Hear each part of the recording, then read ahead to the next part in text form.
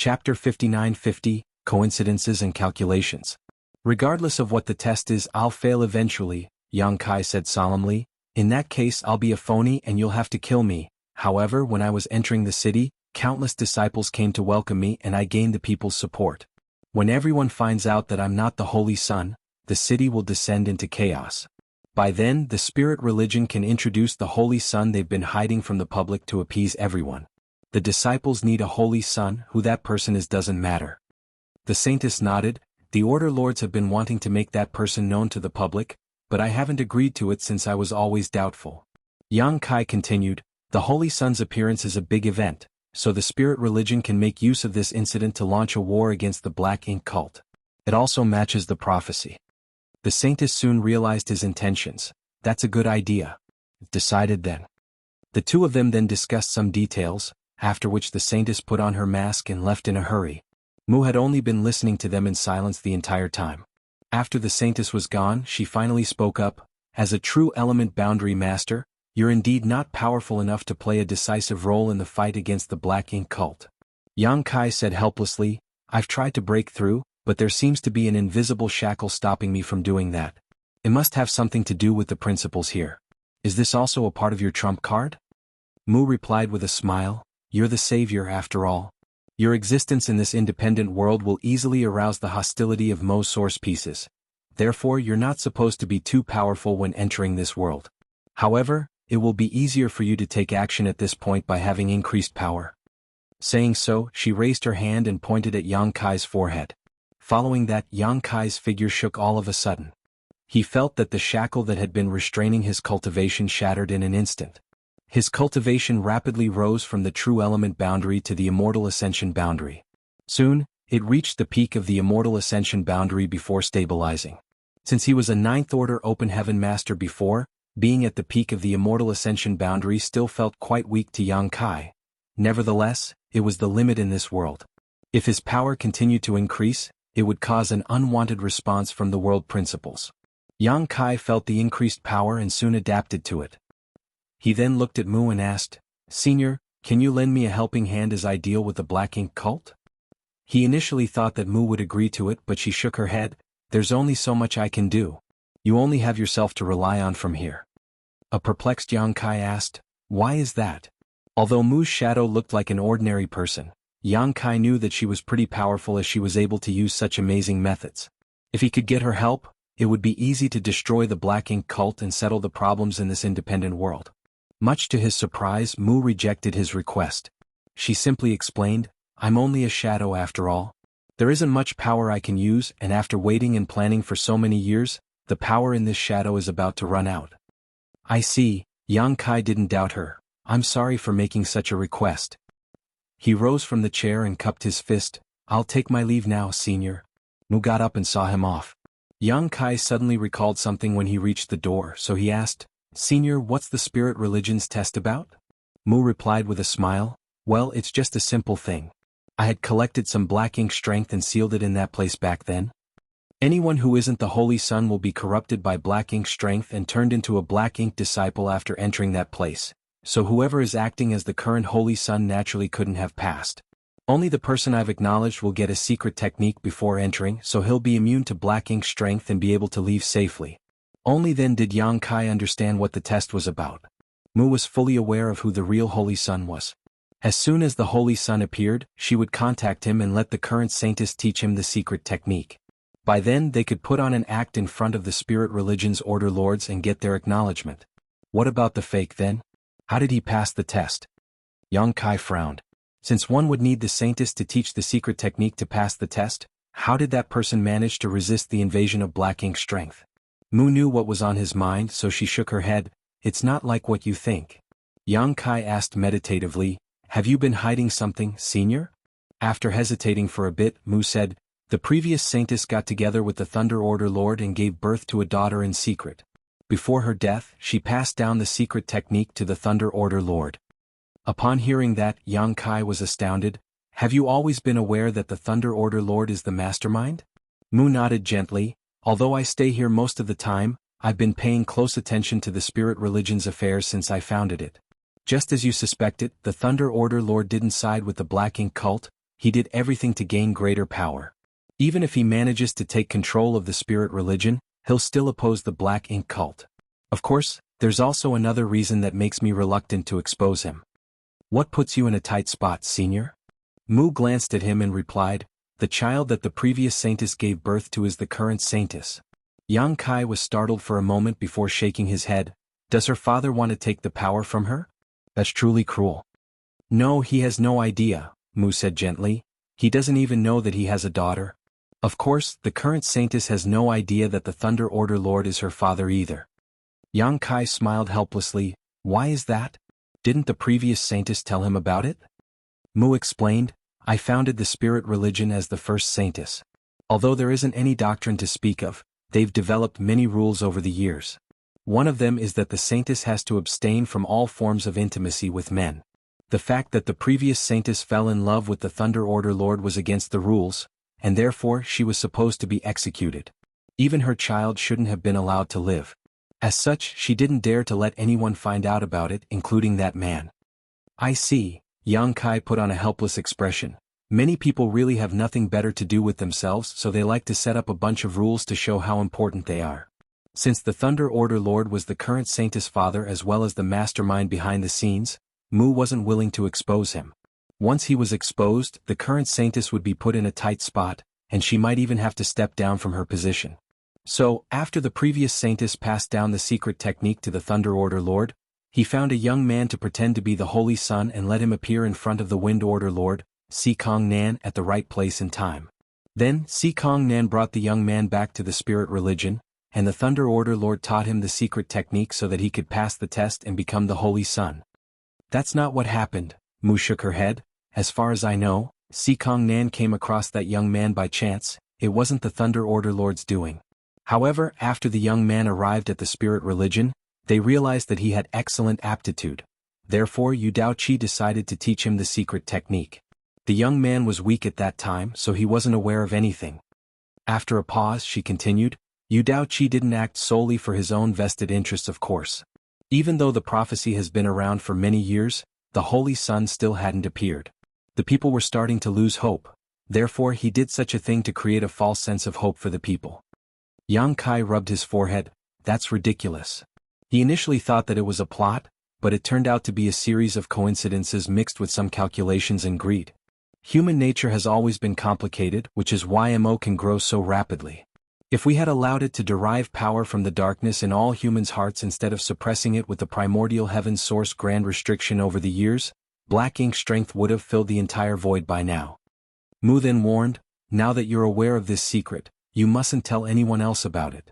Yang Kai replied with a smile, I understand. He wasn't interested in the petty conflicts and plots in this independent world. Now he just wanted to find the profound source gate and refine it so that he could suppress and seal Mo's source piece permanently. Good, I will take my leave. Yang Kai cupped his fist and turned around to leave. Just then a young boy around the age of 5 or 6 years old ran towards him. Yang Kai didn't pay any attention to him. After all, when he was talking with Mu inside the house earlier, there were already many kids playing around outside. Just as he was ready to step aside, the kid charged towards him with a furious expression. Yang Kai raised a hand to stop the kid from crashing into him with his head. He then said with a smile, watch where you're going, kid. The kid clenched his teeth and exerted more force, but he was unable to move forward. He then glared up at Yang Kai and yelled, let go of me. Yang Kai took a look at him and exclaimed, it's you. The kid was the one who blocked his way when he entered the city earlier today. He said that Yang Kai must not be the Holy Sun because he loathed him. Yang Kai was already aware of the kid's audacity in the morning, and he experienced it again tonight. Let go of me, growled the kid. Due to his short arms though, he was unable to even reach Yang Kai, so he snapped, why are you in my house instead of sleeping in the middle of the night? Hearing that, Yang Kai was shocked. Do you live here? He turned to look at Mu, who smiled helplessly. He's an orphan, so I brought him back and took care of him. Yang Kai coughed and released him. The kid immediately crashed into Yang Kai's abdomen with his head before fleeing to hide behind Mu. Finding a reliable protector, he stuck out his head confidently and pulled a face at the evil intruder. Yang Kai rubbed his abdomen and recalled what happened when he saw the kid in the morning. At that time, the kid said something to him and ran away, after which a woman was heard chiding him. In truth, Mu had seen Yang Kai from afar in the morning, but he didn't pay attention to her. It was at that moment that Mu became certain about Yang Kai's identity, so she sent a faint guidance to Wu Kuang, who was in charge of the primordial heaven source grand restriction, leading Yang Kai here. Chapter 59-51 Ancient Grounds. Yang Kai then recalled the conversation between the people under the banyan tree. It seemed that the kid was little 11th, whom Mu had brought back from somewhere. He took a look at the young boy behind Mu and shook his head with a smile before turning to leave. Suddenly Mu said from behind, "Junior, you have to succeed no matter what. The human race's future hinges on you." Without turning his head, Yang Kai waved his hand and replied, "I'll bring back some good news, senior." The darkness gradually engulfed his figure like an invisible beast. "Who is he, sixth sister?" asked the young boy. Mu ruffled his hair and replied gently, "He's a friend from a faraway place. For some reason I hate him." The young boy frowned. "Whenever I see him, I have the urge to beat him up." Mu chided him by saying, "It's wrong to attack others." The young boy pouted, "I know. When he drops by next time, I'll go out and play so that I won't see him." Mu put on a faint smile. After playing with the other kids for a long time, the young boy was already sleepy, so he yawned and said, "I'd like to go to bed, sixth sister." Mu lowered her figure and pulled him into her embrace before saying softly, "And just sleep." After rounding a corner, Yang Kai suddenly turned around and looked at the darkness. Wu Kuang's voice sounded in his mind, "What's wrong?" Without responding to him, Yang Kai fell into his thoughts. A moment later he said, "Nothing. Perhaps I'm mistaken." Hearing that, Wu Kuang couldn't help but mutter, "You've been acting strangely today." The spirit religion's restricted area, Ancient Grounds, was where the first saintess left behind the test. Only the holy sun that matched the prophecy could pass the test safely. The prophecy had been around for many years, and some wicked people had naturally tried pretending to be the holy sun to gain power. However, none of those people could pass the test in the Ancient Grounds. Around 10 years ago though, the young man brought back by the Wind Order Lord managed to leave this place safely after entering. Therefore, the authoritative figures of the spirit religion believed that he was the holy sun, and they had been secretly nurturing him ever since. Presently, the saintess and the order lords were waiting with solemn expressions because someone had entered the Ancient Grounds that day. While waiting, the order lords exchanged glances and secretly got ready for a fight. There came a moment when the Ancient Grounds' heavy door opened and a figure appeared and stepped into a grand array. As a buzz was heard as the grand array was activated. With a stiff face, Yang Kai looked around and questioned grimly, "What are you trying to do?" The grand array was more powerful than the one he and Zhuo Wu had to deal with back in the village, and the people in charge of it were all immortal ascension boundary masters. It could be said that if anyone in this independent world fell into this trap, there was no way they could escape by relying on their own power. The saintess said softly, "Don't worry.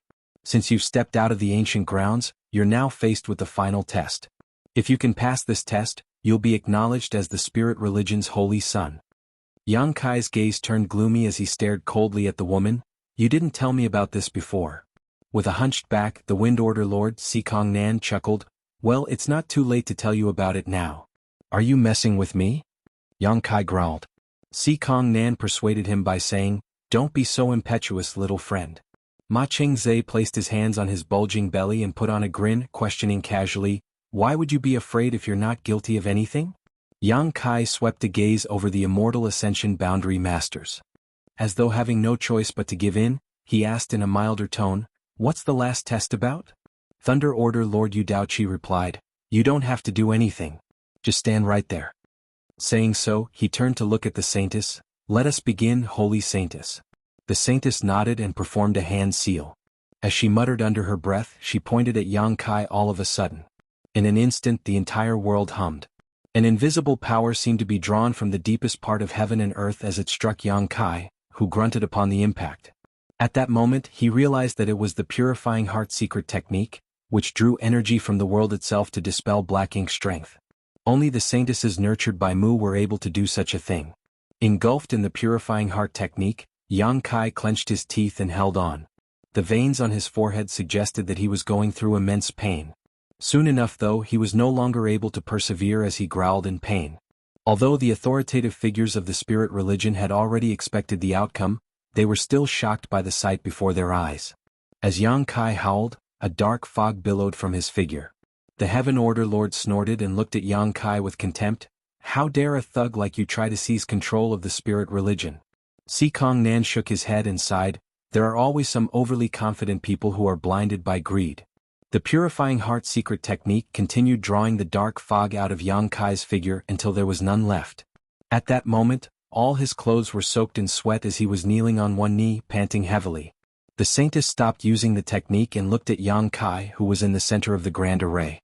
She sighed and questioned, "Why are you pretending to be the Holy Sun?" Yang Kai lifted his head. "I'm the Holy Sun, so why do I need to pretend to be one?" The saintess said, "The real Holy Sun will never be corrupted by black ink strength when passing through the ancient grounds. Since you've been corrupted by black ink strength, it shows that you're not the Holy Sun. By the way, the real Holy Sun was found 10 years ago." Yang Kai's pupils dilated when he heard that, and after a long pause, he muttered bitterly, "So, you've been aware that I'm not the Holy Sun since the beginning?" "Yes." An enraged Yang Kai roared, "Why did you make me pass through the ancient grounds then?" Si Kong Nan said, "You made a big fuss when entering the city, so we need to give the public an explanation. This test is the best explanation." Upon hearing his explanation, Yang Kai sneered, "I see." The saintess demanded, "Please surrender." "In your dreams." Yang Kai bellowed as he leapt up into the sky in an attempt to escape. However, the Grand Array's power relentlessly held him down. The Immortal Ascension Boundary Masters exerted more force at the same time, causing the Grand Array's power to increase. An unsuspecting Yang Kai fell to the ground, as though he was being pressured by a mountain. After getting up with difficulty, Yang Kai charged towards one of the Immortal Ascension Boundary Masters who was controlling the Spirit Array. "You court death!" bellowed the Thunder Order Lord Yu Daoqi as he dashed towards the Grand Array. At the same time, Li Feiyu unsheathed her sword and charged towards Yang Kai while warning, "This man can use some strange methods and he seems to have a powerful soul artifact, so don't use your soul avatars to deal with him." Yu Daoqi snorted, "Do I even need to use soul avatar to fight him?" Saying so, he reached Yang Kai and threw out a fist. He didn't hold back any of his power as a peak Immortal Ascension Boundary Master. Obviously he wanted to kill Yang Kai with one move. Upon seeing that, the saintess who was outside the Grand Array, secretly sighed. Over the years she had speculated as to who the mastermind was, but she never had any evidence. Given the current situation, even if Yang Kai had some malicious intentions, Yu Daoqi should have captured the culprit and interrogated him instead of trying to kill him right away. His aggressiveness had exposed him.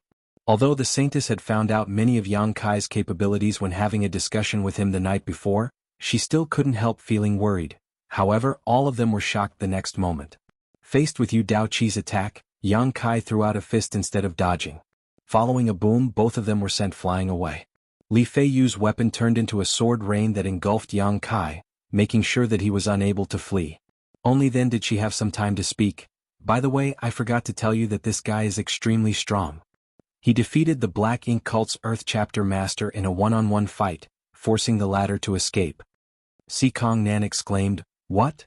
He's only a true element boundary brat, so how was he able to defeat that monster?" Li Feiyu obtained the information from Zhuo Wuyu, who had been held by the Fire Order since entering the city. The others didn't have a chance to approach him. Therefore, other than Li Feiyu and the Saintess, the other Order Lords had no idea what happened on Yang Kai's journey to the Holy City. On the other hand, they were all familiar with the Black Ink Cult's Earth Chapter Master. After all, the two sides had been enemies for years, so they knew that the Earth Chapter Master had immense physical strength. In truth, no one in the world had a stronger physique than the Earth Chapter Master. As such, it was inconceivable that the young man before their eyes was able to defeat such a powerful opponent in a one-on-one fight. If Li Feiyu were not the one who said it, the others wouldn't have believed it, for the very notion was ridiculous. On the other hand, Yu Daoqi was evidently furious after exchanging moves with Yang Kai. He pushed his power and charged forward in an attempt to deal with Yang Kai alongside Li Feiyu. "This guy is dangerous. I don't want to oppress a young man like him, but since he has some malicious intentions towards the spirit religion, we don't have to be righteous." Si Kong Nan sighed and stepped forward. The next moment, he appeared in the Grand Array and pushed out a palm towards Yang Kai's head. At that instant, Yang Kai was besieged by 3 Order Lords. Although the fight didn't last long, it was more intense and perilous than anyone's expectations. Since 3 Order Lords had joined forces, and coupled with the Grand Array they had set up, no one in the world was able to escape unscathed. The fight ended less than an incense stick later. However, none of the Order Lords was elated as they sported conflicted expressions. Why did you kill him? Si Kong Nan turned to look at Li Feiyu, his hunched back seeming to have been worsened by the situation. In that direction, Li Feiyu had run Yang Kai through with her sword. Presently the man no longer had any aura left. With a pale face, Li Feiyu shook her head. I had no choice, holding back wasn't possible. Chapter 59-52 Apostles. Those from the spirit religion initially intended to capture Yang Kai so that they could find out his reasons for pretending to be the Holy Son, along with his identity and any other conspirators who were working with him. However, in the fight earlier, none of the Order Lords dared to hold back in the face of their enemy's strange methods. Furthermore, this phony seemed to be a ruthless man. Faced with Li Feiyu's fatal attack, he didn't seem to have the intention of dodging and instead tried to drag down his opponent with him. If Yu Daoqi hadn't disrupted Yang Kai's final attack at the critical moment, the latter wouldn't have been the only one lying on the floor. Li Feiyu would have died as well.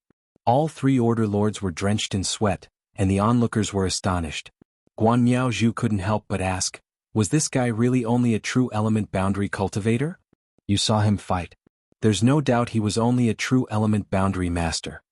The Earth Order Lord Luo Yungong appeared dejected. Such a shame. It would have been fantastic if such a talented young man were part of the spirit religion. Yang Kai was already so powerful even though he was only in the true element boundary. If he broke through to the immortal ascension boundary, no one in the world would be a match for him. They initially thought that the Holy Son they had been hiding from the public already had the most outstanding skill and aptitude, but now, it seemed that he paled compared to this fake Holy Son. This guy would most likely be able to shatter the shackles of this world and explore the realm above the immortal ascension boundary. Initially, the Order Lords felt it was the right thing to have killed Yang Kai, but upon hearing Luo Yungong's words, they realized it was indeed such a shame. What's the point of saying this when he's already dead? Si Kong Nan, who was the oldest among them, said sensibly, since he pretended to be the Holy Son and snuck into the spirit religion, he was our enemy. However, he acquired the people's support and the blessing of the world's will. If he managed to make it to the immortal ascension boundary, the spirit religion would cease to exist. We've nipped a catastrophe in the bud by killing him today. Hearing this, all of them nodded in agreement and no longer felt it was a shame. Yu Daoqi said, the disciples in the city have been riled up since he entered the city yesterday. They thought that the Savior had finally appeared, just like what was described in the prophecy. Everyone is anticipating the start of a final war against the Black Ink cult, but this person is dead now. How are we supposed to explain this? This was giving Li Feiyu a headache as she rubbed her forehead. Forget the common believers, even members of the spirit religion share the same sentiment. Many people have been asking when we will start taking action against the Black Ink cult. Si Kong Nan nodded, I've heard about it as well. If we can't settle this issue properly, we will surely suffer serious backlash. All of them sported solemn expressions and fell silent. Suddenly the saintess said, let's introduce the Holy Son to the public. She swept a glance over them and continued, even without today's incident, the Holy Son was supposed to appear very soon. He's been cultivating in secret for 10 years and has reached the peak of the immortal ascension boundary. Since he's just as powerful as any of the Order Lords, he's able to represent the spirit religion. What about the fake Holy Son? Li Feiyu asked. We just have to tell the disciples the truth, said the saintess softly. The disciples and the entire world have been waiting for the Holy Son's advent, not this fake named Yang Kai. Therefore we don't have to hide anything from them. Si Kong Nan nodded repeatedly, we just have to let the real Holy Son appear to ease the impact of the fake Holy Son's death. As long as we allow the disciples to see hope, we can resolve the crisis. The saintess continued, the Holy Son's appearance is big news. The world and the spirit religion have been waiting for countless years as it signals the beginning of the end of the Black Ink cult. All of the Order Lords appeared thrilled upon hearing that as they turned to look at the saintess with fervent gazes. They had been waiting and fighting for years, but finally, it was time to deal with the enemies head-on. We'll introduce the Holy Son to the public in 3 days. In the meantime, all the Order Lords are to begin readying their subordinates. We shall set off to the Black Ink abyss to end this scourge once and for all. The saintess' voice was as soft as ever, but she sounded determined. Yes, Holy Saintess. Li Feiyu entered a secret room while holding a blood-soaked corpse. After putting the corpse down gently, she looked worriedly at him. All of a sudden, the person who was supposed to be dead opened his eyes and an unprepared Li Feiyu was thoroughly shocked. You're really not dead? An astonished Li Feiyu looked at Yang Kai, who was now seated with his legs crossed. She could feel his vitality being restored in his originally cold body.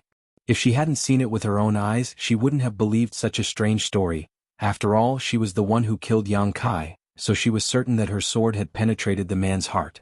The other Order Lords were present, and they were all peak Immortal Ascension boundary masters. Therefore, they could easily see through any form of pretense. That was the reason she had made a fatal move. She couldn't help but ask, "Are you a human?" After giving it some thought, Yang Kai shook his head. "I can no longer be considered a human." Following his experience in the dragon pool, Yang Kai became a pure-blood dragon. However, since he was originally a human, he never abandoned that identity. He took off his blood-soaked shirt and said, "I'm sure the Saintess has told you everything. The spirit religion will launch a war against the Black Ink cult in 3 days while I'll assist all of you from the shadows. The Fire Order will be responsible for gathering information, so I'll need you to work with me." What are you doing?" An astounded Yang Kai glanced at Li Feiyu, who squatted and touched his firm chest. Li Feiyu stared fixedly at the chest that she had stuck her sword into. As she felt the man's strong heartbeat, she muttered, "What kind of a monster are you?" Although the wound was still visible, it had mostly healed. It had only been a short time since Yang Kai was injured. As such, it was reasonable to assume it wouldn't be long before the wound disappeared completely. What bothered Li Feiyu was that Yang Kai's blood was golden. His blood also seemed to contain a horrifying power. That was probably the reason he was able to deal with 3 Order Lords despite being a true element boundary master. "You should be more respectful of people's boundaries." Yang Kai slapped her hand away and put on a new shirt. Li Feiyu continued, "No wonder Xueji is so attracted to you. She even came back to you and submitted herself to you." She learned that from Zuo Wuyu, who was there to witness the incident. He was loyal to the spirit religion, so he wouldn't hide anything from Li Feiyu. "Did you even listen to what I said?" Yang Kai shot her a helpless look. With a solemn expression, Li Feiyu replied, "Yes, there will be no flaws in our cooperation." Only then did Yang Kai dip his head with satisfaction. "Good." He then sat down cross-legged again and glanced at her. "Tell me more about the Black Ink cult." Li Feiyu asked seriously, "What do you want to know?" Yang Kai said, "Everything about the apostles." Li Feiyu was shocked upon hearing that. "Are you aware of the apostles' existence?" "I've heard about them," Yang Kai nodded. Naturally, he learned this from Yen Peng. Unfortunately, even though Yen Peng was an Immortal Ascension boundary master and held an important position in the Black Ink cult, he knew little about the apostles. When he repeatedly came across Xueji back then, he wasn't aware of this piece of information yet, so he didn't have a chance to ask her about it. Therefore, Yang Kai decided to seize the chance and find out more from Li Feiyu now. Faced with the question, Li Feiyu considered her words for a moment before replying, "In truth, we know little about the apostles. After all, they always remain in the deepest part of the Black Ink abyss to protect that place. Although we've launched some wars against the Black Ink cult over the years, we've never managed to pose a threat to Black Ink abyss. As such, the apostles have never made a move." After a pause, she continued, "The apostles' existence is both a taboo and a mystery. It's said that they're engrossed in learning more about Black Ink's strength and spend all of their time in the Black Ink abyss to unlock its secrets. Rumors have it that they might have broken through the Immortal Ascension boundary and reached a higher realm. We have no idea what that realm is, nor do we know how many apostles there are. The only thing we know is that the apostles will never leave the Black Ink abyss, and indeed they've never been spotted outside. Even those from the Black Ink cult know little about the apostles. If not for the fact that they never leave the Black Ink abyss, we would have been defeated a long time ago." Hearing that, Yang Kai furrowed his brow. With Mu's help, he was now an Immortal Ascension boundary master. When he was at the ancient grounds earlier, he hid his cultivation and only showcased power in the true element boundary. As such, the Order Lords believed that he was only a true element boundary master. Given his true strength, it could be said that no one in the primordial world was a match for him. Nevertheless, his strength wasn't infinite after all. He couldn't possibly defeat the entire Black Ink cult on his own despite being powerful. Therefore, if he wanted to destroy the Black Ink cult, he had to make use of the Light Spirit religion's power. The profound source gate that had suppressed and sealed Mo's source strength was located in Black Ink Abyss, where the Black Ink cult originated from. The apostles were also hiding in the Black Ink Abyss. They were engrossed in Black Ink strength, so they had been staying there to figure out its secrets. They could even be described as fanatics. All the same, no one could deny that the apostles were extremely powerful. Only by destroying the Black Ink cult and the apostles would Yang Kai have time to refine the profound source gate and suppress Mo's source piece. It was destined to be a tough fight. However, this war would affect the survival of the 3,000 worlds and the entire human race, so Yang Kai had to do his best. Even the Fire Order Lord Li Feiyu was only aware of some rumors about the apostles, so the others obviously knew little about them. Yang Kai thought that if he wanted to find out the apostles' secrets, he had to head to the Black Ink Abyss and look into the matter personally.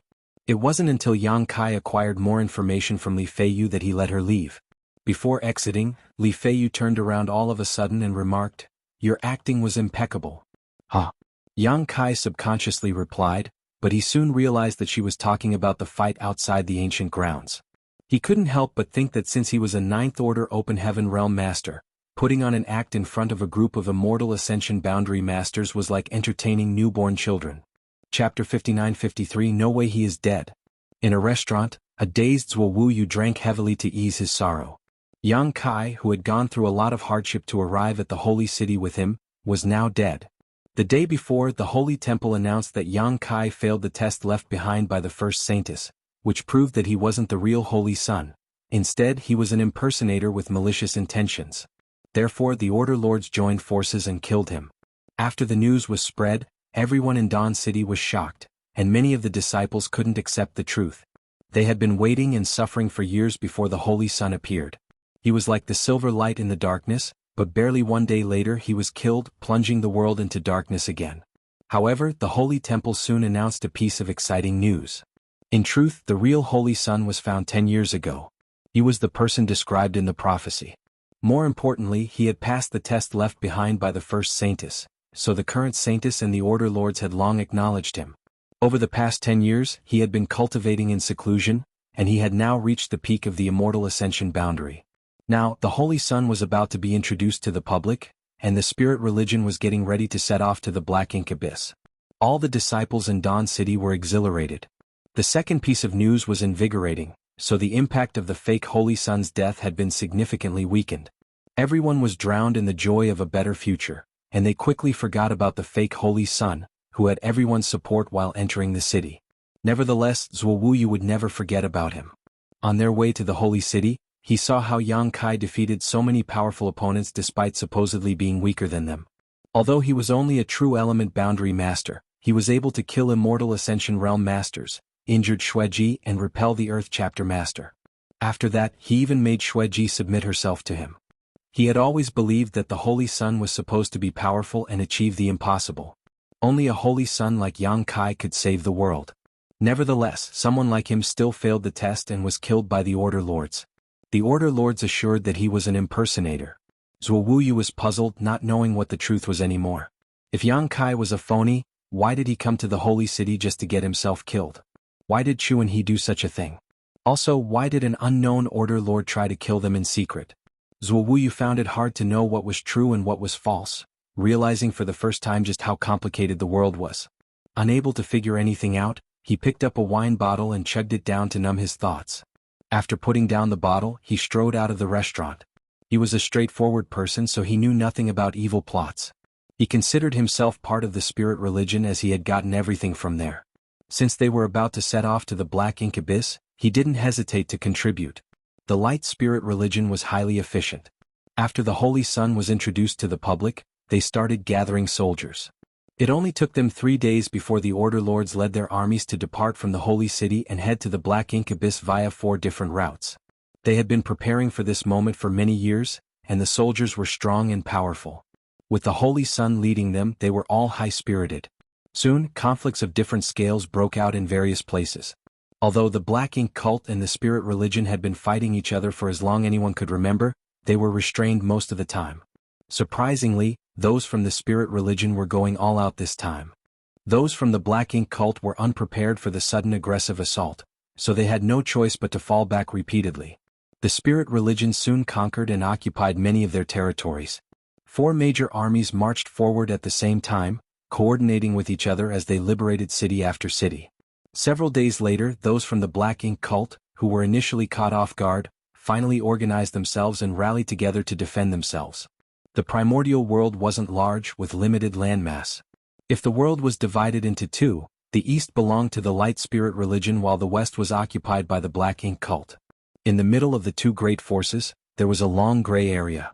Neither party controlled this region, so both could move about it freely.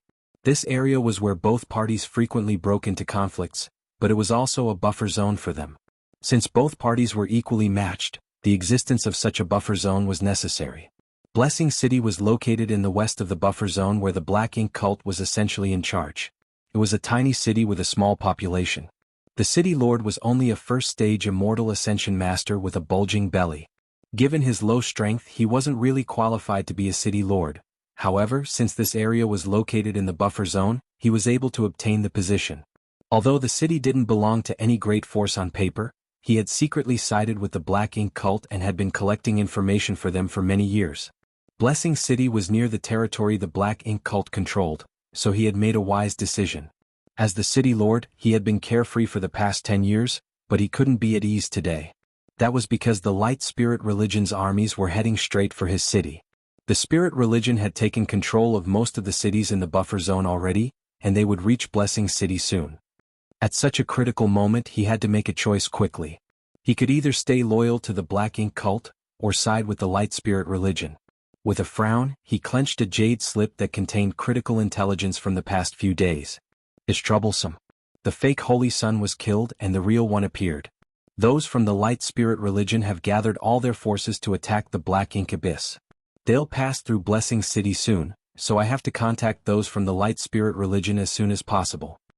He knew that given the fact that he was only a first-stage immortal ascension master, he was unable to resist the Light Spirit Religion's armies. Presently, those from Light Spirit Religion had all the momentum in the conflict, so he couldn't possibly save Blessing City from them. As such, he had to side with the Light Spirit Religion immediately if he wished to survive. Nevertheless, he didn't notice that when he was speaking, the soft and alluring woman in his embrace wore a shocked expression.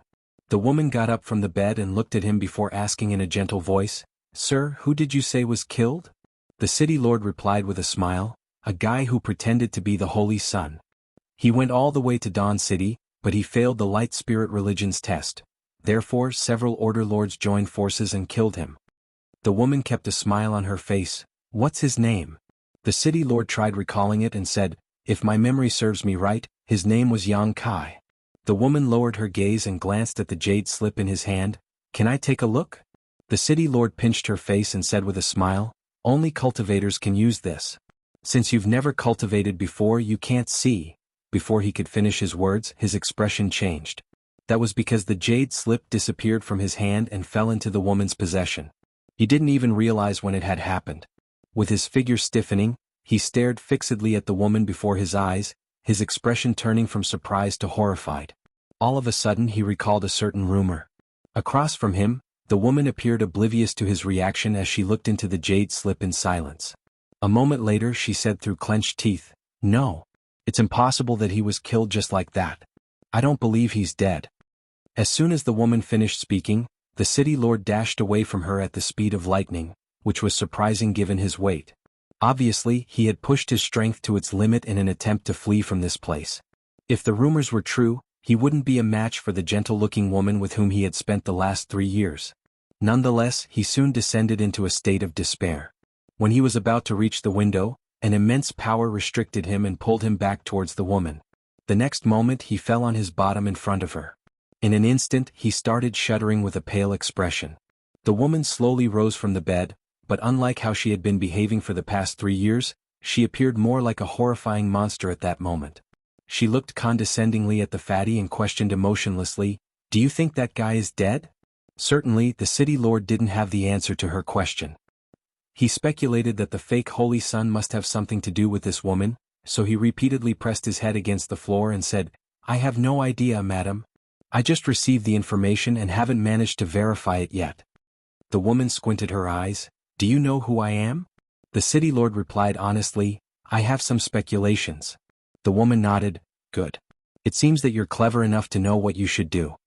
As an idea sprang into his mind, the city lord said, "Don't worry, madam.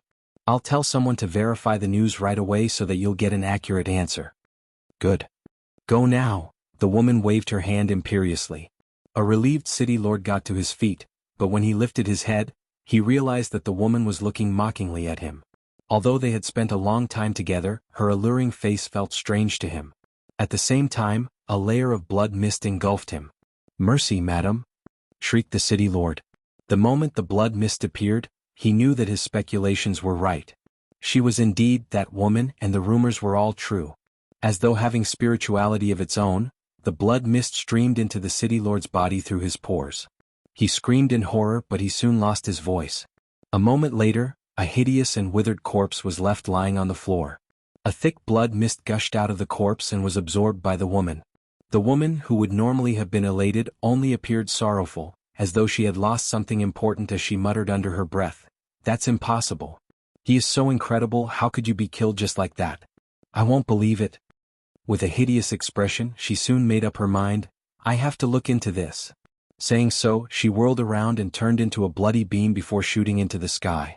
Half a day after the woman was gone, those from the city lord's mansion finally discovered that the city lord was dead, and they broke into a commotion. On the other hand, right after the woman left Blessing City, she detected something and turned to look in a particular direction. Something seemed to be guiding her. She frowned in puzzlement, but after a moment of hesitation, she charged forward in that direction. Soon enough, she saw a familiar figure in a gazebo. Although the man sported a face she had never seen before, she could feel it through her blood. The man before her eyes was the one she was looking for. Chapter 59-54 The Black Ink Abyss. Looking at the figure in the gazebo, the woman became at ease. She took a deep breath and stepped forward.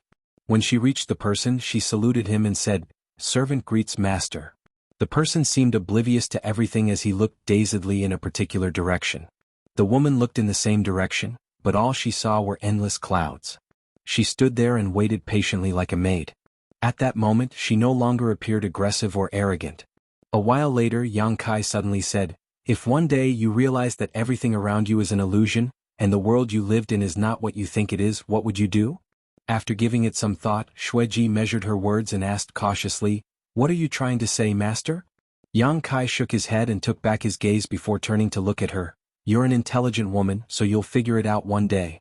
Before that, I need you to help me with something." Xueji immediately fell to her knees. "I'll never disobey your orders, master. Bring me to the Black Ink Abyss." The Black Ink Abyss was where the Black Ink cult originated from. The profound source gate, where a part of Mo's source had been suppressed and sealed, was also located there. However, since Yang Kai had only been in this world for a short time, he didn't know where the Black Ink Abyss was. After pondering for a moment, he decided to just ask Xueji to lead the way for him. Therefore he looked for the woman through the soul mark and waited outside this city. Xueji shuddered with a shocked expression as she asked hesitantly, "Why do you want to go there, master?" Yang Kai replied impassively, "That is none of your business. Just lead the way for me." Xueji hung her head low, "Yes." Then she lifted her head and looked expectantly at the man. She parted her lips, but she couldn't bring herself to say anything. A helpless Yang Kai formed a small wound on his finger and flicked some dragon blood at her. Xueji devoured the blood like it was a precious treasure. Soon she turned into a blood mist and flew off. From afar she said, "Please wait for me, master. I'll be right back." Half a day later, Xueji returned, soaked in sweat. However, her aura had increased significantly, and it was to the point where she was unable to suppress it. She had repeatedly gained benefits from Yang Kai, which had helped strengthen her tremendously. She was already at the peak of the immortal ascension realm to begin with, and if not for the shackles of this world's principles, she would have achieved a breakthrough. This woman was talented in the blood Tao, and she had some kind of special constitution that perfectly matched her use of blood principles. Unfortunately for her, she was born in the primordial world. Restricted by the space-time river, she was unable to escape from the universe world's suppression. If she lived in a stronger universe world, her strength would not be so low. "I'll teach you a technique that can help suppress your aura. Listen carefully," Yang Kai said. An elated Xueji replied, "Many thanks for your teachings, master." After she acquired the technique, she circulated it and realized she was finally able to suppress the wild aura. Yang Kai was already mysterious in her eyes, and now, he looked even more inscrutable to her. The two of them then headed straight to the Black Ink Abyss. While on their way, Yang Kai asked the woman about the apostles. However, even though Xueji was a chapter master of the Black Ink cult, she knew little about them. "Master, you might not be aware of it yet, but the Black Ink Abyss is where our cult originated from. That place is sacred in our eyes, therefore no ordinary person is allowed to go near it. Only those who have made great contributions to the cult can cultivate beside the Black Ink Abyss. On the other hand, chapter masters like me are given quotas every year and are allowed to enter the Black Ink Abyss at certain times." Following a pause, she continued, Black ink strength is strange as it can change a person's nature. Therefore, comprehending black ink strength's secrets in the abyss is both an opportunity and a risk. If one is lucky, their cultivation will increase significantly. If they are unlucky, they'll lose themselves forever. Many in the black ink cult are just like that, including the chapter masters. Yang Kai nodded as he had discovered this when he came into contact with those from the black ink cult back then. Although their disciples had some black ink strength in their bodies, it was basically negligible. Moreover, their nature was never fully changed. For example, Xueji still retained her independence and individuality. It was different from the black ink disciples that Yang Kai had come across before. Those black ink disciples had been fully corrupted by black ink strength, so they only held Mo supreme. As Xueji spoke, she appeared slightly fearful. Those who have lost themselves look just like their usual selves, but their minds have changed completely. I too almost fell into that situation once. Fortunately, I retreated in the nick of time and saved myself. Yang Kai said, since that is the case, when you cultivate in the black ink abyss, you have to strike a balance between comprehending black ink strength and keeping your sanity. Is that right? Xueji replied, you can think of it as so. If we can retain the balance, we'll be able to increase our powers. However, once the balance is broken, we'll lose ourselves forever. I believe the apostles are such beings. What do you mean? Yang Kai arched his brow. From what I've observed over the years, many disciples lose themselves while cultivating in the black ink abyss. Most of them leave the black ink abyss and live their lives as though nothing has changed. Nevertheless, a small number of people continue further into the black ink abyss and disappear. Those people are the apostles. Since they've disappeared, how did all of you find out about the apostles? Yang Kai frowned. Although we can't see them, we can hear growls like those of beasts from the depths of the black ink abyss. Therefore, we know that there are living beings in the depths, ones who must have dove deeper than others can. However, we don't know what happened to them. Upon hearing her explanation, Yang Kai nodded. In that case, the apostles were the real black ink disciples. Their temperaments had been contorted by black ink strength, and no one knew what happened to them after they went further into the abyss. Although they were still alive, they never appeared again. I heard that the apostles will never leave the black ink abyss, Yang Kai said. Xueji replied, that is indeed the case. The black ink cult has been around for many centuries, but as far as I know, no apostles have ever left the black ink abyss before. Have you guys tried finding out the reason? Yang Kai asked. Xueji shook her head. No one has ever met the apostles before, so how are we supposed to find out anything? Yang Kai stopped asking further. It seemed that Xueji knew little about the matter as well. If he wanted to find out more about the apostles, he had to go down and have a look for himself. The light spirit religion has launched a war against the black ink cult, so the final conflict between the two parties is inevitable. As the night chapter master, aren't you supposed to be at the front line? Xueji replied with a smile. Well, the night chapter is mainly responsible for assassinating enemies, so we don't have many members. As such, we're usually not involved in large-scale warfare like this. The other masters will have a discussion and settle it. After pondering for a moment, she said cautiously, I suppose you're on the light spirit religion's side, master. Let's say I'm indeed on their side, what will you do? Yang Kai questioned. Xueji replied frankly, I will always follow you as your servant. Good, Yang Kai nodded with satisfaction. With Xueji, the night chapter master, leading the way, they could easily move around even if they ran into some black ink cultists who questioned Yang Kai's identity. 10 days later, the pair finally arrived at the black ink abyss, where the black ink cult originated from. The black ink abyss was located in the black ink flatland. It was an extensive plain which was the most important area for the black ink cult. This place was guarded by black ink cult members all year round. However, since they currently had to deal with those from the light spirit religion, many of the guards were gone, leaving just a few guards behind. The periphery of the flatland was lush and verdant, but as they went deeper, the place became increasingly desolate, as though a mysterious power was affecting this vast land.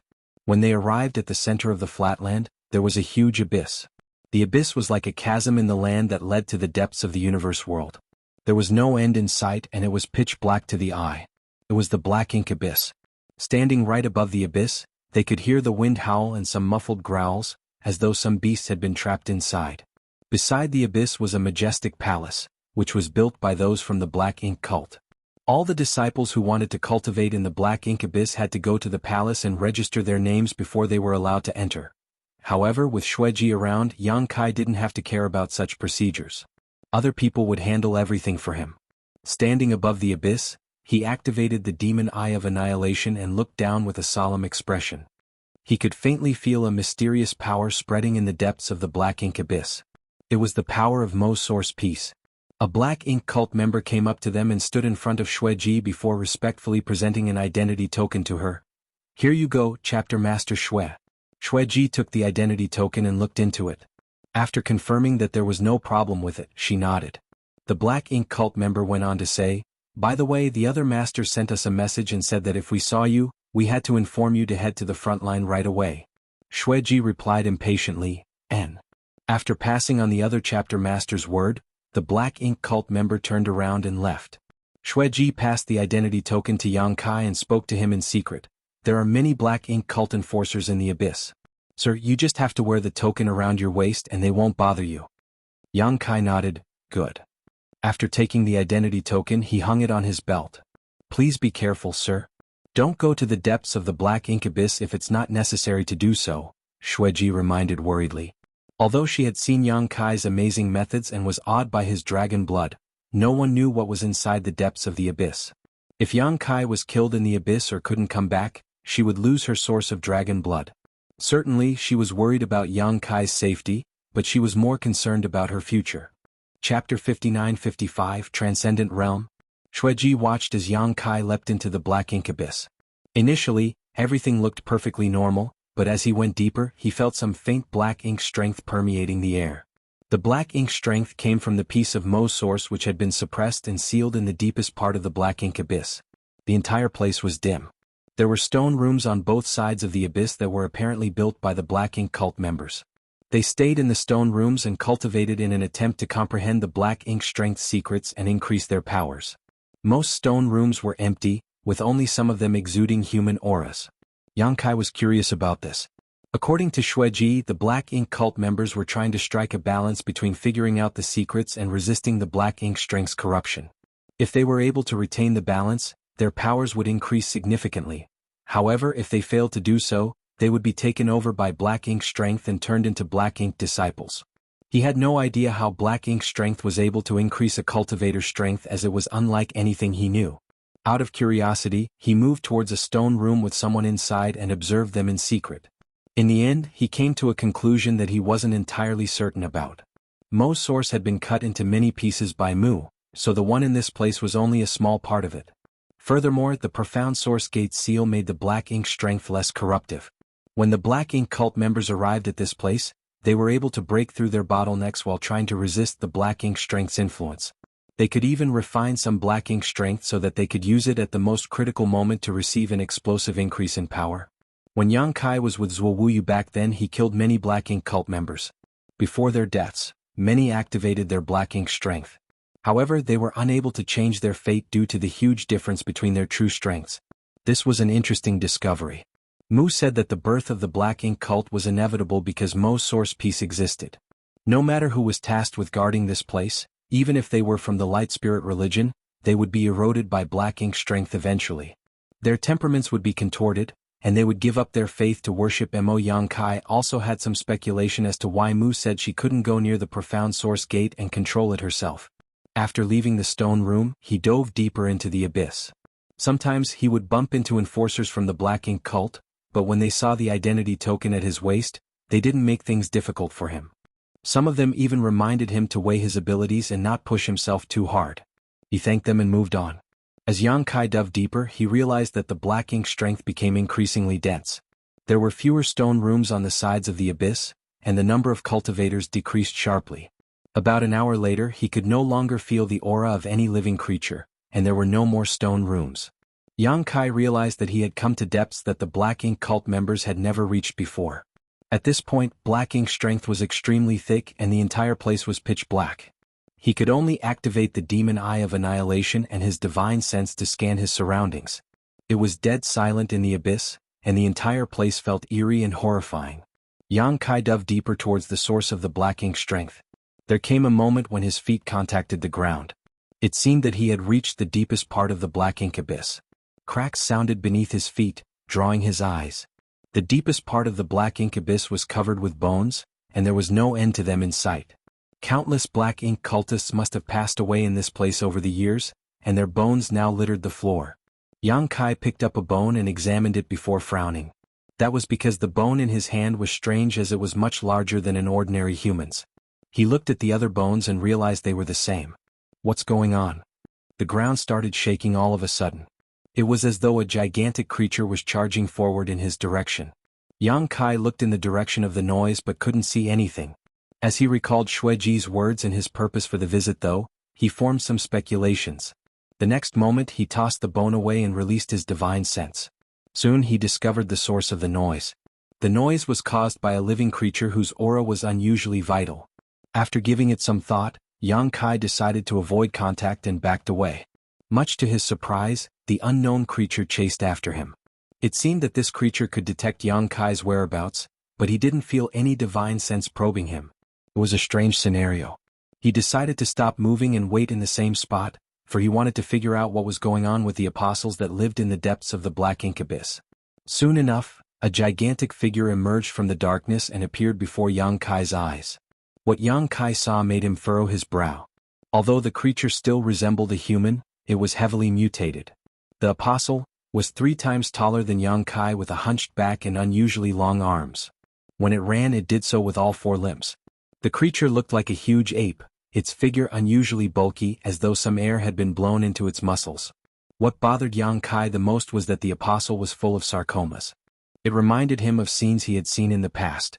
Many millennia ago, there were numerous open heaven realm masters who had been corrupted by black ink strength and turned into black ink disciples. The black ink strength helped them break through their innate limits and reach higher orders, but there was a price to pay as their figures were transformed and their minds warped. The open heaven realm masters who had broken through their limits with black ink strength developed sarcomas, which continuously released pus that stank terribly. They also had hard-to-predict bodily distortions. Yang Kai put up his guard in an instant. Meanwhile, the apostle had dexterously leapt into the air.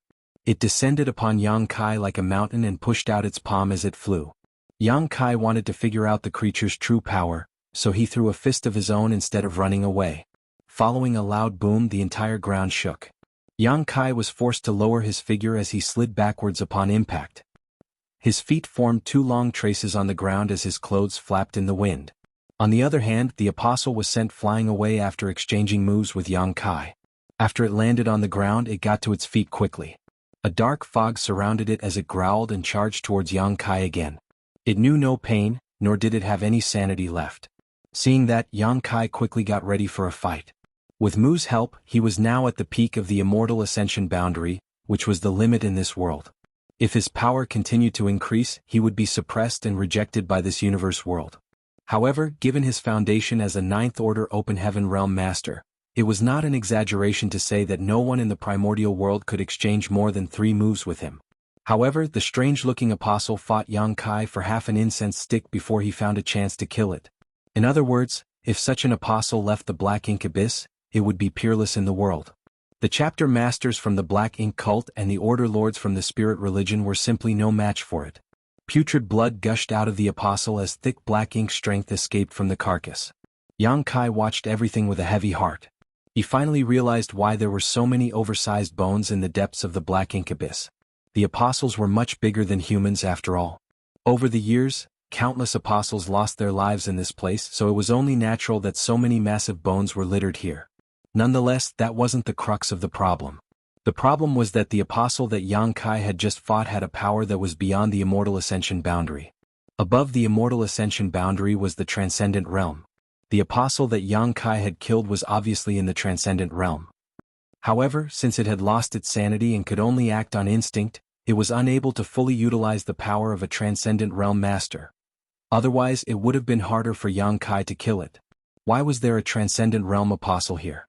The martial Tao in this world was low, so it supposedly could accommodate immortal ascension boundary masters at most. If not for this innate limit, some talented people would have broken through the limits of the immortal ascension boundary over the years. Nonetheless, no transcendent realm masters had ever existed in this world before. As Yang Kai was at the peak of the immortal ascension boundary, he could clearly feel the suppression of the world's will. The merciless world wouldn't allow transcendent realm masters to exist. Otherwise, it would cause the universe world to descend into chaos and its principles to destabilize. So why were the apostles able to reach such a realm? Yang Kai turned to look in a different direction and faintly saw a door, which he supposed was the profound source gate.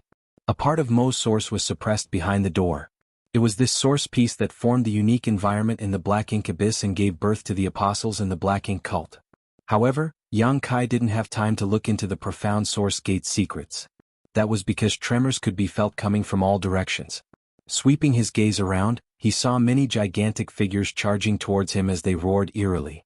There was more than one apostle in the depths of the Black Ink Abyss. Yang Kai's expression sank. Although he had the foundation of a Ninth Order master, his power was significantly suppressed in this independent world. It took him a lot of strength to kill the apostle earlier, so if he was besieged by so many apostles, he would end up in a horrible state. Just as he was preparing to use Thunder Shadow's innate divine ability to conceal himself, he suddenly thought of something and changed his mind. The next moment he shot upwards from the depths of the Black Ink Abyss. The apostles growled and chased after him. Although these apostles looked bulky, they were quite speedy and dexterous. With so many apostles racing after Yang Kai, he took on the appearance of a meteor that shot through the darkness. The noise soon alerted the Black Ink Cult members in the upper part of the abyss. The snarls sent chills running down their spines as they left their stone rooms and looked down, not knowing what was going on. Soon, a Black Ink cultist at the lowest depths accessible saw a sight he would never forget. In the darkness, a figure dashed out from the depths of the Black Ink Abyss. At the same time, many enormous creatures chased after him while growling. Are they the apostles? The Black Ink Cult member's pupils dilated as he couldn't believe he would see such legendary beings in his lifetime. Chapter 59-56, Boundary of Life and Death. Although this Black Ink Cult member wasn't a chapter master, he was in the Third Order Immortal Ascension boundary. Therefore he was just as powerful as one. With such power, he was confident to cultivate in a spot that was hard for others to reach. If he was successful this time, he would challenge a chapter master and defeat them so that he could take their place. Much to his surprise, someone had gone further down into the Black Ink Abyss, and had somehow provoked many apostles. When the Immortal Ascension Boundary Master saw the apostles' bulky and hideous figures and felt their terrifying auras, he was initially horrified, but he soon became excited. He was horrified because so many apostles had emerged at the same time and it was a mystery as to what had happened in the depths of the Black Ink Abyss. On the other hand, he was excited because there was a higher realm above the Immortal Ascension boundary. The apostles had apparently reached that realm. It was a goal he couldn't achieve despite all his hard work, and it was also a secret that all the peak Immortal Ascension boundary masters in the primordial world had been pursuing. While he was lost in his thoughts, a shocking scene came into his sight. At that moment, an immense power seemed to have descended upon this place. Faced with this power, even a Third Order Immortal Ascension boundary master felt as insignificant as an ant. It was the power of the world. Everyone present felt the anomaly immediately. Invisible world principles started gathering and becoming a mess before they turned into a storm that could destroy everything. The storm surrounded the apostles as a destructive aura permeated the air. The apostles looked up and growled. Although they were in a realm above the Immortal Ascension boundary, they were still unable to resist such destructive force. Popping sounds were heard as the sarcomas on the apostles' figures exploded. As thick black ink strength and blood spread, the entire place stank horribly. Unable to withstand the destructive storm any longer, an apostle exploded into a blood mist with a loud boom. As if a spark setting off a firestorm, more apostles began experiencing the same fate. The apostles that came from the depths of the Black Ink Abyss seemed to have passed an invisible boundary. On one side of the boundary it was life and on the other side it was death. The remaining apostles finally detected the danger ahead. Although they had lost their sanity, they still had their instincts. Like a group of wild beasts, they made the wisest decision when their lives were at stake. They stopped in their tracks. Instead of chasing after Yang Kai, they slowly returned to the darkness as their growls gradually faded. Yang Kai hovered in midair and looked down in contemplation. It seemed that things were just as he had expected. He didn't conceal his figure using Thunder Shadow's innate divine ability earlier because he wanted to verify his speculation. In order to do so, he lured the apostles to leave the Black Ink Abyss. This is going to be troublesome. He secretly clicked his tongue. Initially, Yang Kai thought that if he wanted to refine the profound source gate, he just had to deal with the Black Ink cult. Now, it seemed that he had to clear out these apostles as well. However, the apostles were all in the Transcendent realm. Since he was only at the peak of the Immortal Ascension boundary, he wasn't a match for a swarm of them. Therefore he had to come up with a solution. All of a sudden, a series of growls and pops were heard coming from somewhere. Yang Kai turned around and saw a figure in front of a stone room. A man in the Third Order Immortal Ascension boundary had come out to find out what was going on.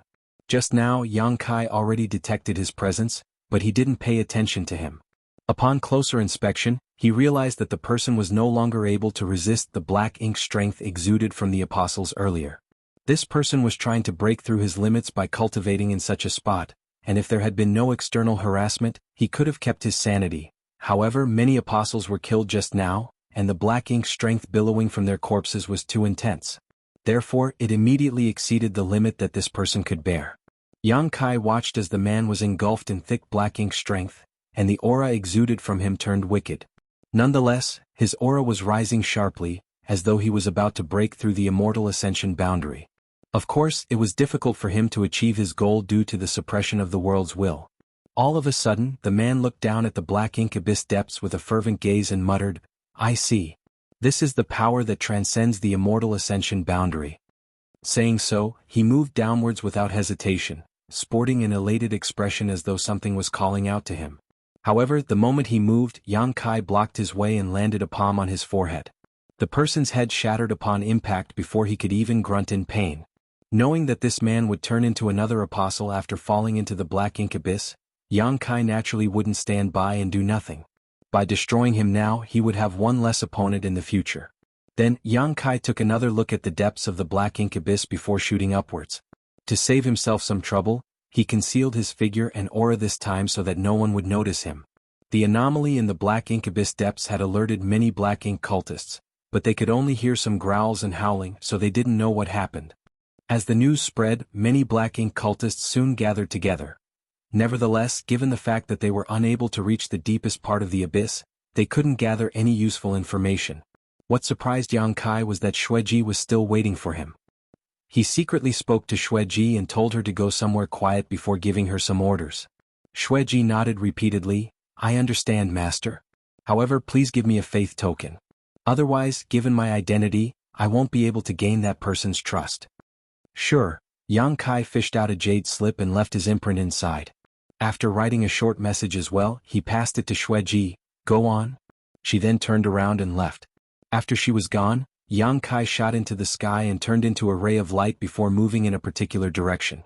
The Light Spirit Religion had gone all out in their march towards the Black Ink Abyss, taking 4 different routes to ensure they succeeded. Initially they could easily defeat their enemies, but as the Black Ink cult recovered from their initial shock, it became harder and harder for them to move forward. On balance, those from the Light Spirit Religion were still at an advantage. The Holy Sun's performance was especially stunning. Although he was only in his early 20s, he was already at the peak of the Immortal Ascension boundary. When the Light Spirit Religion's forces were trying to conquer a city the other day, the Holy Sun dealt with 5 Immortal Ascension boundary masters from the Black Ink cult on his own without being at a disadvantage. He even managed to kill one of his opponents, which significantly boosted the Spirit Religion's morale. Due to the Light Spirit Religion launching a war all of a sudden, the entire primordial world descended into chaos. However, they had the people's support. The commoners had been oppressed by the Black Ink cult for years, so they hoped the Spirit Religion would save them.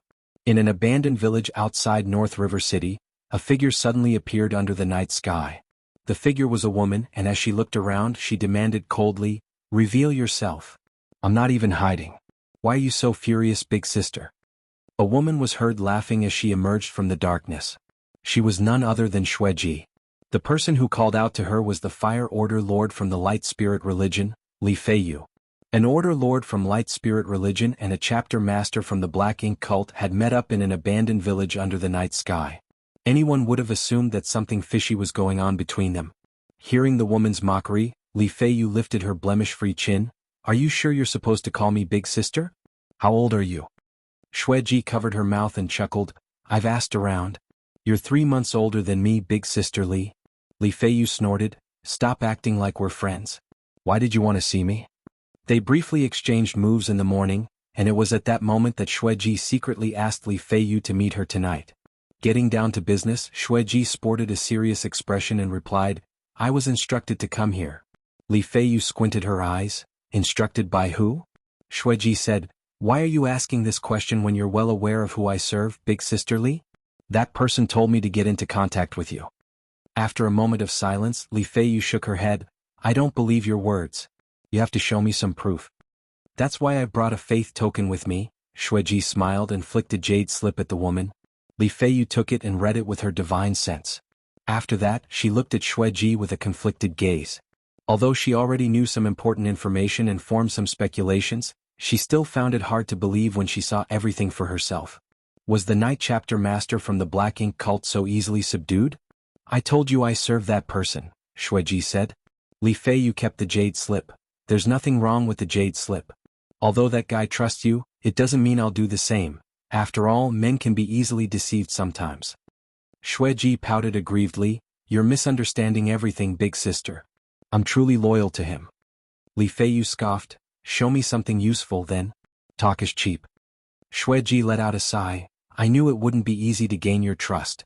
Fortunately, I've also brought a gift with me. Saying so, she clapped her hands, after which a figure emerged from the darkness behind her. Li Feiyu secretly put up her guard.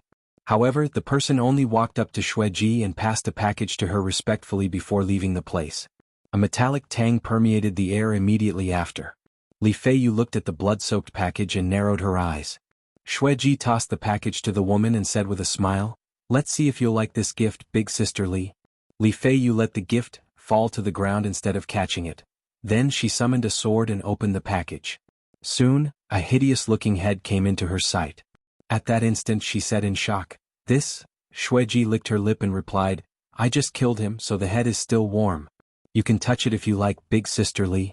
What is wrong with her? Li Feiyu felt her stomach churning.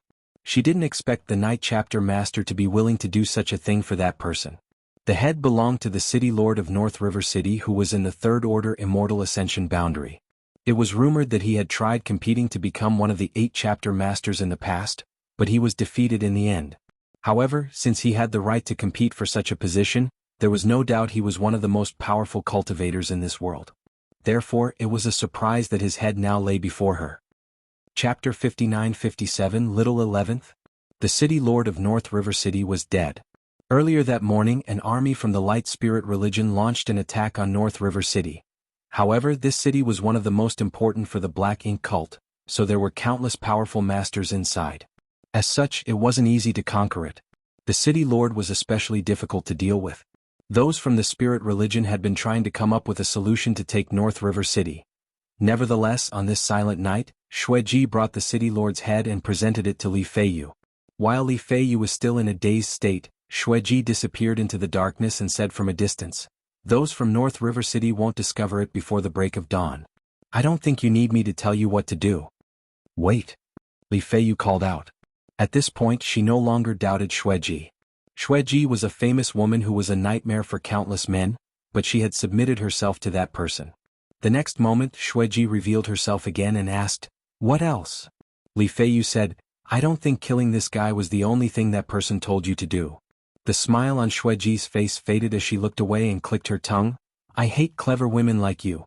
Li Feiyu arched her brow, thinking that her speculation was right. Therefore she questioned frankly, So what orders did he give you? A displeased Shueji hesitated for a while before replying, Master told me to work closely with you. You just have to tell me your targets and I'll remove the obstacles for you. Master. Li Feiyu felt her face twitching. That certain someone was so powerful that not only did he conquer this woman, but he had also managed to make her call him Master. One had to know that this woman was one of the most formidable cultivators in the world. Li Feiyu suppressed her shock and nodded, That's great. How should I contact you then? You have to give me something. Here you go. Like an aggrieved child, Shueji angrily tossed a communication bead at her. Li Feiyu took it with a pleased expression. As she looked at her longtime opponent, she said, I didn't expect a woman like you to submit yourself to a man. Is he so charming? Or is he able to please you in some other way? It was meant to be mockery, but after she finished her words, her entire figure stiffened all of a sudden. She could see Shueji's figure fading, and the next moment, a chill ran down her spine. Shueji's voice sounded from behind.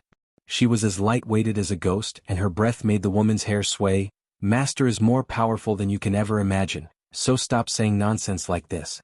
If he finds out what you've said, he'll be furious and I'll end up in a horrible state. When that happens, I won't let you off. Despite her stiff figure, Li Feiyu placed her hand on the hilt of her sword as her forehead was beaded with sweat. She wanted to move, but she was unable to do so as though something had locked her in place. A long time later she whirled around and realized that Xueji was nowhere in sight. She didn't even know when the woman disappeared.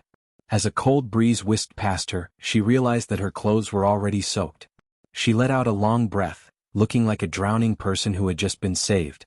As her legs turned to jelly, she almost fell to the ground. The incident earlier frightened her that much. Much to her surprise, Xueji had become so formidable. One had to know that the two of them had fought many times over the years, so they could be considered long-time rivals.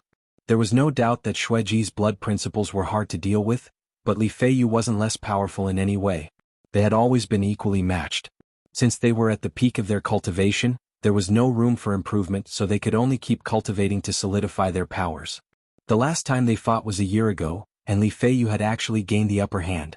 However, the power Xueji showcased just now made Li Feiyu realize she was no longer a match for her.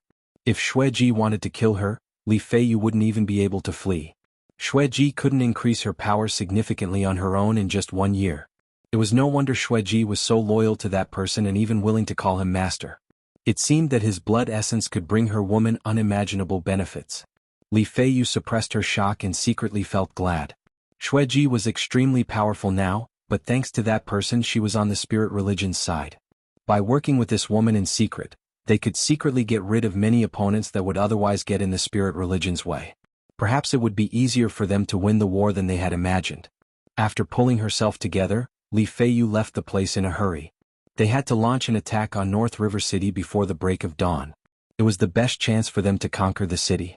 While the two women met up at night, Yang Kai secretly returned to Dawn City. In the periphery of the city he easily found Mu, who lived there. "Why are you here again?" With a furious expression, Little 11th blocked the doorway to stop Yang Kai from entering. "Do you have your eye on Sixth Sister? You better give up now, otherwise." "What?" He covered his head and turned around to look at Mu with an aggrieved expression, for the woman had landed a fist on his head earlier.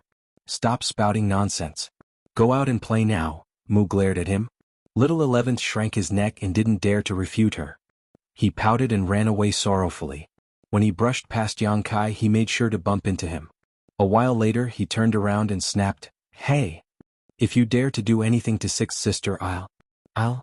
He was a young boy so he couldn't think of any vicious words. After racking his brain he still couldn't finish his sentence. An amused Yang Kai asked, "What will you do?" Finally Little 11th threatened, "I'll smash your head." Hearing that, Yang Kai broke into laughter. Little 11th pulled a face at him and wiped the tears from his eyes before running away. Yang Kai watched the young boy leave and shook his head. Then he turned around and saluted Mu, "Senior." Mu continued looking in Little 11th's direction for a moment before saying, "You've noticed, haven't you?" Yang Kai didn't expect her to admit to it, so he simply said, "You must have your reason for doing so." Indeed, Mu didn't deny it, but she was curious, "How did you figure it out? He looks just like any young boy." "It's the way you call him," Yang Kai smiled. "Wu Kuang said you were ranked 6th and there were only 10 martial ancestors. Therefore the name Little 11th is worth taking note of." Mu refuted, "That doesn't mean anything." Yang Kai nodded, "You have a point, but there's something you might not have realized. The last time I came, I asked you why you didn't take control of the Profound Source Gate since it was so important. You told me you couldn't go near the Profound Source Gate due to some reasons. However, you were the one who suppressed and sealed the source pieces in the Profound Source Gate to begin with, so it was impossible that you couldn't approach it. Therefore, I speculated you were not the one who couldn't go near the Profound Source Gate. Instead, it was someone else." Wu Kuang's voice sounded in his mind at that moment. "Hey, you mean that Little 11th is..." Yang Kai replied, "It was merely speculation before, but Mu's reaction shows that it's the truth." Instantly Wu Kuang demanded, "Kill it. If we could solve the problem by killing it, I don't think Mu would have hesitated to do so. It's not the crux of the problem. Instead, it's the source that has been suppressed and sealed. If you don't give it a try, how will you know? What if that only makes things worse?" Wu Kuang fell silent, for that was indeed a possibility. In that case they couldn't act rashly. As they spoke, Mu led Yang Kai to the backyard. She then took out 2 chairs so that they could have a seat. "You're a sharp one indeed," Mu praised him. "Regardless, I didn't intentionally hide it from you. It's just that it wouldn't be useful even if I told you about it." Yang Kai nodded, "It's fine, senior." Mu decided not to dwell on the topic and instead asked, "Why did you come back again? What happened?" With a solemn expression, Yang Kai replied, "I went to the black ink abyss and discovered something." A curious Mu said, "Go on?" Since she wasn't able to go near the profound source gate, she didn't know what the depths of the black ink abyss looked like. All she knew was some common information. Yang Kai proceeded to tell her what he had experienced in the black ink abyss. As Mu listened to him, her expression turned serious. After Yang Kai finished speaking, she put on a helpless smile. "It seems that I wasn't the only one who had left behind a hidden hand. Emo must have done the same." She turned to look at Yang Kai. "As you can see, the apostles possess powers that transcend the immortal ascension boundary in the black ink abyss, and they're able to live there peacefully. However, once they leave the depths of the abyss, they'll be killed by the world's will. That's because this universe world doesn't allow anyone above the immortal ascension boundary to exist, for that would cause too large a burden to the world." "As I thought." Yang Kai nodded. "From what I've observed, there must be some kind of power in the black ink abyss depths that shields it from the world's will. In other words, the bottom of the abyss has become a world of its own because of that power. Therefore, even though the apostles possess strength above the immortal ascension boundary, they're still fine. However, once they leave the protective range of that power, the worlds will notices their presence and turns hostile. Since their powers don't come from their own cultivation, they're highly unstable. As such, the apostles are unable to bear even the mere hostility of the world's will and end up exploding." Upon hearing that, Mu nodded. "I agree." Yang Kai went on, "You've said that you were not the only one who had left behind a hidden hand, as Mo had done the same. So, the problem is probably with its source. Its source allows the bottom of the abyss to accommodate power that is above the immortal ascension boundary. I suppose it wants to use this method to protect its source. It might even be its way of cracking the seal and helping its source break free." Chapter 59-58 Senior like her.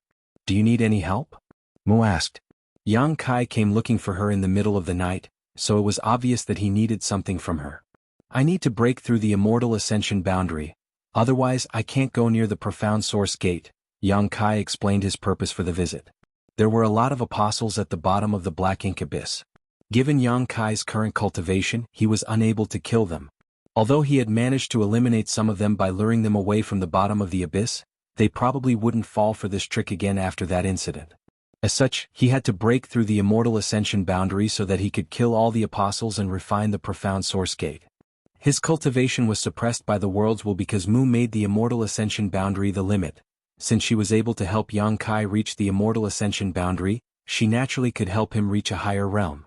"And," Mu nodded upon hearing that, "give me 2 days and I'll give you what you need." Yang Kai instantly realized this matter wasn't easy for Mu either. Otherwise, she wouldn't have told him to wait for 2 days. A while ago, she just had to point a finger at Yang Kai to help him reach the immortal ascension boundary, but this time she might have to pay a price. She then turned around and entered the house while Yang Kai waited in the yard. In the latter half of the night, little 11th finally returned from playing outside. Since he hated Yang Kai, he pulled a face at him and dashed into the house. Mu was heard singing to little 11th, and soon the young boy started snoring. Little 11th stayed in the house for the next 2 days as he remained asleep the whole time. Obviously, Mu had done something to him. 2 days later, Mu stepped out of the house. When Yang Kai turned to look at her, he was shocked. Although the woman was only a shadow of the real Mu, she always appeared to be a young woman in this world. However, barely 2 days had passed, yet all her hair had turned white. Although her face appeared the same, Yang Kai could feel that she had lost a lot of her vitality. After taking a few steps forward, she already started panting. Yang Kai quickly went over and supported her. Mu gently leaned against the man and pointed at his chest, after which a dot of light entered his body. Then she said, "At the bottom of the black ink abyss, this power can help you break through the immortal ascension boundary's shackles. Mo has done something there, so the worlds won't detect your power. However, you can't leave the black ink abyss with this power." Her voice and aura were extremely weak, just like a dying old person. She even coughed as she spoke. "I understand." Yang Kai nodded firmly, then he helped her take a seat and poured a cup of water for her. Mu took a sip of water and rested for a bit before continuing, "You don't have to make a move in a hurry. Just wait until the black ink cult is destroyed. If you take action before that, there might be some unexpected complications." "Have you felt something, Senior?" Yang Kai asked. Mu shook her head. "Mo is intelligent. Since it left behind such a hidden hand, it won't be a simple one. It's better to act carefully when possible. Very well. After you refine the profound source gate and completely suppress the source piece inside, you will leave this world and head to the next in the spacetime river. Another Mu shadow will be waiting for you. Find her as soon as you can and she will continue helping you. Also, the profound source gate is the key to suppressing Mo's source, so you mustn't let anyone snatch it from you. Otherwise, its black ink strength will be restored and no one will be a match for it. She kept giving him reminders as though she was saying her last words. She was worried she wouldn't have the chance to say such things if she didn't do it now. Yang Kai felt a lump in his throat as his eyes reddened. Mu was one of the 10 martial ancestors. Although she passed away a long time ago, she had left behind hidden hands that would help protect her juniors. Her shadows were waiting in different universe worlds. However, those shadows didn't know if the person they were waiting for would even come. When she was planning all of this millions of years ago, Mu had no way of knowing whether it would all turn out to be pointless. Nevertheless, the woman held on. With a senior like her, the juniors naturally couldn't just live in ignorance under her protection. As though seeing through Yang Kai's thoughts, Mu patted his hand and said with a smile, "I'm just a shadow. Since I'm not real, there's no need for you to be sad. Moreover, as long as the spacetime river is still around, I won't die." Yang Kai pulled himself together and said seriously, "You've done enough for us, senior. Please get some rest and leave the rest to me." Hearing that, Mu nodded gently. After bidding the woman farewell, Yang Kai set off on his journey again. Not long after he was gone, little 11th rubbed his eyes and stepped out of the room. Since he had been asleep for 2 days, his stomach started growling and he was listless. Just as he was about to speak, he saw Mu sitting there with all her hair turned white. At that moment he was dumbfounded. Mu flashed a smile and beckoned to him. In an instant, little 11th burst out crying as tears slid down his face. He dashed towards Mu and looked up at her. "What happened, sixth sister? Why has your hair turned white?" "Don't worry, I'm fine." Mu placated him and wiped the tears from his eyes. However, they just wouldn't stop streaming down his face. Little 11th yelled, "Who did this to you?" Suddenly thinking of something, he widened his eyes. "It was that bad guy, right? It must be him." "Stop speaking nonsense." "It wasn't him." Mu denied it. "It must be him. I knew he was a bad guy." While still crying, little 11th appeared furious and his gaze was filled with resentment and wrath. The next moment, a dark fog billowed from his figure and engulfed him. In a cold voice he declared, "I'll kill him for hurting you." Saying so, he left the place in a hurry and picked up a wooden stick from beside the door.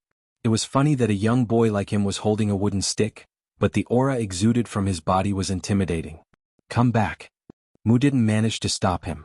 Just as she rose from the chair and was ready to chase after him though, she lost her footing and fell to the ground.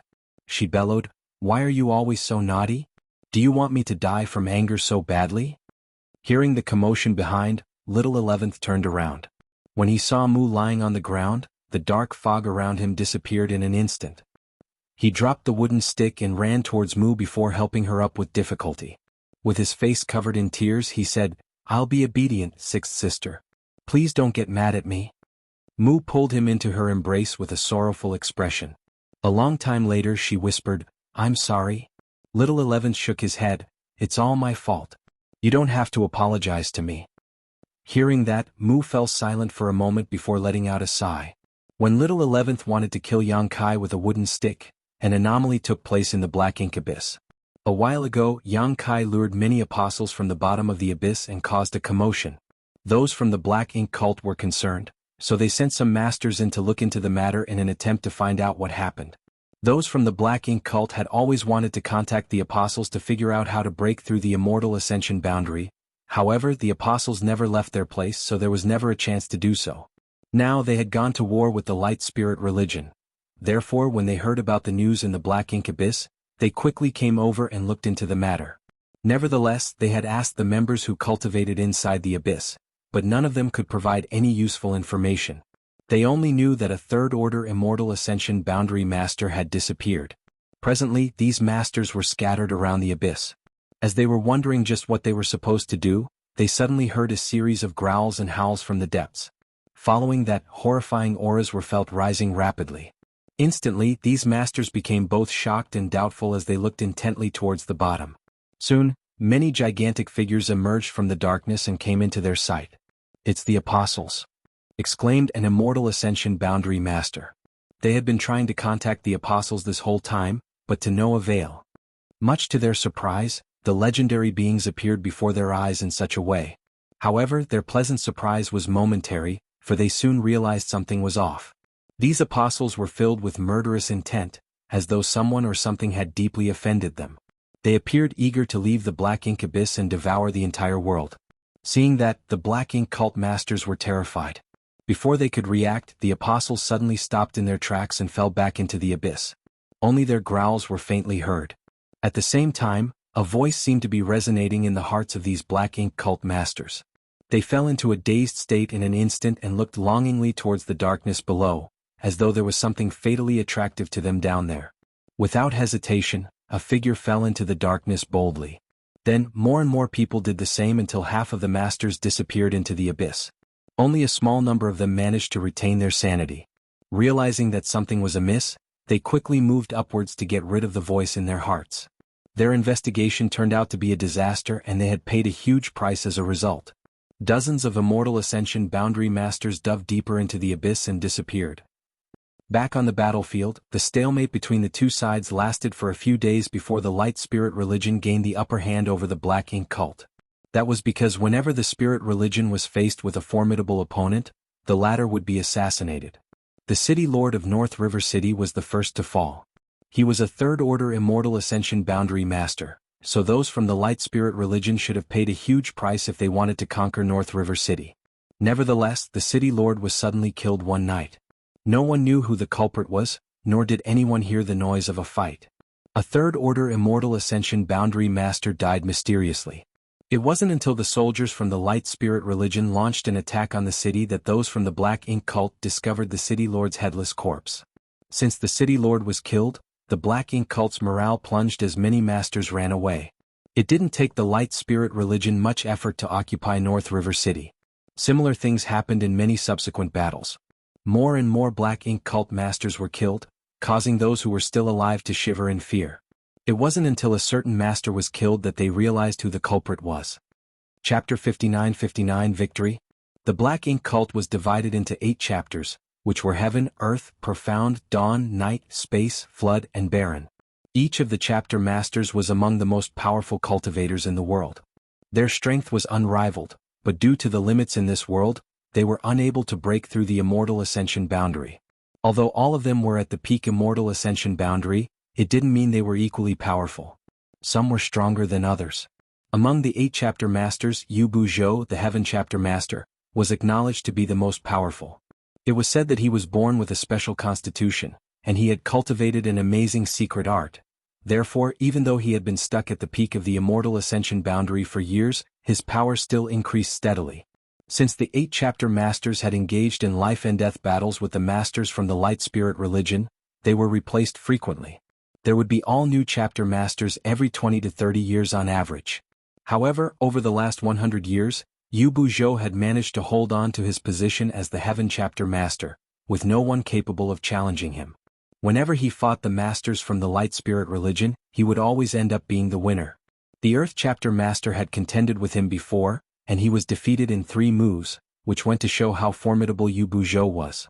Nevertheless, such a master was attacked. When the fight took place, the black ink cult members thought the light spirit religion had launched a sneak attack on them, but when they arrived at the scene they were dumbfounded. That was because on the battlefield, Yu Buzhou, who was fully pushing his aura, was locked in an intense fight with an alluring figure. The woman was surrounded by a blood mist, but despite the distance, all could smell the metallic tinge wafting from her. The person battling Yu Buzhou was none other than the Night Chapter Master, Xueji. At that moment, no one knew why the 2 chapter masters were engaged in such an intense battle. Nonetheless, when Yu Buzhou claimed that Xueji was a traitor, their expressions changed drastically. As of late, many black ink cult masters had been assassinated, but they couldn't find any traces at the scenes. Therefore, they had no idea who the culprit was. With that said, the black ink cult masters were not fools, so they realized that there was a traitor on their side. The traitor had to be the one who secretly killed the other black ink cult masters. However, none of them had expected the traitor to be the Night Chapter Master. As such, when Yu Buzhou made such a claim, many still couldn't believe it. Nevertheless, they soon saw something even more unbelievable. For Yu Buzhou, who was believed to be the most powerful cultivator in the black ink cult, was at a clear disadvantage in his fight against Xueji. Faced with the woman's overbearing methods, Yu Buzhou was powerless to counterattack. No one ever imagined that Xueji was so powerful. The Black Ink cult masters at the scene wanted to stop them. Regardless of the truth, the two chapter masters shouldn't try to kill each other. They could find out if Xueji was the traitor later. However, the moment they made a move, four figures emerged from the darkness and stopped them. They instantly recognized that these people were Xueji's blood slaves, whose names were Qi, Mei Wang and Liang. They were orphans who had been following Xueji since they were children. Xueji taught them the blood Dao and planted a secret technique in their bodies, ensuring that their powers would increase in tandem with her. Therefore, the bond between Xueji and her slaves was unbreakable.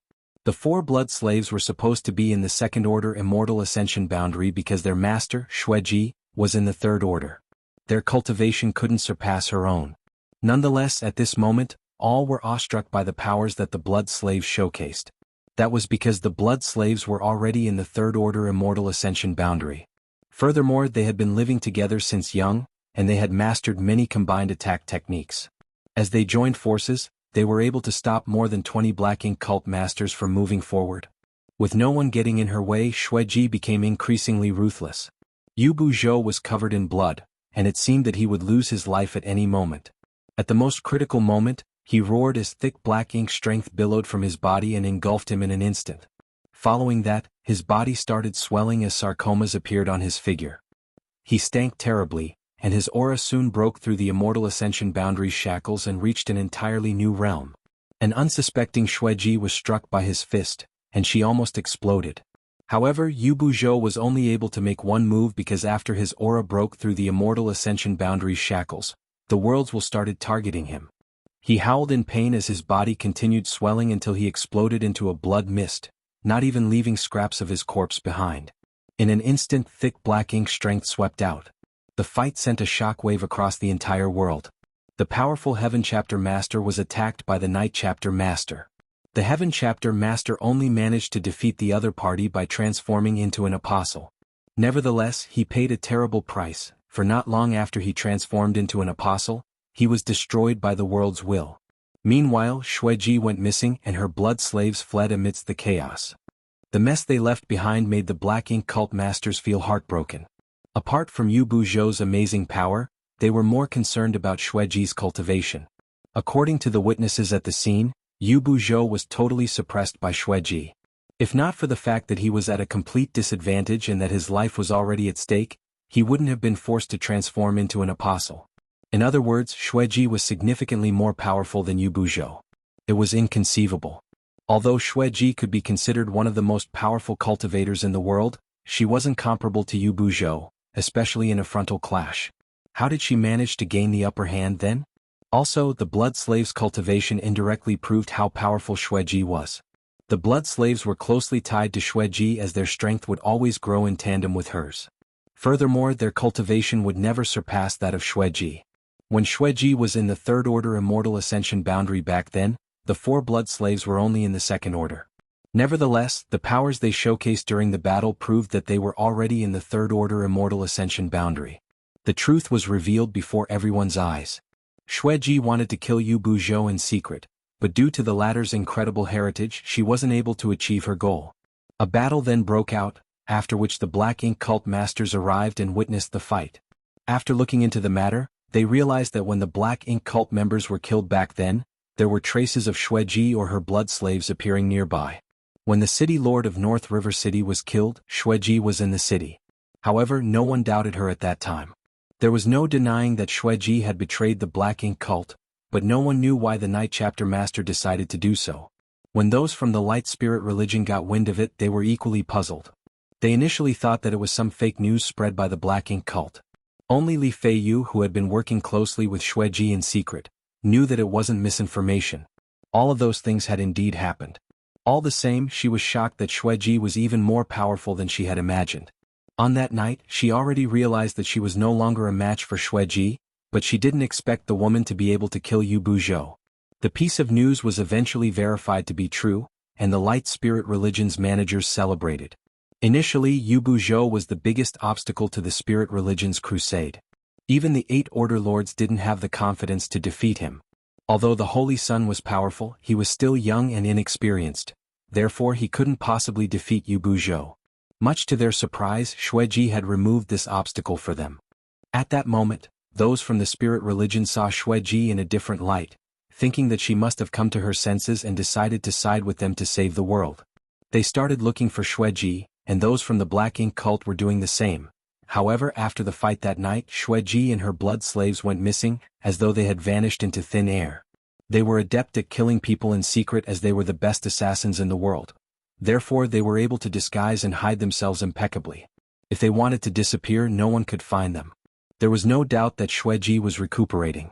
Yu Buzhou's attack was immensely powerful after he turned into an apostle, so although Xueji had survived, she must be badly injured. As such, she couldn't kick up a storm in a short time. Or so those from the Black Ink cult thought. In truth, the assassinations continued happening in an even more efficient manner. In just several days, more than 20 Black Ink cult masters were killed, each of them in charge of different battlefields. After their deaths, the Black Ink cult soldiers became virtually leaderless. Those from the spirit religion seized the chance and marched forward. They initially had to pay a price to win the fights, but now they could achieve their goals with ease. 6 days after Yu Buzhou was killed, another shocking incident occurred that unnerved the Black Ink cult masters. That was because another chapter master was killed inside the Black Ink cult's main camp. No one saw who made the move, they only felt an immense power erupt inside the largest tent before disappearing. When nearby Black Ink cult members came over to investigate, all they saw was the chapter master had been decapitated. The murderer entered and left the camp without anyone noticing, as though they were a ghost. The Black Ink cult masters at the scene were horrified as they felt cold sweat gather all over their bodies. They felt as though an invisible blade was resting on their necks, ready to reap their heads at any moment. Following the incident, the Black Ink cult's morale collapsed. Since those in leadership roles were being targeted, no one dared to step up to take charge, for that would only make them the targets for the assassin. As more and more chapter masters were killed, the Immortal Ascension Boundary Masters from the Black Ink cult started running away. The soldiers, who had been contending with the Light Spirit religion, became leaderless in an instant. Without any masters in charge, they couldn't put up a decent fight. In contrast, those from the Light Spirit religion were more united than ever. As they continued to win more battles, they became increasingly assertive and high-spirited. At this point, there was no mystery as to who the winner would be. Now, those from the Light Spirit religion just had to kill as many Black Ink cultists as possible. They initially expected the war to last for several years, but the dust settled in barely a month. 1 month after those from the Light Spirit religion set off from Dawn City, they managed to surround the Black Ink abyss. It could be said that the spirit religion was in control of 99% of the world now. Only a few of the Black Ink cult masters remained around the Black Ink abyss, still obstinately resisting. Chapter 5960 Following Orders. The war was intense as the remaining masters of the Black Ink cult stubbornly persevered. However, there was a huge gap between the two sides now. A lot of Black Ink cult masters had lost their lives in just the last month, so how were the rest supposed to be a match for the Light Spirit religion? As the Light Spirit religion soldiers marched forward, those from the Black Ink cult were left with limited space to live. Eventually, some of them could no longer bear the pressure, so they turned to look at the Black Ink abyss. Rather than waiting for death, they decided to dive into the Black Ink abyss and seek a chance to survive. However, when the Black Ink cult masters with this plan in mind reached the Black Ink abyss, they realized several figures were already waiting there. The person in front was an alluring woman with a curvy figure. The woman was painting her nails with some liquid made from flowers, making them look as red as blood. She appeared at ease and was even humming some unknown tune. As the wind whistled, this sight beside the bottomless Black Ink abyss was quite eerie. "Xueji!" someone exclaimed. The person blocking their way was none other than the Night Chapter Master, Xueji, who had been missing for quite a while. She disappeared after the fight with Yu Buzhou, and no one knew where she had gone. Nevertheless, Yu Buzhou's last attack before his death was powerful, so everyone assumed that Xueji was badly injured and had to recuperate somewhere in secret. They didn't expect the woman to be waiting just next to the Black Ink abyss. Of course, she was not alone. Standing behind her were Qi, Mei, Wang, and Liang, her blood slaves. They remained silent and stood there with dispassionate expressions, but no one would underestimate them. That was because the 4 of them were in the Third Order Immortal Ascension Boundary. Back then, the 4 of them had stopped more than 20 Immortal Ascension Boundary Masters in their tracks. Just then, a Black Ink cult master emerged from the crowd and looked at Xueji, Have you betrayed us, Senior Xueji? Xueji continued tending to her nails as she replied impassively without lifting her head. Nonsense. Where did you hear it from? The person didn't expect Xueji to deny the charge, but he still said furiously, since you didn't betray us, why did you kill so many of our people? You even murdered Senior Yu Buzhou. If not? He was so agitated that he couldn't finish his sentence. If not for the fact that Xueji had been killing their people in secret, the Black Ink cult wouldn't have been defeated so swiftly. Over the past month, too many Black Ink cult masters had been assassinated, while the death of Yu Buzhou had an especially big impact on their strength and morale. Well, when Xueji was done with her manicure, she spread her fingers and had a look. Nevertheless, she didn't seem satisfied as she said with a frown, I'm just following orders. What do you mean? All of them were shocked. Xueji could be said to be the most powerful cultivator in the world now, so who could even give her orders? The woman swept a glance over them and instantly realized their intention. I suggest that you don't try entering the Black Ink Abyss. The person who spoke earlier furrowed his brow. Are you here to stop all of us from entering the Black Ink Abyss? In response, Xueji nodded. Why? Asked the person angrily. Those from the Light Spirit religion had surrounded the Black Ink Abyss, so diving into the abyss was their only chance to survive. Much to their surprise, Xueji got in the way. As I said, I'm just following orders, Xueji replied. Seeing that the woman repeated her words, the person asked grimly, May I know who has been giving you orders, Senior? Xueji shook her head. There's no need for you to know. After interacting with that certain someone for a while, she came to realize that his existence was probably taboo in this world. Therefore, she felt it best to keep his existence a secret. What if we insist on entering the Black Ink Abyss? Someone stepped forward just then. He was afraid of Xueji as well, but he believed they could still achieve their goal since they had many people on their side. Xueji took a look at him, and her figure seemed to blur the next moment. When her body solidified again, she raised her hands and glanced at her red nails. With a smile, she nodded and said, This color really is the best. The smell of blood permeated the air. The crowd instantly realized that something was off, and when they turned to look at the person who spoke earlier, they saw him covering his chest with his hands. His face had turned pale as he staggered before collapsing to the ground. Blood spurted from his wound and dyed the ground red. A second-order Immortal Ascension Boundary Master was killed just like that, with no one even seeing how Xueji made a move. Go back now, Xueji muttered. Despite her calm and casual tone, all of them stepped back in horror. Even the 2 chapter masters present didn't dare to deal with her directly. After hesitating for a moment, the 2 chapter masters waved their hands and declared, Let's go. They led the Black Ink cult masters back the way they came. Initially, they believed that diving into the Black Ink Abyss would be a way out for them, but now, it seemed that they had no choice but to try breaking through the Light Spirit religion's siege. As Xueji watched the Black Ink cult masters leave, she stretched her back and looked down at the Black Ink Abyss. Her master told her to stay there and stop anyone from entering the Black Ink Abyss. Therefore, she had to execute his command no matter what. As for killing those people, she was too lazy to make a move, so she would just let the Light Spirit religion deal with them. She thought that she had done a good job so far, so she decided to ask her master for a reward when she saw him again. At that moment, she couldn't help licking her lip. The auras of the 4 blood slaves swayed slightly behind Xueji as she said dispassionately, Go on. The 4 of them instantly charged forward and surrounded the dead Black Ink cult master before casting their secret techniques. Soon, a blood mist billowed from his corpse as the blood slaves devoured everything.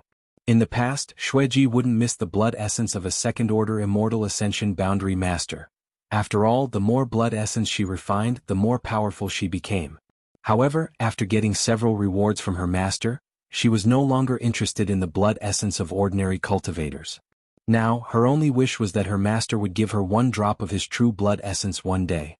The war intensified while the battle inside the Black Ink Abyss commenced. After leaving Dawn City, Yang Kai didn't head straight to the Black Ink Abyss.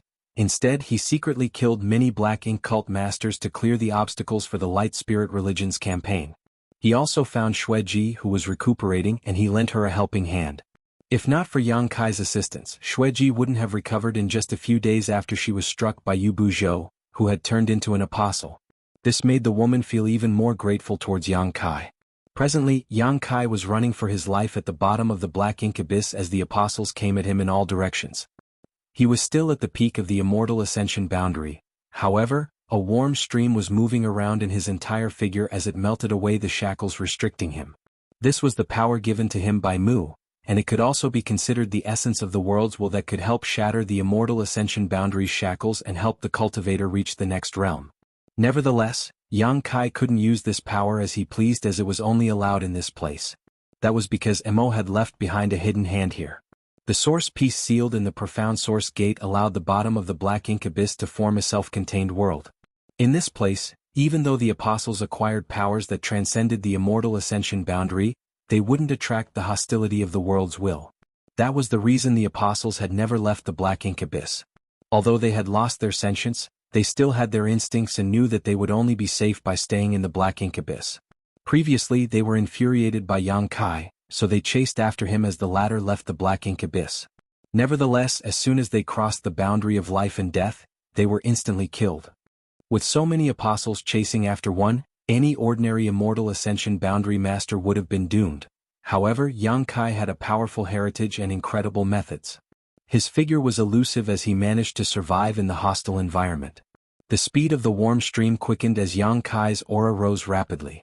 The shackles that restrained his power started loosening. There came a moment when he felt light all of a sudden, as though he had broken through his limits. His aura became violent as an air blast swept across the place. From the immortal ascension boundary he made it to the transcendent realm. To the cultivators in this independent world, it was a dream they had been longing to grasp for as long as anyone could remember. However, to Yang Kai, it was just experiencing a realm he had reached before for the second time. He suddenly stopped in his tracks and turned around as his spear radiated a cold light. The power of the transcendent realm swirled around the weapon. Just then an apostle leapt into the air and pounced on Yang Kai, who raised his spear and thrust it into the opponent's eye. The head exploded with a boom as Yang Kai retracted his spear and pushed it out again. At that instant, his spear shadow swept across the abyss like a torrent. The apostles exploded in midair as their powerful auras dissipated one after another. With the foundation of a ninth-order open heaven realm master, Yang Kai could easily kill these apostles, who had lost their sentience as long as they were in the same realm. Blood spread across the ground as black ink strength surged. Yang Kai remained in the same spot as he repeatedly thrust and retracted his spear. Soon he was surrounded by many carcasses. Over the years, countless apostles were created in the black ink abyss. If no one killed them, their number would continue to increase as time passed. Nevertheless, they were now being killed off by Yang Kai using his spear. The spear soon broke in half. It was a weapon Yang Kai took from a black ink cult master, so it naturally couldn't bear such an intense fight for long. Despite having no weapon, Yang Kai still had his fists. Although his dragon vein had been suppressed, the power he could access increased after he ascended to the transcendent realm. More and more apostles collapsed to the ground. There came a moment when Yang Kai stood above a mountain of carcasses with no more living creatures around him. He shook the blood off his hands and stepped down from the mountain of corpses. It was dead silent in the depths of the black ink abyss, with no more apostles around to growl and howl. Yang Kai identified the appropriate direction and headed straight towards the profound source gate. In the meantime, the war above had come to an end. Those from the light spirit religion had surrounded the entire area, and given the difference between their powers, those from the black ink cult were helpless to counterattack as they were quickly killed off. Everyone cheered for the Holy Sun and chanted his name. At that moment, his reputation reached an unprecedented level. The citizens of the primordial world had been oppressed and tortured by the black ink cult for a long time, and while the spirit religion had been fighting them for many years, they hadn't been able to destroy them. Nevertheless, 1 month after the Holy Sun was made known to the public, he led the spirit religion to destroy the greatest evil in the world, just as what was described in the prophecy. The Holy Sun was indeed incredible. Chapter 5961, Profound Source Gate. The young Holy Sun didn't know what to do. After Si Kong Nan brought him back to the spirit religion, he started cultivating in secret and didn't come into contact with the outside world for 10 years. The moment he was made known to the public, he had to lead the light spirit religion soldiers to launch the final battle against the black ink cult, just like the Savior described in the prophecy. It could be said that he was still puzzled as to what was going on, but it didn't stop him from enjoying the victory after an intense battle. As everyone looked at him, he raised his hand and balled up a fist. In an instant, all of them stopped cheering and stared fixedly at him. He then shouted, "May the light prevail." After a moment of silence, the crowd cheered even louder. Standing in front of them, the Saintess and Li Feiyu exchanged glances and smiled. Initially, they decided to make the fake Holy Sun known to the public so that the light spirit religion would have a reason to launch a war. After coming into contact with him though, they realized he was a pure-hearted and kind person. Such a person, coupled with his military achievements, was good enough to be the Holy Sun. Certainly the real Holy Sun, who had been taking action in secret, wouldn't mind it. Holy Sun, the Thunder Order Lord Yu Daoqi stepped forward. Although we've killed most of the Black Ink cult members, some remaining ones are in front of the Black Ink abyss. Please go over and have a look to determine their life or death. The Holy Sun asked curiously, are some of the Black Ink cult members still alive? Yu Daoqi replied, they're the Night Chapter Master Xueji and her 4 blood slaves. It's her, the Holy Sun nodded gently, certainly I have to meet her. I heard that she had assassinated many Black Ink cult masters, including Yu Buzhou. If not for her help, we wouldn't have been able to win the war so easily. Regardless of what Xueji was like in the past, she had made a huge contribution to the fight against the Black Ink cult. Therefore, the young Holy Sun was fond of her and thought that he should thank her in person. With the Holy Sun and the Saintess leading the way, the spirit religion masters set off towards the Black Ink abyss.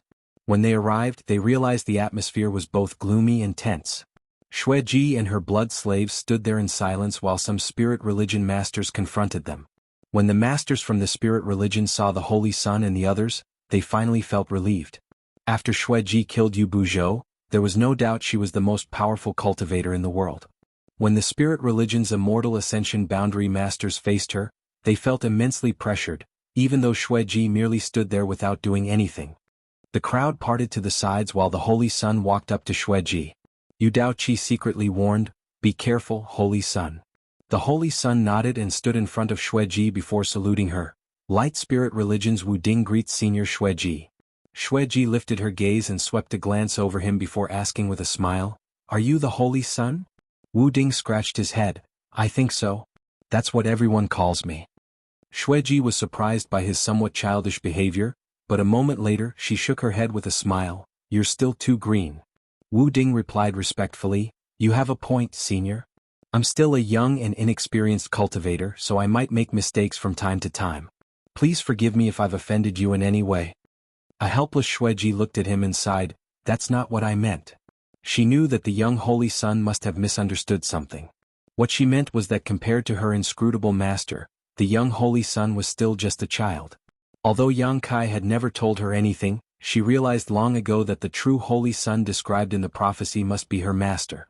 The young man before her eyes was only a fake that the spirit religion had used to launch a war against the Black Ink cult.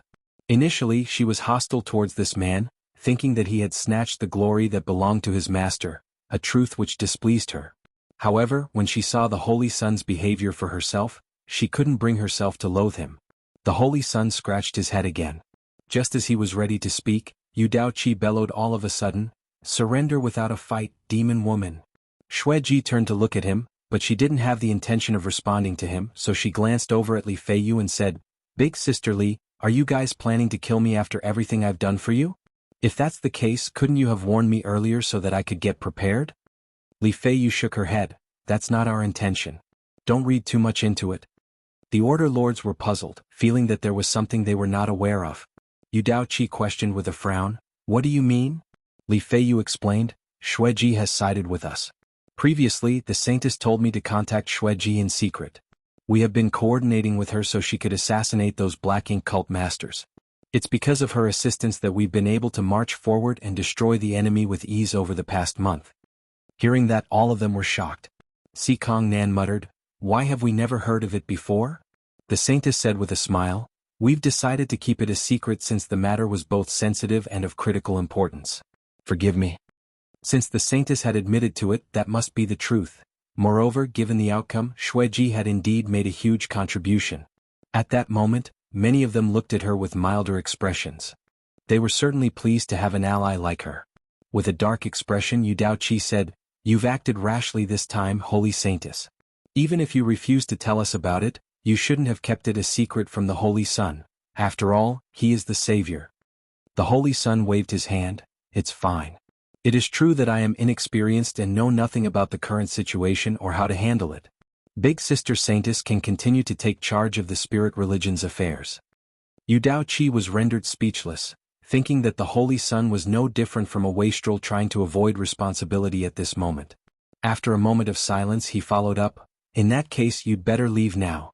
You're the Night Chapter Master from the Black Ink Cult. Although you've helped us a lot, we can't accept you." Xueji replied with a smile, "I've never intended to join your religion." Yu Daoqi appeared perplexed. "Since you don't want to join us, why did you betray the Black Ink Cult?" A sense of longing appeared on Xueji's face as she replied, "Because I found a higher goal to pursue." All of them were astounded, thinking that the woman might have misspoken. It was inconceivable that a powerful woman like her had found a higher goal to pursue. Thus, she betrayed the Black Ink Cult. An irritated Yu Daoqi waved his hand.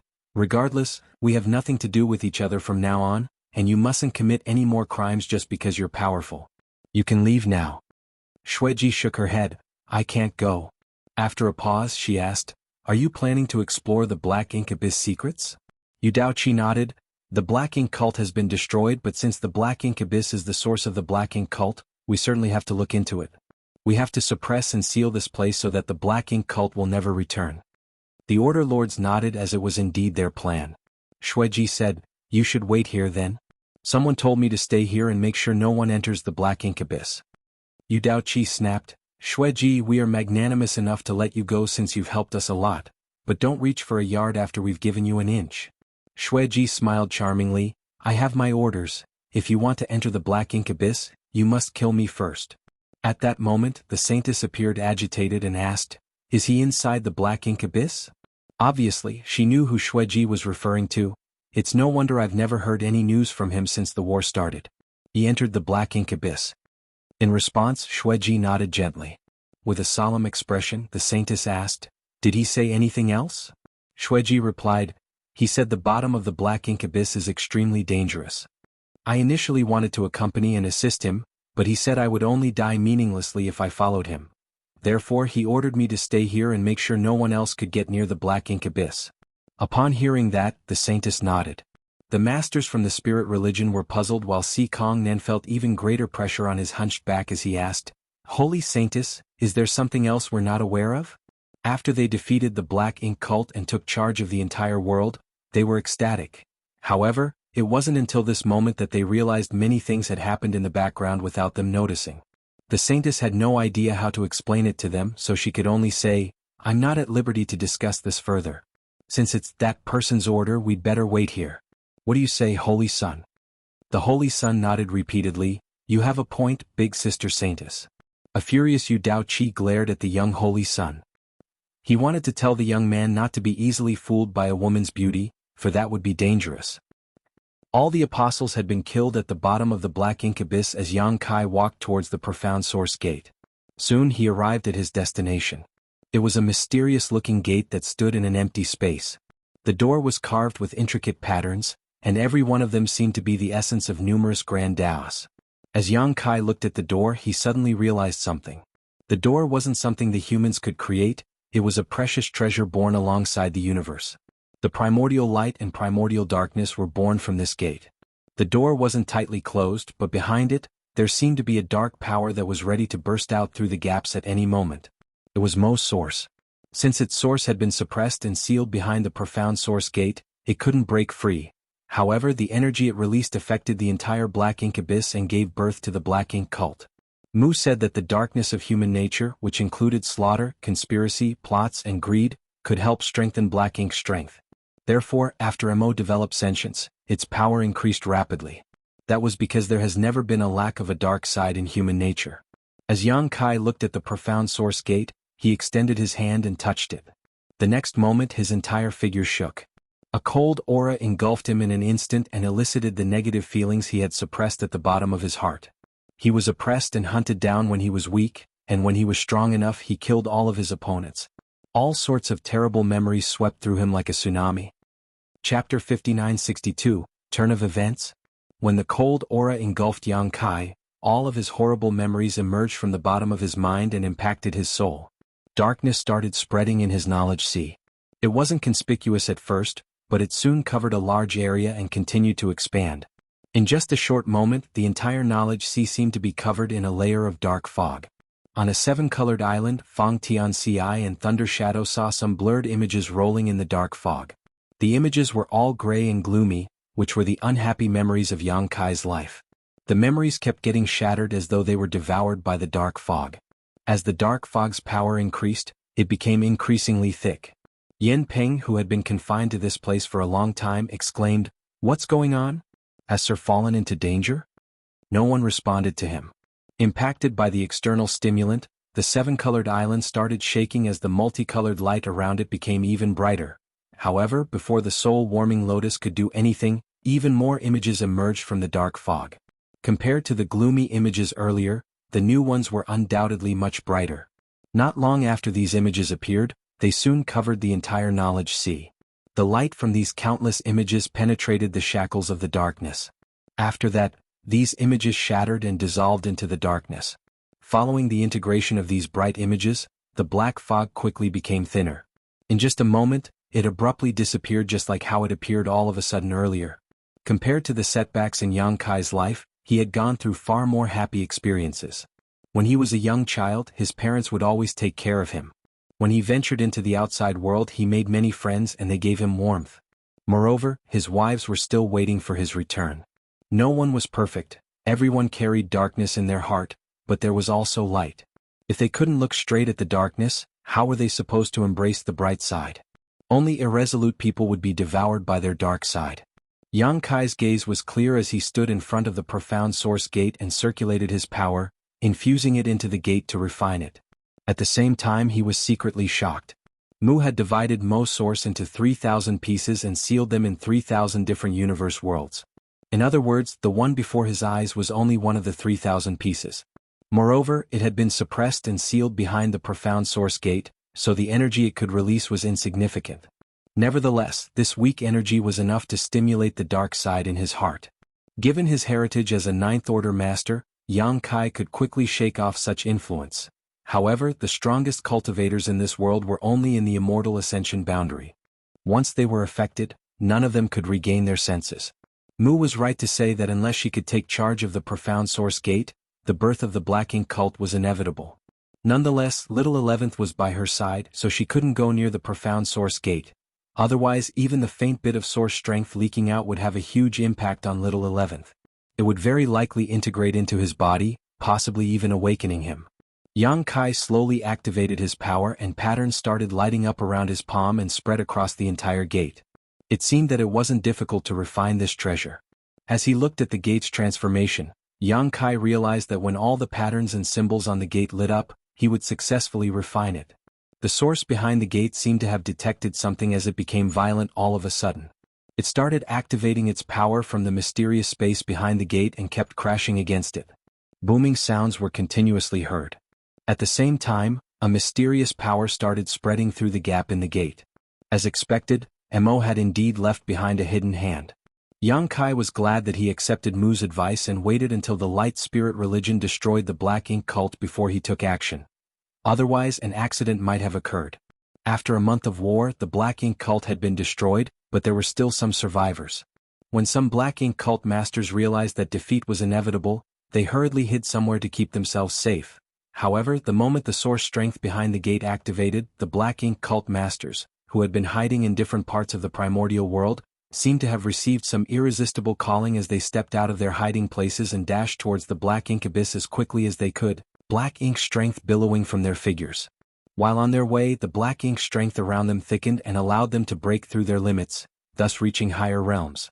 Nevertheless, there was a huge price to pay for such an unusual increase in power. Many Black Ink cult masters exploded while on their way, while those who survived saw their figures going through an irreversible transformation. In the meantime, the Light Spirit Religion's soldiers broke into a commotion as well.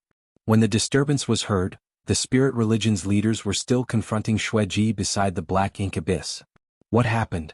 asked an Order Lord in shock. Li Feiyu immediately went over to have a look. As the Fire Order Lord, she was responsible for collecting information. Soon she figured out what was going on. She returned and explained, "Some of the Spirit Religion members who have been affected by Black Ink strength have gone mad for some reason. Black Ink strength has changed their nature, and they're now determined to enter the Black Ink abyss. It was a well-known fact that the Black Ink cult had planted some moles in the spirit religion. This was inevitable. After all, Black Ink's strength was too strange, so it was difficult for anyone to put up their guard against it at all times. Moreover, in the past month, many spirit religion members had been contaminated by Black Ink's strength. Since the weak Black Ink strength didn't have any noticeable impact, those from the spirit religion decided to put the matter aside for now. They would only examine every member after the dust settled. Much to their surprise, those disciples who had been affected by Black Ink strength were now transforming into entirely different people now. The cultivators who were engulfed in Black Ink strength madly charged towards the Black Ink abyss, causing a great upheaval. Li Feiyu could not help but turn to look at the Black Ink abyss. Just now, Xueji said that a certain someone was inside the Black Ink abyss, which was where the Black Ink cult originated from. Could the turn of events have something to do with that person? Had he done something at the bottom of the Black Ink abyss that caused all this disturbance? As Li Feiyu looked in the abyss direction, she was startled for a moment before she asked, "Where's Xueji?" Xueji, who stood in front of the Black Ink abyss earlier, was nowhere to be seen. With a solemn expression, the saintess replied, "Her 4 blood slaves have been badly affected by the Black Ink strength as well, so they plunged into the Black Ink abyss." Xueji chased after them. Hearing that, Li Feiyu was astounded. Yu Daoqi said grimly, "It seems that all those who have been affected by Black Ink strength, regardless of whether their temperaments have been changed before, are doomed this time." Xueji and her blood slaves were from the Black Ink cult, so they naturally had come into contact with Black Ink strength before. They had also cultivated in the Black Ink abyss in the past. The turn of events affected all those who had been corrupted by Black Ink strength. Therefore, Xueji and her blood slaves were not spared. Si Kong Nan turned to look at the Black Ink abyss and said meditatively, "Something must have happened at the bottom." Then he shifted his attention to the saintess. "Holy saintess, you just said someone is in the Black Ink abyss. Who is that person?"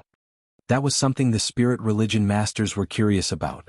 The bottom of the Black Ink abyss had always been a restricted area.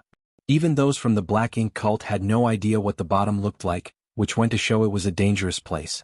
Could anyone actually reach the bottom while maintaining their original nature? If they could find out who the person down there was, they would probably have an idea of what happened. "Stop asking any further," ordered Lord Si Kong. "I can't explain it to you at this point." The saintess shook her head. Yu Daoqi couldn't help but bellow, "Why are you still hiding it from us now, holy saintess? Given the current situation, regardless of who the person is, he can't possibly save himself." The saintess still shook her head and remained silent.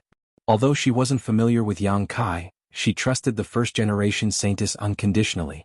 Even if the turn of events was caused by Yang Kai, he must be able to survive.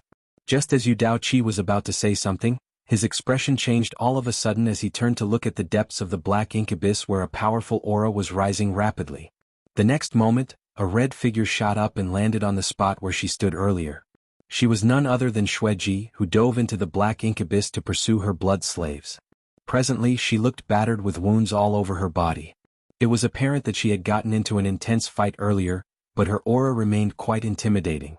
After she landed on the ground, she shot Yu Daoqi a look and said impassively, "My master is more powerful than you think. If you dare spout nonsense again, I'll kill you first."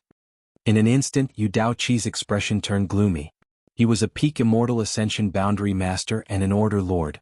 Before today, even though there were countless masters in the world, no one could speak so casually about killing him. He had even exchanged moves with Yu Buzhou before, and although he was defeated, he still managed to escape with his life. However, since it was Xueji who threatened him now, he didn't have the guts to refute her. If he offended this crazy woman, he didn't have the confidence to flee from her and survive. Xueji had returned to this place with an even more intimidating aura than before. They were so astonished that they were oblivious to the shocking information she revealed in her words. Li Feiyu asked in shock, "Why are you all right?" Xueji couldn't help but roll her eyes. "What could happen to me? Everyone corrupted by Black Ink strength has lost their sanity. Why are you still safe?" Upon hearing that, Xueji finally came to her senses. She looked at her hands and felt the power within her. When she realized what happened, she said with a smile, "That's why I said my master is more powerful than you think." When the sudden change occurred, her blood slaves were instantly affected as they turned around and charged towards the Black Ink abyss. Realizing that something was off, Xueji hurriedly pursued them. Upon confirming that her blood slaves were going to hurt Yang Kai, she quickly decided to kill them, despite having spent years nurturing them before she returned. Usually, even though she could kill 4 third-order Immortal Ascension Realm Masters, she would have to pay a huge price. Nevertheless, she was the one who nurtured the blood slaves after all. She had planted a restriction in every one of them. Also, the blood slaves could no longer perform their strongest combined attack techniques after losing their sanity. As such, even though it took Xueji some effort, she still managed to kill them all. Chapter 5963 If we are destined to meet again, we will. When Xueji killed the blood slaves, she didn't read too much into it. It wasn't until she heard Li Fei use words that she realized something bigger was going on. Everyone who had been corrupted by Black Ink's strength, regardless of whether their temperament had been contorted before, was doomed this time. The bottom of the Black Ink abyss seemed to be deathly attractive to them as they charged towards it, no matter the cost. The blood slaves were the best examples. All 4 blood slaves had been completely loyal to Xueji, and she had even planted a restriction on each of them to ensure that. Still, they betrayed her without hesitation just now. However, there didn't seem to be anything wrong with her. She could feel that some Black Ink strength remained in her body, probably what she had previously refined in the Black Ink abyss. Nevertheless, the Black Ink strength seemed to have been suppressed by some different power, so it didn't have any impact on her. That power that suppressed the Black Ink strength was coming from her blood. It could only be the power she derived from her master's blood. While they spoke, the disturbance among the spirit religion soldiers intensified. More and more beast-like growls were heard. The cultivators, whose temperaments had been corrupted by Black Ink strength, lost their sanity and turned into Black Ink disciples. Despite his age, the young Holy Son showcased his resoluteness as he ordered, "Order Lords, please return and form a defense line. We can't let those who have been affected by Black Ink strength enter the Black Ink abyss, no matter what." He had no idea who the person that the Saintess had mentioned was, nor did he know what that person had done at the bottom of the Black Ink abyss. However, he knew what he was supposed to do now. Following his order, the Order Lords came to their senses while the Saintess looked approvingly at the Holy Son, who appeared pleased with this acknowledgement. Yu Daoqi looked coldly at him and thought that young men could be easily fooled by beautiful women. They had no idea that power was the best thing in the world. Despite being exasperated, he dashed forward and gathered his subordinates together as per the Holy Son's request. The other Order Lords started taking action as well, and soon a war broke out. Following a month of the war, many people from the spirit religion had been corrupted by Black Ink strength. They were initially comrades, but they had to kill each other now. Many people didn't have the heart to do it, but the Black Ink disciples held nothing back. Since they were determined to enter the Black Ink abyss, they would do their best to remove any obstacles in their way. Upon realizing that these Black Ink disciples couldn't be saved, those from the spirit religion no longer held back. Everyone fell into a frenzy, and soon the disturbance subsided. Just as they thought the turmoil was coming to an end, masters that were engulfed in Black Ink strength charged towards them from all directions. They were the Black Ink cult masters who had been hiding in different places. After they received the calling from the source strength in the Black Ink abyss, they came forward and revealed themselves. An even more intense war broke out. The spirit religion soldiers didn't have the heart to hurt their comrades, but they wouldn't go easy on those from the Black Ink cult. Xueji just stood silently beside the Black Ink abyss and listened to the sounds of the slaughter. She had to execute Yang Kai's command by killing anyone who tried to enter the Black Ink abyss. The upheaval lasted for several days. It wasn't until the last batch of Black Ink cultists were killed that peace was restored. No one cheered or felt happy this time. The spirit religion soldiers were exhausted as they lay on the ground, and as they looked at the corpses of their slain comrades, they felt sorrowful. The spirit religion masters gathered in front of the Black Ink abyss again. With Yu Daoqi in front of everyone, the Order Lords mounted pressure on Xueji. The sudden turn of events made them realize the importance of the Black Ink abyss. They had to find out what was hidden at the bottom of the abyss. Only by doing so could they prevent the same thing from happening again. However, Xueji never gave in, and her murderous intent permeated the air. The atmosphere beside the Black Ink abyss grew more intense by the day. The stalemate lasted for a while, but just as hostilities were about to break out, Xueji appeared joyful all of a sudden and looked down at the Black Ink abyss. At the same time, all of them could feel an aura rising rapidly from the depths of the Black Ink abyss. What surprised them was that the power of the aura even surpassed that of Xueji. The next moment, a figure landed in front of Xueji, who went over and greeted the man, "Master." Yang Kai nodded and gave her an approving look, but he raised his hand to stop her from approaching him. Presently, the space around him had been contorted as a repulsive force surrounded him. There seemed to be a mysterious power that was trying to destroy him. "It's you?" All the Order Lords were flabbergasted. All of them had seen Yang Kai before. When he entered the city, all the citizens went over to welcome him. He had the people's support and the blessing of the world's will. At that time they regarded him as a fake holy son. Back then in the ancient grounds he couldn't pass the test left behind by the first-generation Saintess and had been corrupted by black ink strength. As such, 3 Order Lords joined forces and killed him, after which Li Feiyu dealt with his corpse. No one had expected that not only was this guy alive, but he had also dived into the depths of the black ink abyss. As the Order Lords recalled what the Saintess and Xueji had said, they couldn't help but take a look at the Saintess. They seemed to have realized something. If anyone else had emerged from the depths of the abyss at this point, these spirit religion masters wouldn't have let him off. After all, they had no idea whether this guy had been affected by black ink strength. However, at that moment Yang Kai's aura was so terrifying that no one had the guts to say anything. "What's happening, Master?" Xueji's face paled. As she looked at the contorted space around Yang Kai and felt its destructive aura, she realized something was off. Yang Kai flashed a smile at her. "Every world has its limits. The limit of this world is the immortal ascension boundary. If anyone's power exceeds this limit, they will be repelled by this world itself." Xueji was surprised as she realized what the man meant. "Master, do you mean you've reached the realm above the immortal ascension boundary?" Yang Kai replied with a smile, "There is no end to the martial Tao. To true masters, the realm above the immortal ascension boundary is just the starting point." Then he turned to look at the Saintess. "I've settled all the problems at the bottom of the black ink abyss, however some black ink strength remains. It would be best if you arrange some arrays here to prevent anyone from coveting that black ink strength." The Saintess nodded. "Don't worry, sir. I will handle everything." Following that, Yang Kai looked in Dawn City's direction and put on a smile. "I have to leave." A flustered Xueji asked, "Where are you going, Master? Please bring me with you." Yang Kai's words had a significant impact on her. She was originally from the Black Ink cult, and only sided with Yang Kai after the latter subdued her. Now that the entire Black Ink cult had been destroyed though, and all the Black Ink cult masters who had been hiding in different parts of the world had come out and been killed, it could be said that she was the only one in the world who still had some of the Black Ink cult's traces. The Black Ink cult had become history in this independent world, and there wouldn't be any remnants of their presence just a few hundred years later. Therefore she didn't want to stay here on her own. As long as she could follow Yang Kai, she was willing to serve him. Yang Kai shook his head. "I have a mission to complete, so I can't bring you with me." Xueji's expression instantly dimmed as she pouted and fell silent. She looked like a young girl who had just been abandoned. Yang Kai smiled helplessly. "All right. I'll give you a task." Xueji immediately appeared elated. "Anything, Master?"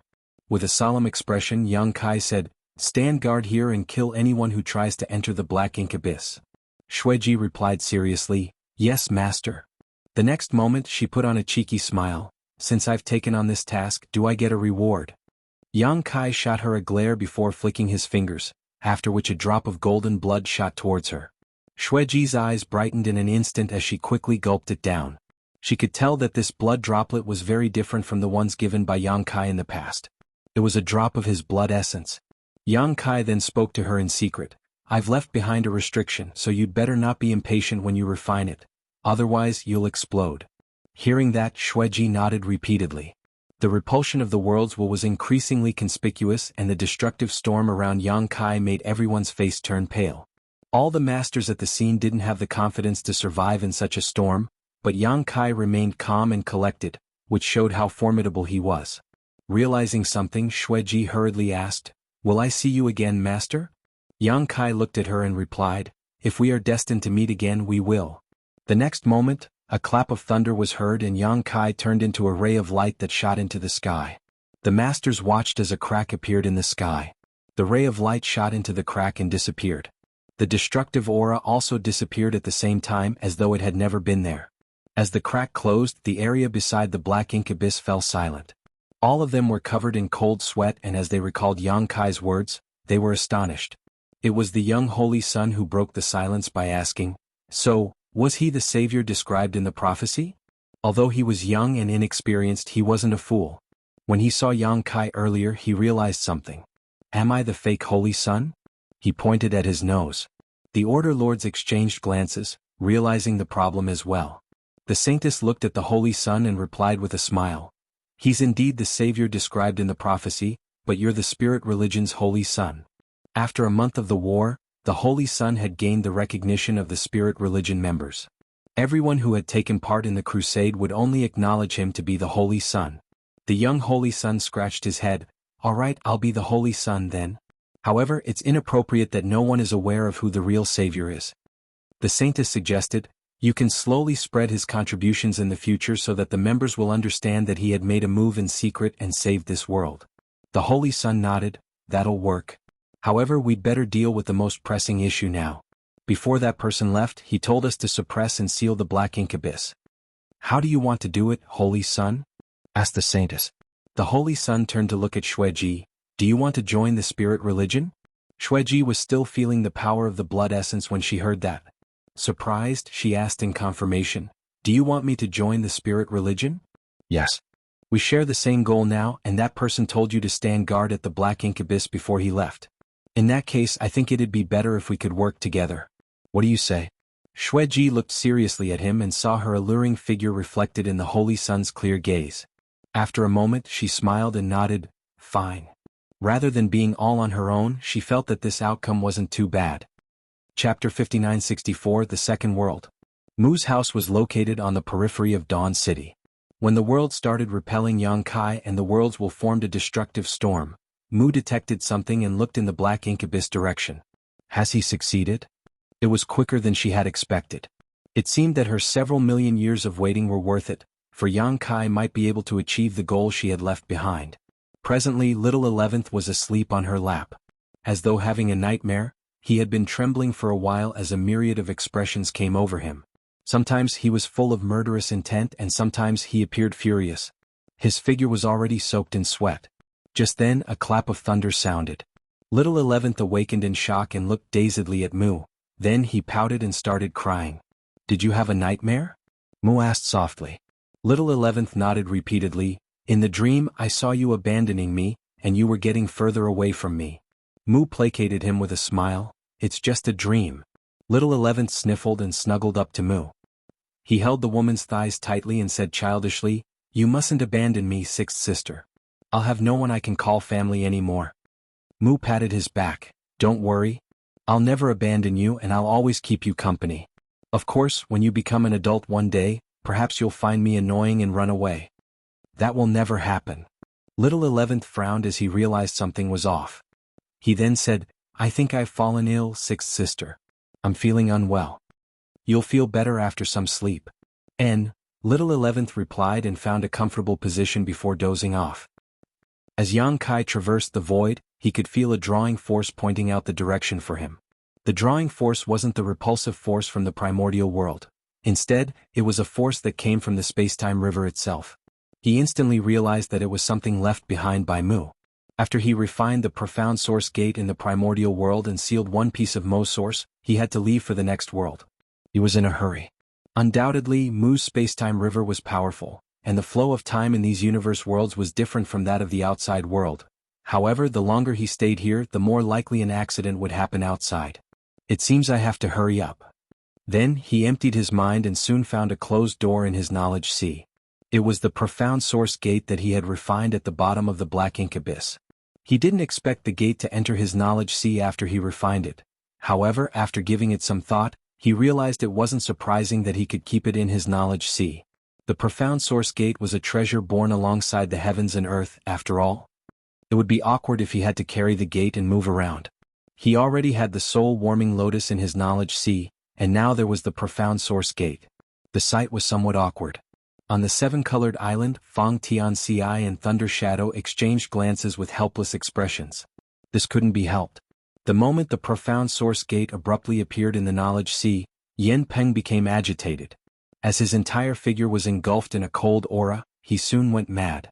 The eerie gate seemed able to elicit the darkness in human nature. Yen Peng originally came from the Black Ink cult, so he couldn't be considered a good and kind person. Since he had done so many terrible things in life, it was only natural that he had a vast dark side in his heart.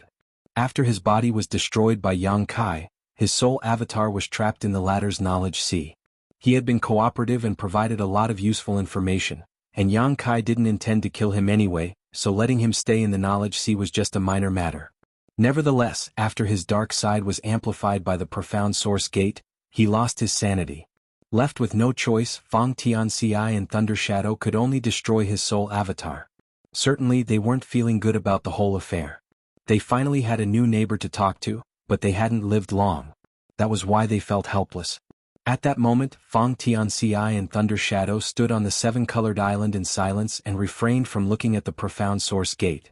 After they took a look at the gate earlier, they realized some horrible memories from the past sprang back into their minds, but the effect could be negated by ignoring the gate. Meanwhile, once Yang Kai left the primordial world, he glanced back and realized it was nowhere to be seen. He only saw some grains of sand that moved with the flow of the river. This reminded him of what he saw in the depths of the infinite river inside the universe furnace back then. There were similar grains of sand at the bottom of the infinite river as well, however that wasn't sand. Each grain was a universe world. After the grains of sand were spurted from the universe furnace, they would reveal their true form. Every grain of sand was equivalent to a universe world. That was the wonder of chaos evolving into the 10,000 grand Daos. The drawing force intensified as Yang Kai traversed the spacetime river and soon approached another grain of sand. That was the second world he had to enter. Without hesitation, Yang Kai adjusted his direction and plunged straight into the world. Soon, the aura of a universe world came right at his face. Just like what happened when he entered the primordial world previously, he abruptly appeared in a universe world, after which his figure plummeted. Since he had some experience now, he immediately examined his cultivation. He was relieved that even though his cultivation had been suppressed greatly, he was still in the immortal ascension boundary. Hurriedly, he circulated his power and stabilized himself mid-air. As he looked around, he realized it was a barren land with no one around. Moreover, he found the world strange as it was filled with a primitive aura. He felt as if he had barged into the river of time and returned to an ancient era.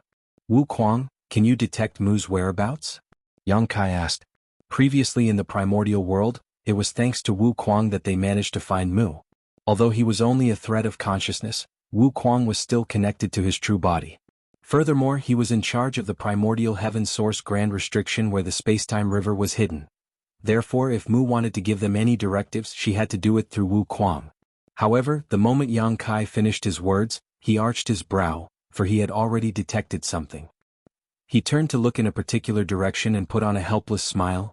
I guess I've been overly worried. Since Mu wanted Yang Kai to move around different universe worlds to suppress and seal Mo's source pieces, she was naturally well prepared. In the primordial world, Mu must have left a mark on him. Therefore, the moment he arrived in this world, he immediately detected something in a particular direction. It must be over there. He then charged towards that place. In the meantime, a figure was seated with her legs crossed in the wilderness. She had been waiting there for countless years, and she had no idea how much longer she would have to wait. She wasn't even certain if all the waiting would matter. All the same, even though innumerable years had passed, she had never forgotten about her goal. She was located in a mountain valley that was surrounded by 8 mountains. All these mountains were magnificent and connected. In the mountain valley there was an abstruse grand array. In the middle of the grand array, there was a dark rock that exuded an evil aura. The grand array and even the mountains themselves seemed to be suppressing the dark rock. With the help of the mountain range and the grand array, this place was where the entire universe world's power was gathered. Unlike Mu in Dawn City, this woman was undoubtedly more haggard, as though she hadn't gotten any rest for a very long time. The moment Yang Kai barged into this independent world, she opened her eyes and lifted her sword from her lap. The weapon then turned into a ray of light and shot off into the distance. Following that, a beastly growl was heard from behind her. A huge ancient beast collapsed to the ground, and its blood dyed the ground red. The mountain valley was covered with huge skeletons, and every one of them belonged to an ancient beast. After so many years, she had lost count of how many ancient beasts she had killed. The sword returned and quietly landed in front of her without a drop of blood on it. Then she slowly turned to look in a different direction. Her figure was stiff, as though she hadn't moved like this for a long time. This simple movement represented several 100,000 years of waiting. She put on a smile, for she could feel that all the waiting was finally worth it. In the distance, a figure was rushing towards her. The figure had a bit of her aura on him. It was thanks to the resonance between the shadows which allowed the newcomer to identify the direction he should head towards. He landed on the ground and exchanged glances with the woman. As Yang Kai looked at how haggard the shadow appeared, he couldn't help feeling heartbroken. Feeling a lump in his throat, he was unable to speak for a moment. A while later, he saluted the woman and said, "Junior Yang Kai greets Senior."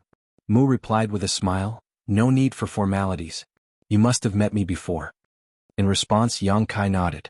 Mu went on to say, "Then you should know why you're here." While Yang Kai looked at the dark rock, Mu continued, "There are no humans in this world, only some ancient beasts that roam around. As such, you don't have to deal with any schemes or plots. Just move the dark rock away and use the profound source gate to suppress it." In the primordial world, it took Yang Kai a lot of effort to refine the profound source gate and suppress Mo's source piece, so much to his surprise, his task in this independent world was rather simple. As though seeing through his thoughts, Mu explained with a smile, "Every universe world is different. Perhaps you'll come across similar situations again, but there will also be times when you have to work hard to achieve your goals. Go ahead, I've been waiting for far too long." "Yes," Yang Kai replied respectfully. He knew that the task was simple because of Mu's efforts. He walked up to the dark rock and pushed it away. There was a dark pit on the ground, and the howls of wind could be heard coming from it. Following that, a cold aura was approaching rapidly, as though it was coming from the depths beneath the ground. Yang Kai raised his hands before pressing them down at the pit and shouting, "Open!" A mysterious gate appeared above the pit, and with an injection of Yang Kai's strength, a portal opened up. Chapter 5965, See you soon. A horrifying power was felt surging inside the pit. The howls of wind were like its growls as it kept crashing into the profound source gate. The source piece, which had been suppressed and sealed here for a long time, must have realized that something was off, so it was trying to resist. Nevertheless, its efforts were futile. If it was the complete source, the gate wouldn't have been a threat to it, but it was only a small piece. The profound source gate's suppressive power spread. At the same time, a powerful drawing force was felt coming from behind the gate. After the source piece was lured out, it lost the power to resist and disappeared into the gap. The gate closed once again, after which Yang Kai kept it inside his knowledge sea. This time it didn't take him much effort to suppress and seal Mo's source piece, but he knew it was all thanks to Mu. Just by looking at the skeletons in the valley, he knew that the woman must have waited here for countless years and killed all the ancient beasts that coveted black ink strength. If not for Mu's efforts, Yang Kai would have been attacked by ancient beasts corrupted by black ink strength the moment he arrived in this world, making his situation quite perilous. As Mu watched the source getting sealed, she finally appeared relieved. She got to her feet slowly. As Yang Kai looked at her in puzzlement, she extended her hand and pressed it against the man's chest. After their eyes met, Mu said, "I've completed my task, so I'll leave the rest to you, Junior. The human race's future hinges on you, so you must do your best to not fail this mission." As she spoke, her figure faded rapidly. It was as though she was about to disappear from this world. As that happened, Yang Kai could feel a warm stream entering his body through the woman's palm. "Senior," with a conflicted expression, Yang Kai had no idea what to say. "This is the price I have to pay for sending you away," Mu replied with a smile. Gradually her figure was gone. As her power engulfed Yang Kai, he shot into the sky and turned into a ray of light. A crack appeared in the sky just then. The ray of light passed through it and disappeared. The familiar drawing force appeared again and led Yang Kai to the next world. He pressed his hand against his chest as his emotions undulated in his heart. Unlike the primordial world, the second world was one where only ancient beasts existed. He didn't do much as he only summoned the profound source gate and sealed Mo's source piece. Mu had cleared all the danger and obstacles for him. It was the result of countless years of perseverance. The entire time Yang Kai had only briefly talked to Mu. There was no doubt she was a kind-hearted person. She devised this plan millions of years ago and let her shadow stay in different universe worlds to carry it out. She had been on her own all this time, waiting for a future that might not even come. In the end, she didn't even make any demands or requests. She simply told Yang Kai to do his best and try not to fail. Even so, he didn't give her a definitive reply. He couldn't help but blame himself. Mu had been doing all this selflessly and she didn't need anyone to thank her. Nevertheless, Yang Kai could give her hope. While he was lost in his thoughts, the aura of the third world came right at his face. As usual, he followed the faint guidance and successfully found Mu, who had been waiting in a desolate place for countless years. Before Mu could say anything, Yang Kai muttered, "Senior, all the darkness will be dispelled by the light one day. The human race will have a bright future. All your contributions and efforts over the eons will be worth it." Mu stared fixedly at him with her mouth slightly open. With a confident expression, Yang Kai flashed a smile at her. Mu put on a smile as well. In just a short time she understood everything and nodded, "Good." She turned around and pointed in a particular direction. "Mo's source piece is over there. Go ahead." "Yes." Yang Kai cupped his fist and strode towards the place. He soon sealed the source piece and returned. Mu walked up to him and pressed her hand against his chest before her figure faded. Yang Kai kept all the sorrow to himself and put on a bright smile. "I'll see you soon, senior." At the last moment, Mu flashed a smile at him. "See you soon." The next instant Yang Kai shot into the sky. As he moved around different universe worlds, he made use of the profound source gate's power and sealed the pieces of Mo's source. Every time Yang Kai arrived in a new world, he would immediately say the same thing to Mu, who would give him the same response. As they met and parted ways repeatedly, it was like a never-ending cycle. In general, things went smoothly. In most of the worlds, Mu had cleared all the obstacles for him, so he just had to find her shadow and summon the profound source gate to seal Mo's source piece. In truth, in the primordial world, if not for the fact that Mu had to keep little 11th by her side, she could have taken control of the profound source gate as well. However, due to little 11th, Mu in the primordial world couldn't go near the profound source gate. After all, Mo's source piece had been suppressed behind the gate. An accident might happen if little 11th approached the gate. Mo's source gave birth to the Black Ink cult. As such, Mu had to establish the light spirit religion to oppose it. In that independent world, there wasn't much help that Mu could provide in terms of aid. Moreover, the Black Ink cult had developed rapidly. As such, it took Yang Kai quite some effort before he settled everything in the primordial world. Nevertheless, things wouldn't always go smoothly. When Yang Kai entered the 60th universe world, he realized that something was off. The entire world was filled with Black Ink strength. All the living creatures in this world had been corrupted by Black Ink strength and turned into Black Ink disciples. When Yang Kai followed the guidance and found Mu, she was covered in blood while running for her life. This couldn't be helped as everyone in that world was hunting her down.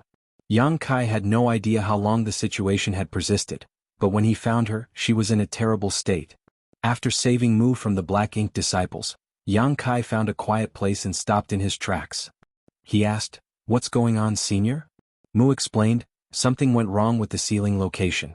Too much of Mo's source strength leaked out and it has affected far too many beings. They shattered the seal and let Mo's source piece break free." Upon hearing her explanation, Yang Kai finally realized why this world was filled with Black Ink strength. Mo's source piece had broken free from its shackles. The darkness in the humans of this world could no longer be hidden in front of Black Ink strength. Everyone in this world had been affected and turned into Black Ink disciples. "Do you know where the source piece is, senior?" Yang Kai asked. Realizing his intention, Mu shook her head. "There's no point looking for it. Since you've started sealing Mo's source piece, speed is essential. Give up on this world and head to the next one." Saying so, she tried to get to her feet, but due to her injuries she was unable to do so. Yang Kai hurriedly squatted in front of her. Mu pressed her hand against his chest. They could hear the sounds of footsteps as many living creatures were rapidly approaching them. Remember, if there's a similar situation in any world, abandon it at once. There's no point trying to achieve your goal every time because you won't be able to seal all the pieces of its source regardless. Yang Kai nodded in response. Back in the primordial world, Mu's first shadow told him that she had divided Mo's source into 3,000 pieces. Every time Yang Kai sealed a piece of its source, Mo would be alerted. When it reached a certain point, Mo would awaken and retrieve all the remaining source pieces. Therefore, Yang Kai couldn't seal all 3,000 pieces. In that case, it would be wiser to give up on this world and head to the next one where it would be easier to seal the source piece. "I understand." Yang Kai nodded. "Also, my shadows might not be alive in all the universe worlds. You might enter a world where I'm not around, but you don't have to worry. The previous shadows had left behind enough power for you so you can leave for the next world anytime you want." Yang Kai nodded again. The footsteps were getting closer as they felt flaring energy fluctuations. The Black Ink disciples around them were running out of patience as they were ready to make a move. Mu's figure vanished into thin air, after which Yang Kai shot into the sky, leaving the Black Ink disciples growling on the ground. He set off on his journey and traversed the space-time river again. He repeatedly entered different worlds and sealed the pieces of the source. 100, 200, 300, Yang Kai kept count in his mind. As the number of the pieces he sealed increased, he could feel the situation worsening. Every time he sealed a piece of Mo's source, Mo would be disturbed. When it finally realized the severity of the matter, it would awaken. Yang Kai had no idea what the limit was, but he knew he was getting closer to it. What made him feel helpless was that there were now more and more worlds with difficult situations. The first time he came across a problem was when he reached the 60th world. The second time was after he sealed the 100th piece, and the third time was around the 130th piece. The intervals were getting shorter. The universe worlds within Mu's spacetime river all had different world principles. Therefore, the strengths of the living creatures in these worlds varied greatly. However, her guidance seemed to be leading Yang Kai from the weakest to the strongest ones. Initially, the limit of the martial Tao in the universe worlds was only the immortal ascension boundary, but gradually, it became the Transcendent realm, then the Saint realm, the Saint King realm, the Tao Source realm, and eventually the Emperor realm. As the living creatures in those worlds became stronger, it became more difficult for Yang Kai to achieve his goal. After all, Mu's shadow was on her own in most worlds. The powerful creatures were naturally attracted to Mu's source strength, and once too many of them gathered together, even Mu's shadow couldn't stop them. Yang Kai followed Mu's advice. Every time he came across a fallen world, he would give up on it at once. Nevertheless, he would always look for Mu and integrate her last bit of power into his body. He wasn't after Mu's power, he just wanted to bring as much of her away as possible. Chapter 5966, Rescuing the Suppressing Black Ink Army? As Yang Kai was swimming through Mu's spacetime river, a great battle had erupted outside the primordial heaven source Grand Restriction. After dealing with the Black Ink Clan reinforcement army, Yang Kai rushed ahead to investigate the situation at the primordial heaven source Grand Restriction, while the Crusade force was a step behind since they had to clean up the aftermath as well as rest and recover. But it was only a few days before the Crusade force set off as well. Through the space arrays set up by the Void Guard, the army was able to rapidly advance and soon reached the edge of the spiritless land. This was where the last universe temple was located. Something unexpected had happened at the primordial heaven source Grand Restriction a few years back. The suppressing Black Ink army was swallowed up into the Grand Restriction, and a large number of Black Ink clansmen poured out from the opening. The Void Guard could not set up a space array directly outside the Grand Restriction, as it would simply be courting death. At the edge of the spiritless land, the army regrouped, and a few days later, it set sail towards the primordial heaven source Grand Restriction. After a month, the army arrived at the outer perimeter of the Grand Restriction, where a large battle immediately broke out. This was a war launched with all the forces the human race possessed, with millions of human soldiers fighting while being led over by 30 Ninth Order Masters. Originally, there were far fewer Ninth Order Masters on the human race side.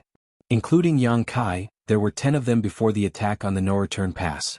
However, the successful battle at the No-Return Pass provided a breakthrough opportunity for many rising stars, many of whom succeeded in advancing. 23 people attempted to break through, and the outcome was that 3 failed while 20 succeeded. As a result, the Ninth Order Masters reached the 30 mark. Afterwards, more Masters broke through to the Ninth Order as well. Now there were more than 30 Ninth Order Masters in the Crusade force. Thousands of years ago, through a series of devastating losses, culminating in the Barren Territory War, the veteran Ninth Order Masters were decimated until only Xiao Xiao and Wu Qing remained. After several thousand bitter years passed, though, the human race had finally restored some of its foundation. More than 30 Ninth Order Masters, millions of soldiers and powerful warships filled the battlefield. The power of the entire human race had gathered here today. However, the Black Ink clan was not to be underestimated either. The primordial heaven source Grand Restriction had been around for millions of years. During these years, Black Ink's strength increased constantly, but it had reached a limit. Even if it kept increasing, it would be difficult to break through the Grand Restriction. Thus, much of the Black Ink strength accumulated had been used to create more Black Ink clansmen. One could say that within the primordial heaven source Grand Restriction, the Black Ink clan's forces had already accumulated to a terrifying number. If Mu had not brought out her hidden hand to put Mo to sleep back then, the primordial heaven source Grand Restriction would most likely have been destroyed, and the Black Ink clan could have swept over the entire universe. It was Mu who gave the human race a final chance, allowing them to create the current situation. Currently, the primordial heaven source Grand Restriction was still under Wu Kuang's control. Even though the opening in the Grand Restriction had expanded significantly, it still had a limit, which restricted the speed of the Black Ink clansmen's escape. Furthermore, royal lords still found it incredibly difficult to pass through. If they forced their way out, it would severely damage their foundation, which had been proven by past attempts. When the Crusade force arrived at the Grand Restriction, a large army of Black Ink clansmen had already gathered outside, numbering over 100 million. Though there were no royal lords among them, there were still plenty of pseudo-royal lords. Compared with the immense Black Ink clan army, the human race army appeared minuscule. When the war broke out, the human race's forces were far inferior in number to the Black Ink clan. However, relying on the experienced army which had survived through countless battles, they coordinated with each other and made use of all their advantages to fight. Even if they could not gain the upper hand, they still wouldn't appear weak in front of their enemies. From afar, the human race army looked like a small snake slithering agilely around a giant python, constantly tearing at the latter's body. The entire void was filled with the corpses of the Black Ink clansmen, and Black Ink strength released from them had condensed together to form massive Black Ink clouds. Each Ninth Order master was going all out to slaughter the pseudo-royal lords. Even the Eighth Order masters were unwilling to appear weak. Together, they got into battle formations and charged fearlessly at their enemies. At the Grand Restrictions opening, the Black Ink clansmen kept pouring out to reinforce their army. However, what shocked them all was how the speed of their reinforcements couldn't keep up with the speed of the slaughter. The number of Black Ink clansmen gathered outside the Primordial Heaven Source Grand Restriction was still steadily decreasing. The morale of the human race army grew higher and higher. However, Mi Jingluan, who was standing by at the command center of the human race army, did not show any joy on his face. He knew that this was only the beginning of the war. So far, he had not seen any royal lords make a move yet, and through his communication with Wu Kuang, he also knew of Yang Kai's whereabouts and why the royal lords were unable to leave the Grand Restriction. Currently he was facing a dilemma. Even though the suppressing Black Ink army was trapped in the Grand Restriction and they were safe for the time being with Wu Kuang's help, countless royal lords were searching for the suppressing Black Ink army's whereabouts within the Grand Restriction. Once the suppressing Black Ink army's tracks got exposed, their survival chances inside the Grand Restriction would become null. Wu Kuang had the ability to send the suppressing Black Ink army out of the Grand Restriction, but he had not done so before because of the gathered Black Ink clan army.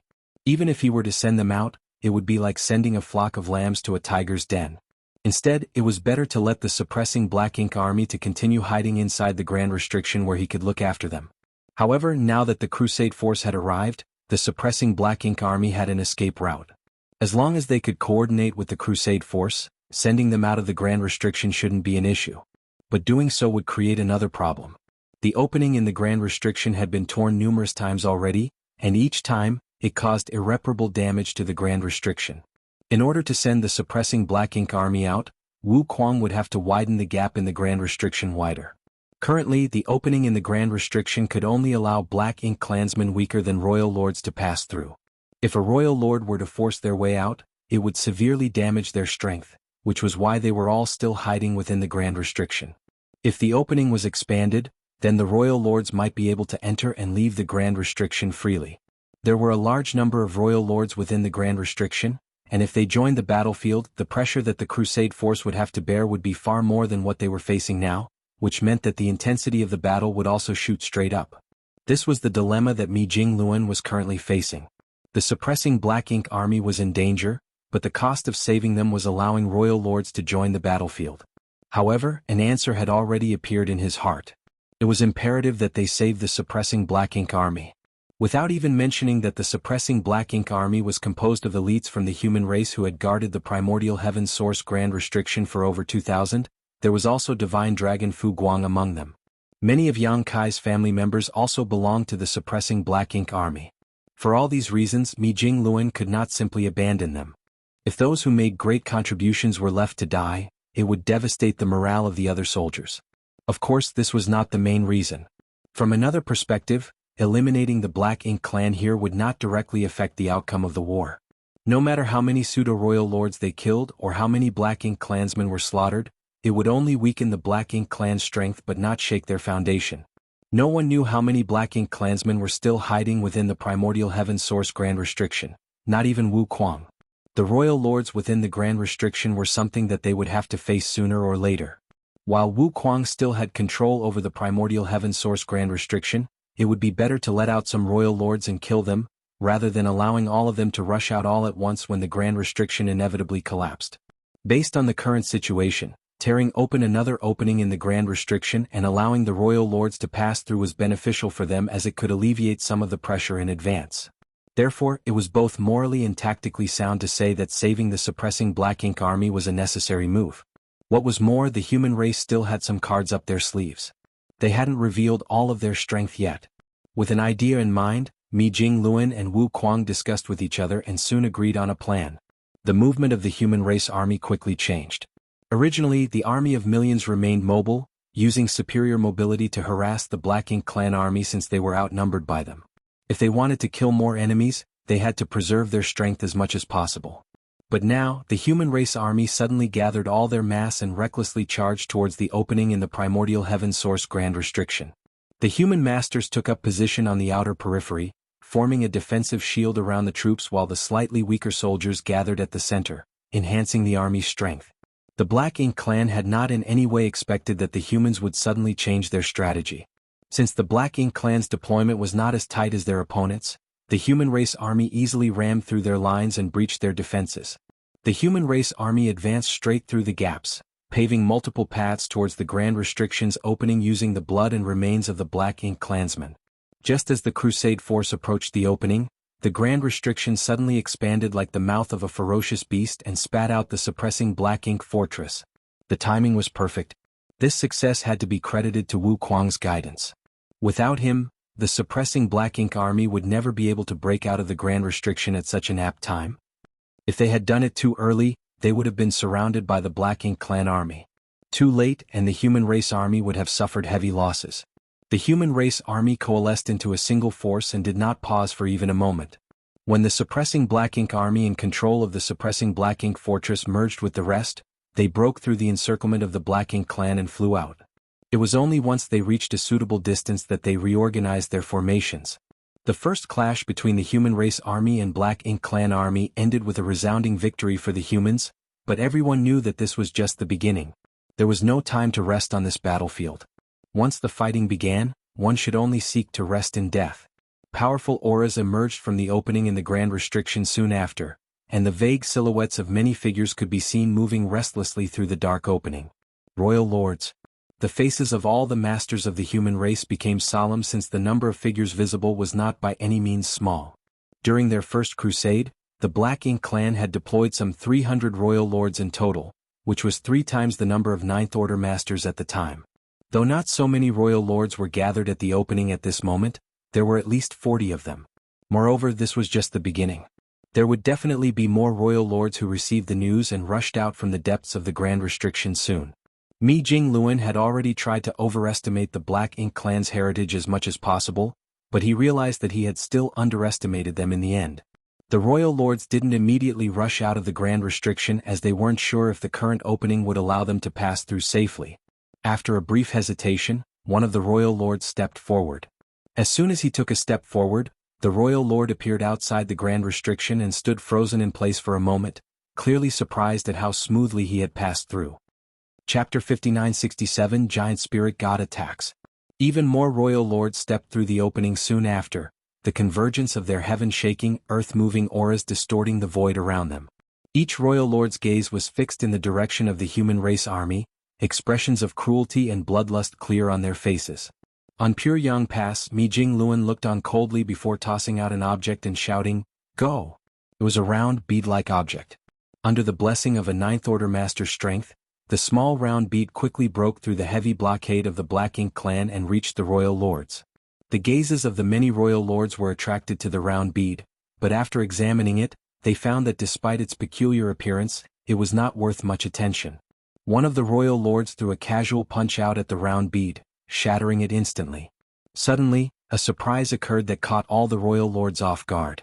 When the round bead was shattered, countless universe fragments appeared out of nowhere, as if they were the remains of the round bead. Strong space principle fluctuations followed suit before 2 massive figures that blocked the heavens and covered the earth appeared. Each royal lord's face was filled with shock. On the other hand, Ada and Aer, who were prepared beforehand, did not give the royal lords any time to react, launching a violent attack at them as soon as they appeared. Utterly terrifying giant palms slapped down, and the royal lords were swept up by the force. As blood burst forth, the sound of bones breaking rang out. The royal lords all screamed, some in pain, others in panic. None of them had expected 2 giant spirit gods to enter the battlefield in this manner, so they immediately took heavy losses from this sudden attack. Several royal lords were instantly pulverized into mist, their auras simply vanishing from existence, while the survivors scattered in all directions. This was the trump card of the human race. During the battle at the No-Return Pass, Ada and Aer were pinned down by the two black ink giant spirit gods and were unable to play a decisive role until Yang Kai teamed up with Ada to kill one of the black ink giant spirit gods, which greatly improved the human race's situation. But here, without black ink giant spirit gods to occupy them, the two giant spirit gods could perfectly demonstrate their terrifying might. The Black Ink clan did not have the means to stop such existences. Even a casual wave of a giant spirit god's hand was enough to smash anything it made contact with. Before the world bead they were hiding in was sent out, Ada and Aer must have received instructions from Mi Jingluan beforehand. So when they saw the fleeing royal lords, Ada immediately went to pursue them while Aer stayed behind, his massive figure acting as a barrier to block the opening in the Grand Restriction. At the opening, the royal lords who had received the news gathered nearby but hesitated to step out, each of them looking fearfully towards the towering figure in front of them. Though the giant spirit gods were incredibly powerful, their immense size also made them less agile, so even after chasing the fleeing royal lords for a while, Ada was unable to capture any of them. Annoyed, he turned around and charged into the Black Ink clan army's formation instead. What followed was like a tiger descending upon a flock of sheep. No matter how many Black Ink clan soldiers fought back, giving their all, even their very lives, their attacks were no different to a calm breeze to Ada. The massive army was instantly disrupted and broken apart. Ada was like a rampaging bull, trampling and crushing everything in his path. Giant gaps had now been opened in the Black Ink clan army, which was already somewhat scattered to begin with. Mi Jingluan was overjoyed when he saw this and immediately gave the order for the entire army to attack. The human race army, which had already rearranged their formations, charged the Black Ink clan, but unlike before, they only had to deal with the scattered sections that had been cut out from the main force. This greatly reduced the pressure on them. Just as the human race army was launching their second attack, 10 figures flew out from the suppressing Black Ink fortress, but they did not head to the battlefield and instead flew in the opposite direction. In the midst of a battle, actions like this would normally be enough to label them as deserters.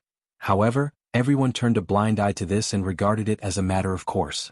This couldn't be helped as the auras of these masters were fluctuating wildly, a sign that they were about to break through. Zhao Yi, Bai Su Yi and Zhao Ye's figures were included amongst the 10. While members were being selected for the suppressing Black Ink army from the various armies, Mi Jingluan adhered to the principle of being lacking rather than excessive. That was because guarding the primordial heaven source Grand Restriction was not too dangerous a task then. They had Divine Dragon Fu Guang leading them and the cooperation of Wu Kuang, who had control over the Grand Restriction. All the suppressing Black Ink army had to do was intercept the Black Ink clansmen escaping from the opening. Taking the development of talent into consideration, Mi Jingluan had placed many promising candidates qualified to advance to the Ninth Order in the suppressing Black Ink army, distancing them from the brutality of the various Great Territory battlefields so they could focus on cultivating outside the primordial heaven source Grand Restriction in the hopes of advancing as soon as possible. Only various changes occurred with the primordial heaven source Grand Restriction later on, leading to the increased danger outside of the Grand Restriction. No matter how incredible a strategist he was, Mi Jingluan could not predict all the changes that would happen over 2,000 years. Regardless, no one could deny that the suppressing Black Ink army was a force of elite masters. From the present situation alone, 10 masters out of the few thousand the suppressing Black Ink army was made up of were about to break through their limits and reach the Ninth Order Open Heaven realm. Such a proportion would be impossible to reproduce in any of the conventional armies. The 10 masters were currently only in the Eighth Order Open Heaven realm, so even if they did put their lives on the line on this battlefield, the role they could play would not be significant. Eighth Order masters were plentiful among the human race, so 10 more or 10 fewer would make no difference. However, if they were able to break through successfully and return as Ninth Order masters, then even if only half of them succeed, the human race stood to gain 5 more Ninth Order masters. Moreover, just from the recent situation alone, one could see that the success rate of the rising stars who have been nourished by the World Tree clones was surprisingly high when it came to ascending to the Ninth Order, far surpassing the generations of the past. These 10 had actually reached their limits a long time ago, but they have been trapped in the primordial heaven source Grand Restriction and had not dared to break through so as to avoid exposing their whereabouts. The human race army charged, and even with the Black Ink clan going all out to resist, it was difficult for them to blunt this assault. The human race army brought an aura of death with them as they swept across the void, extinguishing the souls of countless Black Ink clansmen. Coupled with Ada's wanton rampage, unimaginable losses had been created for the Black Ink clan in just a short period of time, and the situation was only growing worse for them. The Black Ink clan finally realized that things had taken a dire turn. Two giant spirit gods suddenly appeared and completely disrupted their formation, especially the giant spirit god who was guarding the opening. If they did not defeat him, the Black Ink clan would not be able to receive reinforcements, and with the current strength of the human race, those outside the Grand Restriction would eventually be wiped out. The royal lords who left the Grand Restriction quickly understood this and began to take action. Fortunately for them, the humans were unable to divide their forces at this moment, and even the Ninth Order Masters dared not rashly move independently. If they were trapped in the vast sea of Black Ink clansmen, no one can guarantee that they would be able to escape alive. Under this situation, as long as the royal lords did not actively provoke the human race army, they would not need to engage the Ninth Order Masters. On the other hand, the only one who could act recklessly in the midst of the Black Ink clan army, Ada, was not very bright. Once his blood began pumping, he simply moved towards wherever there were more foes to deal with, so it was difficult for the human race army to coordinate with him even if they wanted to. Seeing this, the royal lords regrouped and charged brazenly towards Aer. Naturally, just 1 or 2 royal lords would not be a match for Aer. In fact, not even 10 of them would be able to deal with him. However, the number of royal lords that came out of the Grand Restriction was far greater than that. More than 40 royal lords charged towards Aer from all directions, and powerful secret techniques were launched one after another. Even a being as powerful as a giant spirit god staggered under such a heavy bombardment. Aer roared as he kicked and punched randomly, launching heaven-destroying, earth-shattering attacks one after another. However, most of these were dodged by the royal lords, and the few attacks that connected could not kill the royal lords with a single blow, only injuring them at most. This kind of swarming strategy was used by the Ninth Order Masters to deal with the Black Ink giant spirit god in years past, but now it was being utilized by the Black Ink clan. However, Ninth Order Masters were generally stronger than these inexperienced royal lords, so the humans needed just 20 or so Ninth Order Masters to hold off one Black Ink giant spirit god back, whereas the Black Ink clan required a far greater number of royal lords. Startled by Aer's roar, Ada finally regained some of his senses and turned to look towards the opening in the primordial heaven source Grand Restriction, rushing over in the next moment. When Ada arrived at the opening, more than 10 royal lords rushed out from it. The scene of 2 giant spirit gods teaming up to fight against more than 50 royal lords was extremely intense. Even more Black Ink clansmen gathered at the opening, among which were many royal lords as well. No one knew how many royal lords were hidden within the Grand Restriction. Their numbers within the dark space seemed to be endless and they never stopped coming no matter how many were cut down. Many royal lords were tangled up with the 2 giant spirit gods, but neither side could defeat the other. Meanwhile, the Black Ink clan soldiers behind the opening found opportunities to flood out and join the massive battlefield. On Pyongyang Pass, Mi Jingluan's expression was solemn. The human race's only trump card had already been played, but apart from the initial success they gained against the Black Ink clan, it hadn't been able to play a decisive role.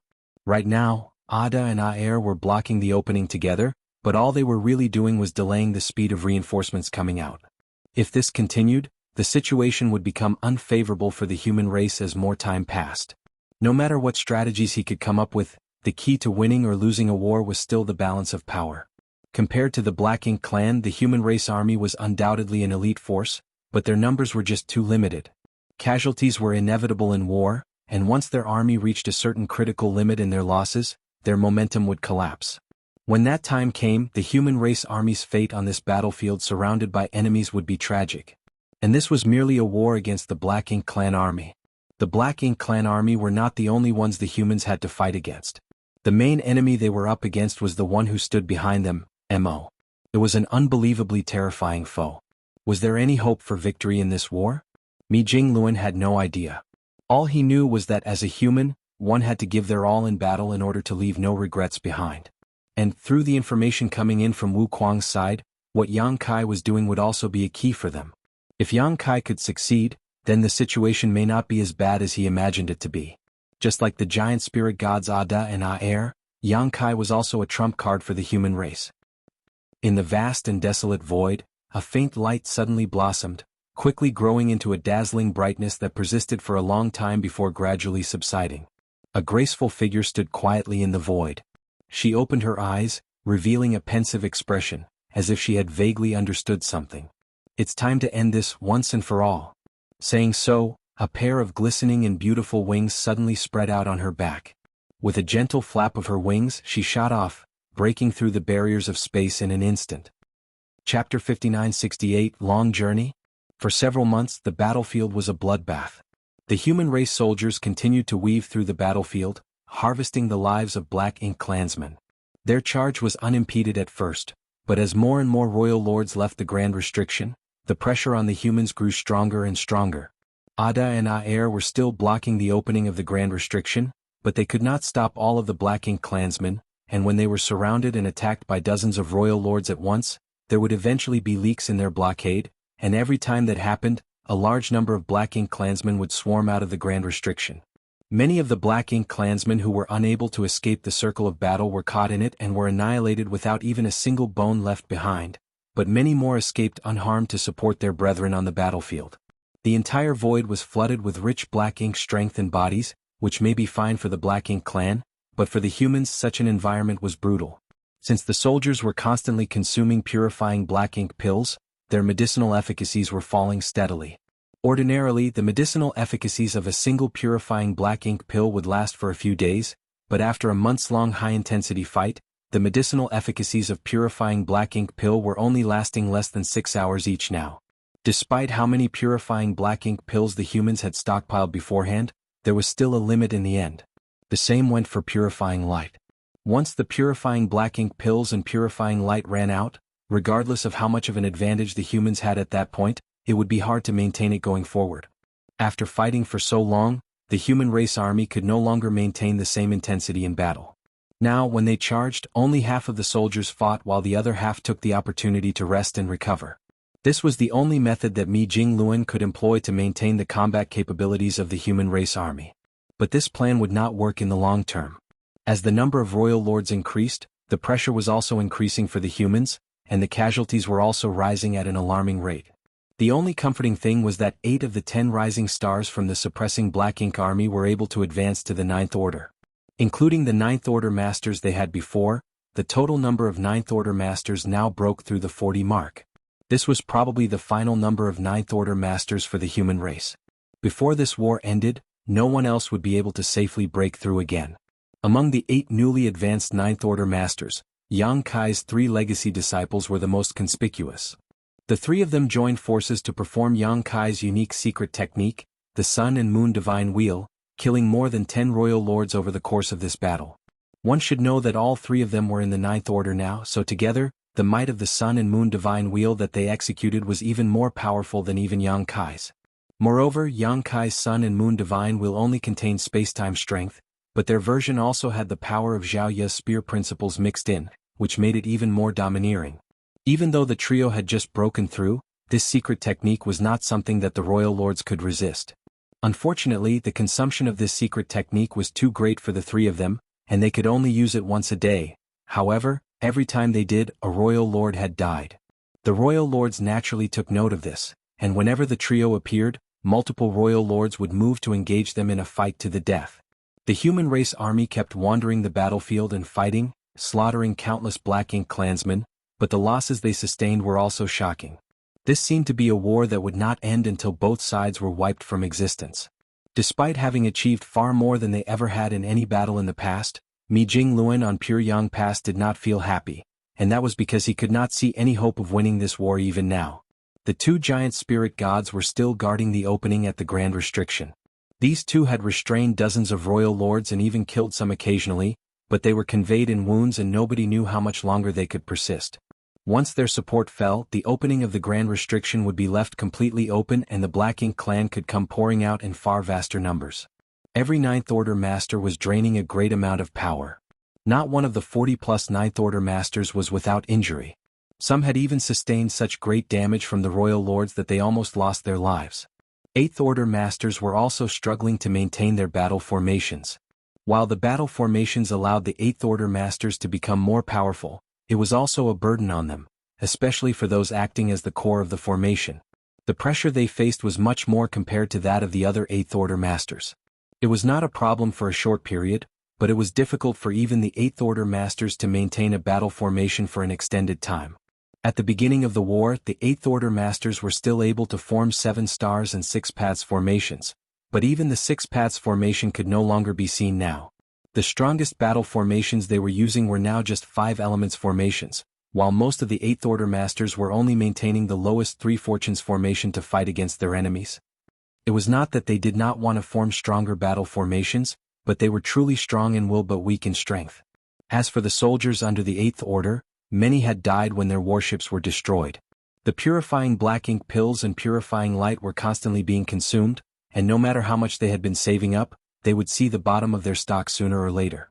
Even the small stone race army, which Yang Kai had distributed to the human race army beforehand, had been decimated. The geography of the battlefield was also a major hindrance for the humans. The ever-growing black ink clouds and black ink strength that filled the entire void seemed to be turning the battlefield into a black ink ocean.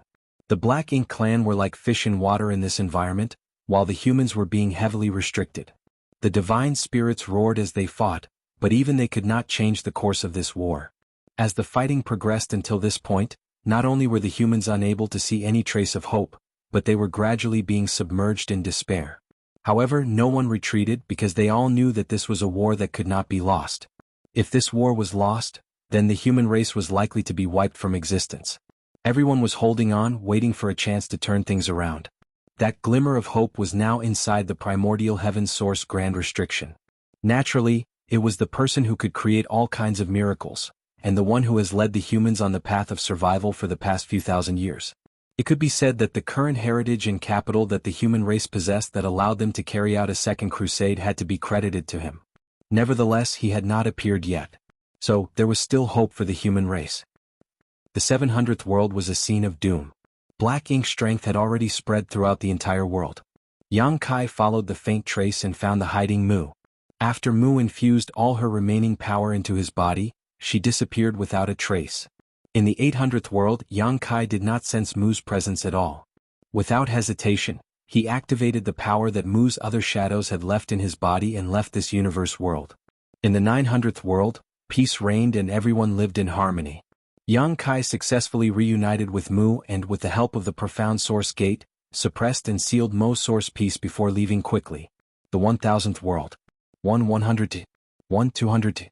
The cycle continued in a seemingly endless journey which Yang Kai was treading alone. Sometimes Yang Kai needed only to follow the faint sensation to find Mu and then use the profound source gate to suppress and seal Mo's source peace. However, there were often times when things didn't go as smoothly as he hoped. There were universe worlds where black ink strength had spread everywhere, and even Mo's source peace had escaped. In these universe worlds, there was not much that Mu could do. She hid and waited for Yang Kai to arrive so that she could infuse the power of her shadow into his body.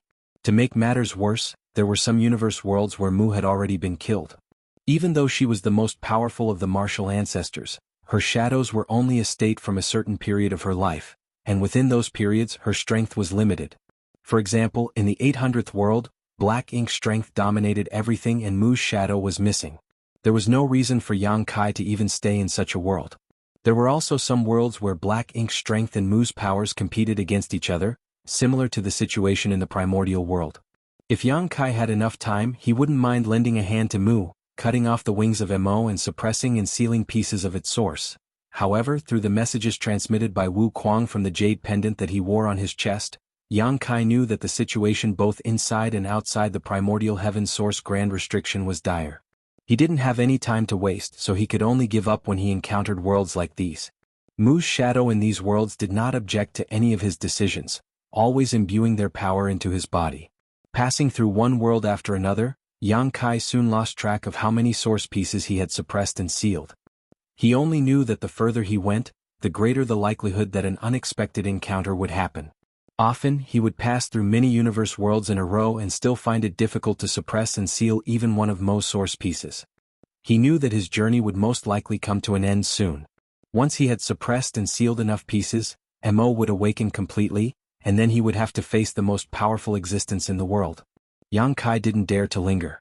Besides wanting to suppress and seal even more pieces, he also wanted to take away all of Mu's shadows from each universe world.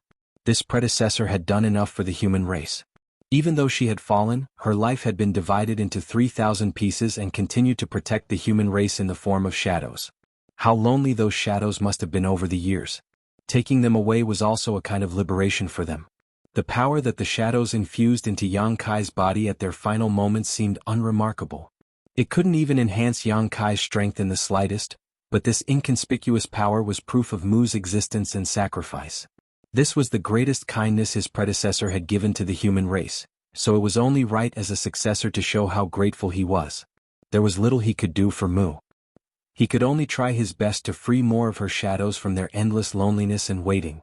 It wasn't that he was unaware of the urgent situation the human race was facing outside the primordial heaven's source grand restriction. The information conveyed by Wu Kuang had already indicated that the humans were not in a good state currently. The prolonged intensity of this war had made it difficult for them to hold on any longer. Without external intervention, the human race would undoubtedly be defeated in this war, but Yang Kai was in no hurry to leave the spacetime river despite knowing that.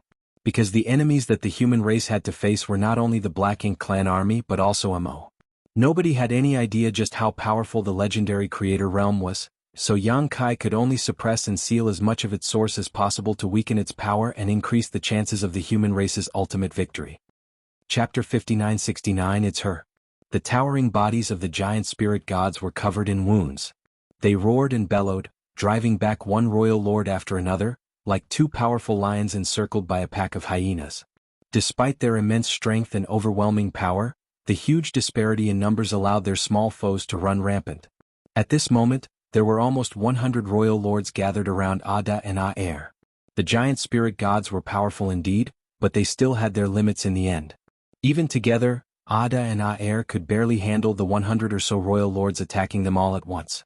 With the giant spirit gods fully occupied, the Black Ink clan were finally able to pour out of the grand restriction unrestrained.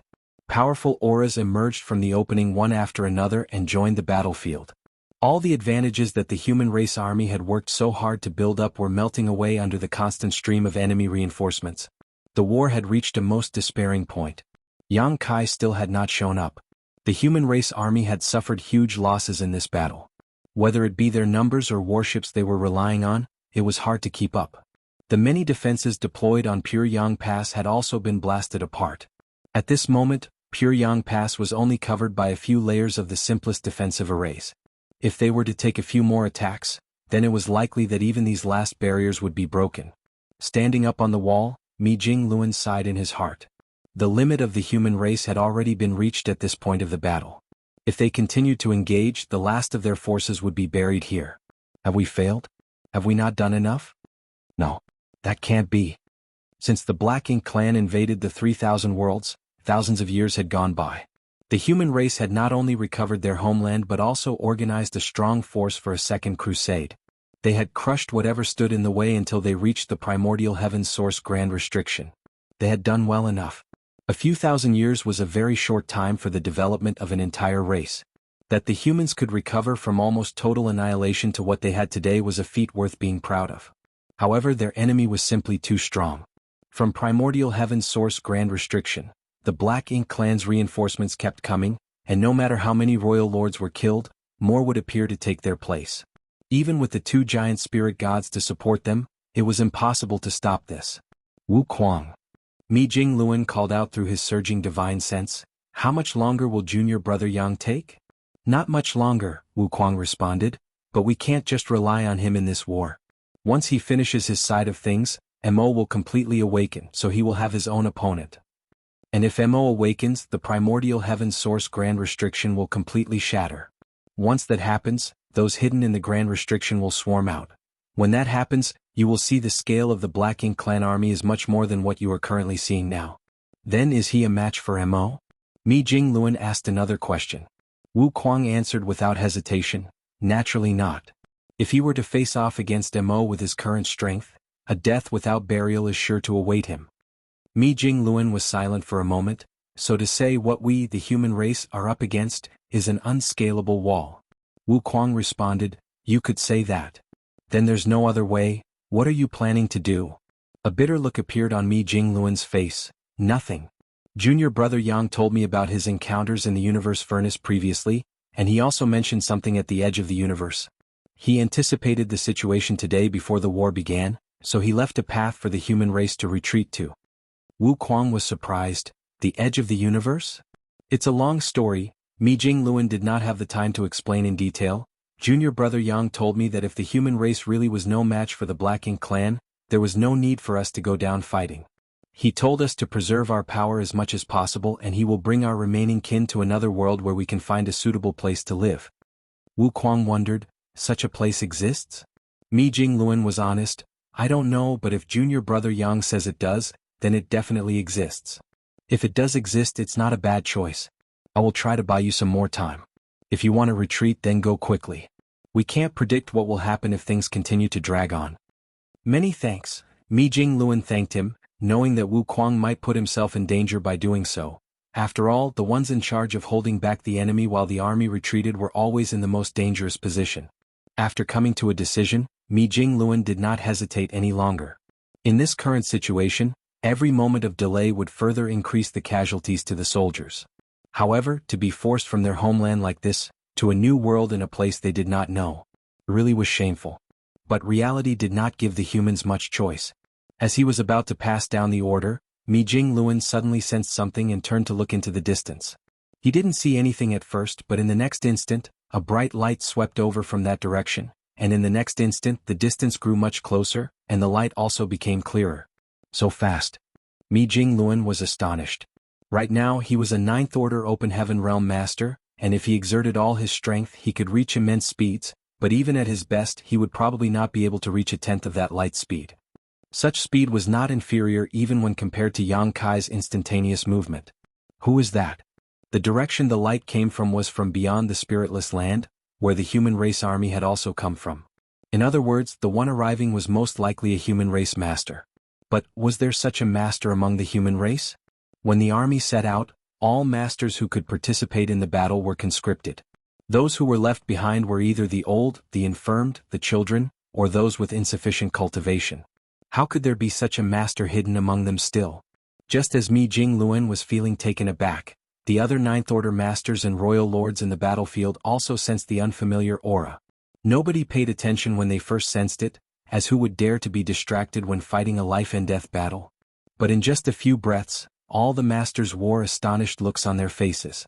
It was because the unfamiliar aura was approaching the battlefield at a speed beyond what they could fathom, and following the approach of that aura, a powerful force that made even the Ninth Order Masters and Royal Lords tremble pressed down on them. In just an instant, the light pierced into the battlefield. Since Mi Jingluan first detected the aura until now, less than 10 breaths had passed. He had been staring fixedly at it, but even with his current abilities in the Ninth Order, he couldn't see the face of the person who was coming. He only vaguely saw what seemed to be wings open behind the person's back, and it was from those wings that the dazzling light was flowing out. As this figure swept through the air, a long ribbon of light was drawn across the void. What's more, this figure disintegrated everything that stood in its way.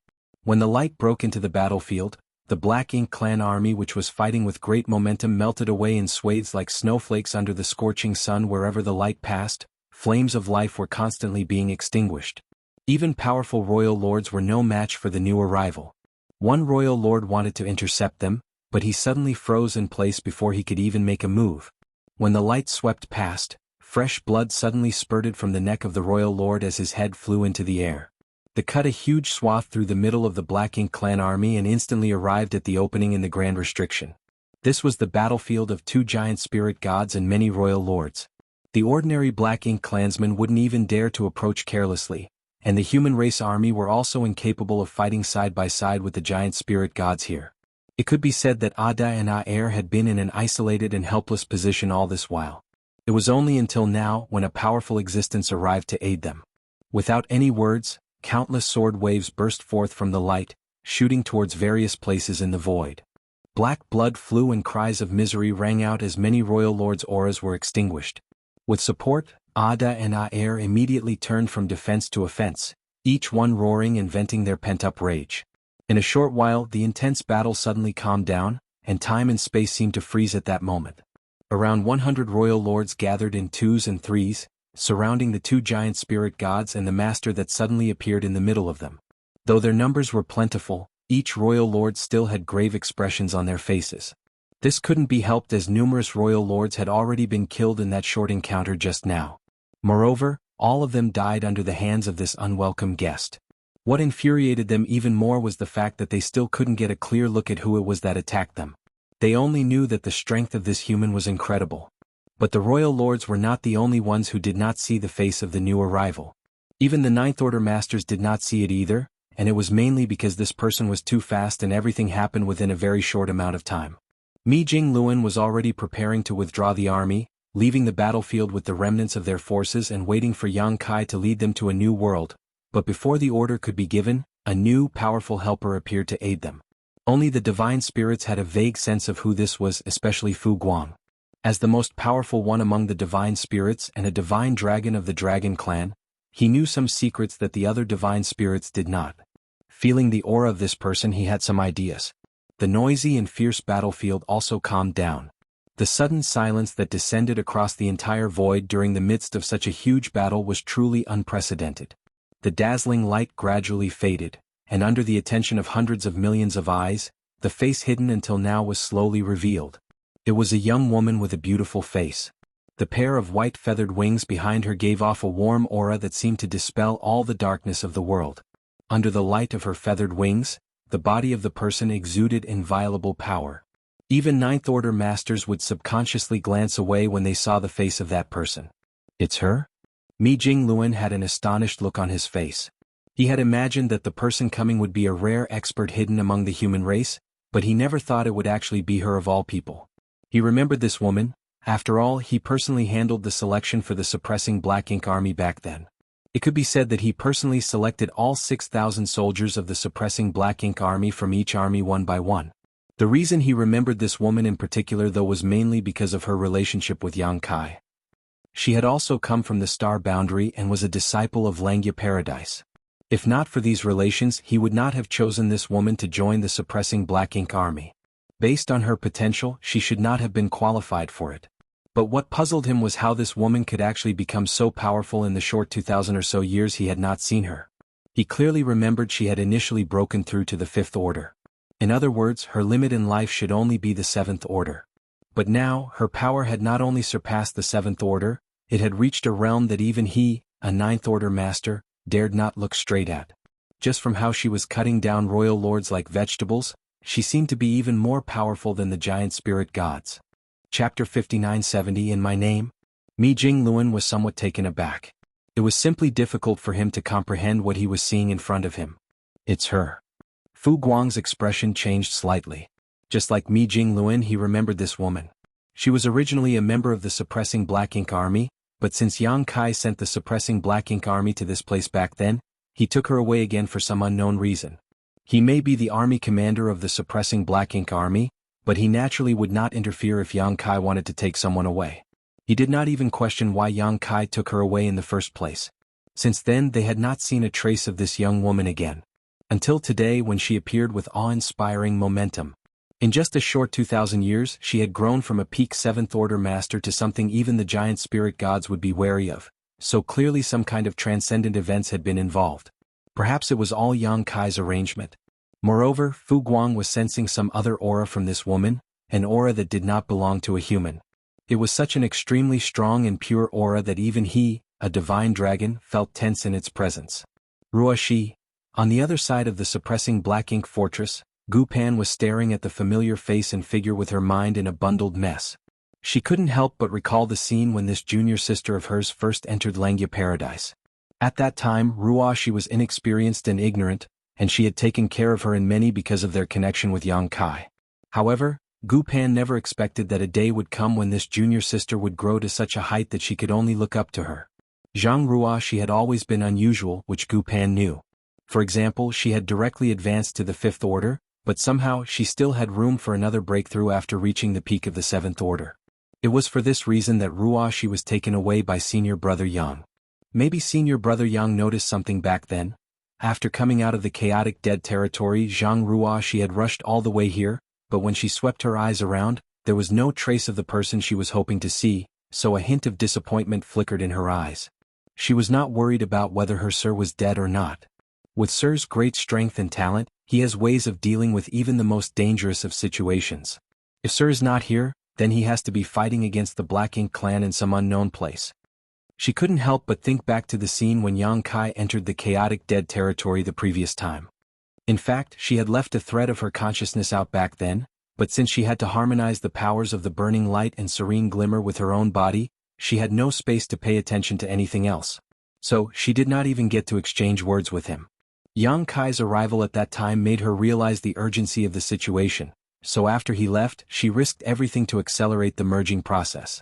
Fortunately, everything went smoothly. After she left her retreat, she immediately rushed to the star boundary. From there, she moved to the no-return pass where she learned about the crusade plan from the Void Guard stationed at the Universe Temple. She changed directions and used the space arrays set up by the Void Guard to teleport to the outskirts of the spiritless land, then she rushed to the battlefield from there. If not for that, it would have taken half a year to rush all the way here from the chaotic dead territory even with her current ability. Fortunately, I didn't arrive too late. Jianghu, she cheered inwardly to herself. Scanning the battlefield with her beautiful eyes, she observed the difficult situation the human race army was in. Lifting her broadsword up high, which was the source of the sword waves that cut down the royal lords earlier. In the quiet center of the battlefield, under the attention of hundreds of millions of pairs of eyes, Jianghu, she slowly brought her hands together, holding the hilt of her broadsword with its tip pointing down, before she thrust it into the void at her feet. A soft murmur came from her mouth, and though her voice was not loud, every living creature on the battlefield could hear it clearly. In my name, dispel the darkness. The wings behind her suddenly flapped open, and the aura emanating from the woman with her head down became even more resolute and inviolable. A point of light bloomed where the sword point touched before it exploded out like a great sun, spreading in all directions at an incredible speed. It was purifying light. Since Yang Kai brought the purifying light out of the chaotic dead territory, the humans had used it to reverse many declining situations for thousands of years, and even used it to refine weapons like the evil purging divine spears, but no one had ever witnessed such a large-scale eruption of purifying light. Even when Yang Kai sacrificed millions of small stone race soldiers to condense a burst of purifying light, that was like comparing a firefly to the bright moon that was the eruption today. The roughly 100 royal lords gathered nearby were the first unlucky ones to be hit. When the light spread out, they were all immediately engulfed by it. The pure light brought endless warmth and brightness to the human race, but it was like the vilest poison to the Black Ink clan. Howling, the royal lords tried to retreat, but the light was everywhere, enveloping them fully. Rich black ink strength was continuously bursting forth from their bodies, fighting against the erosion of the purifying light. The light continued to spread out in all directions and countless Black Ink clansmen wailed in agony. The auras of every Black Ink clansman, from innate territory lords, acquired territory lords, to feudal lords, all were visibly weakening at an alarming rate. Meanwhile, the thick black ink clouds that had been built up on the battlefield these past months were wiped away, quickly melting away like snowflakes under the scorching sun. The dazzling light soon enveloped the entire battlefield. For every passing moment, the energies in large numbers of Black Ink clan soldiers were purified, causing them to fall in droves. The light gradually faded, and the situation on the battlefield had undergone a remarkable reversal. 30% of the Black Ink clan army that numbered in the hundreds of millions had been wiped out by the eruption of the purifying light, and their previously tight formations were now filled with holes. Worse still, the Black Ink clouds and Black Ink strength that had been accumulating all this time were basically gone. These Black Ink clouds that filled the battlefield had been severely restricting the human race army's performance, creating a hostile environment that hindered their movements. But now, the Black Ink clouds were swept clean, and the terrain advantage that the Black Ink clan enjoyed no longer existed. In terms of environmental advantage, both sides were back now to square one. And all of this was achieved with just one secret technique from Jianghu. It was an astonishing feat. Even though the royal lords who had been repelled by the purifying light had suffered severe damage to their foundations, they were now even more determined to kill Jianghu after witnessing her terrifying power. They had no idea where this woman had come from, but they knew she possessed a tremendous power that could completely restrain the Black Ink clan. If this woman was not dealt with, the Black Ink clan would be in great trouble. What was more, the radiance of the wings behind Jianghu dimmed significantly after she brought out that burst of purifying light, and her delicate face was tinged with an unusual scarlet from her exertion. It was obvious that activating such a mighty purifying light explosion came at a cost to her. Now was the time when she was at her weakest. If they didn't kill her now, when would they? So, despite being extremely wary of Jianghu, the royal lords still swarmed towards her. They were originally focused on restraining the giant spirit gods, Ada and Aer, but now all of them had changed targets. Compared to the giant spirit gods, Zhang Ruoxi was their true nemesis. Figures in all directions rushed towards Zhang Ruoxi, aiming for her life. Ada and Aer roared in anger, and though they were able to hold down a group of royal lords with their powerful strength, they couldn't stop all of them. Even the group of royal lords that were stopped had volunteered to stay behind to pin down the two giant spirit gods. The remaining royal lords only had Zhang Ruoxi in their eyes, each one displaying intense murderous intent. Amidst the human race army, many Ninth Order masters grew anxious at this sight. Zhang Ruoxi was able to change the course of the battle with her power as soon as she appeared. Being able to control purifying light at will was the most vital weapon the human race needed at the moment. If she were killed like this, then even the last hope of the human race would be gone. Even if Zhang Ruoxi had previously demonstrated strength that surpassed even the giant spirit gods, it was obvious that bringing forth purifying light of such a scale consumed a lot of her strength. While she was now weakened, dozens of royal lords rushed towards her at once, and no one knew if she still had strength left to defend herself with. So, just as the royal lords took action, Mi Jing Luan roared in anger, "All soldiers, follow me into battle." The massive Pyongyang Pass was the first to charge out, heading directly towards Zhang Ruoxi while the various armies followed closely behind. Mi Jing Luan always had the appearance of a dignified scholar, and he was indeed a resourceful and shrewd man whose greatest strength was his strategic mind. Even in the most critical of situations, nobody had ever seen him lose his cool. Especially now that Pyongyang Pass was considered the human race's command center, it should have been guarded by the human race army while remaining in the rear. However, how could Mi Jing Luan care about such things in this critical situation? One could even say that this was a gamble. Pyongyang Pass's mobilization had disrupted the human race Grand Army's tight formation. If they failed to save Zhang Ruoxi now, then the first one to be annihilated when the Blanking clan surrounded them would be Pyongyang Pass. However, time waited for no one on the battlefield. Mi Jing Luan could not afford to wait and make preparations and plans. Urgently, he compelled Pyongyang Pass forward in hopes that he could arrive at Zhang Ruoxi's side in time. Pyongyang Pass and the royal lords moved at the same time, and Zhang Ruoxi was clearly able to sense this. Understanding what her allies were thinking, she couldn't help but laugh as she called out, "No need to be anxious, Supreme Commander Mi. Since I've come, I have the ability to protect myself. Don't forget it was Sir who taught me everything I know." While she was speaking, the royal lords had already closed in on her, hoping to kill her off quickly. The royal lords who were wounded by the purifying light did not hold back in the slightest. Each one of the attacks they used was the strongest in their arsenal. Instantly, terrifying powers broke out, and they were all converging on Zhang Ruoxi's position. This was different from their fight with the giant spirit gods earlier, where they were mainly focusing on restraining them. That was because the royal lords knew that trying to quickly kill the giant spirit gods would cost them a lot. The lives of many royal lords would have to be sacrificed if they were to attempt such a thing. What was more, once the Supreme One awakened, what would these trivial giant spirit gods count for? It was with those considerations that the royal lords maintained the intensity of their fight with the giant spirit gods, but they did not reach a point where their lives were put at stake. However, it was different when facing Zhang Ruoxi. Purifying light was something that even the royal lords feared greatly. Either they killed this woman or they would be the ones to die. That was why no royal lord dared to hold back, and all of them charged at her with all the strength they had. Chapter 5971, Personal Guard and Reinforcements.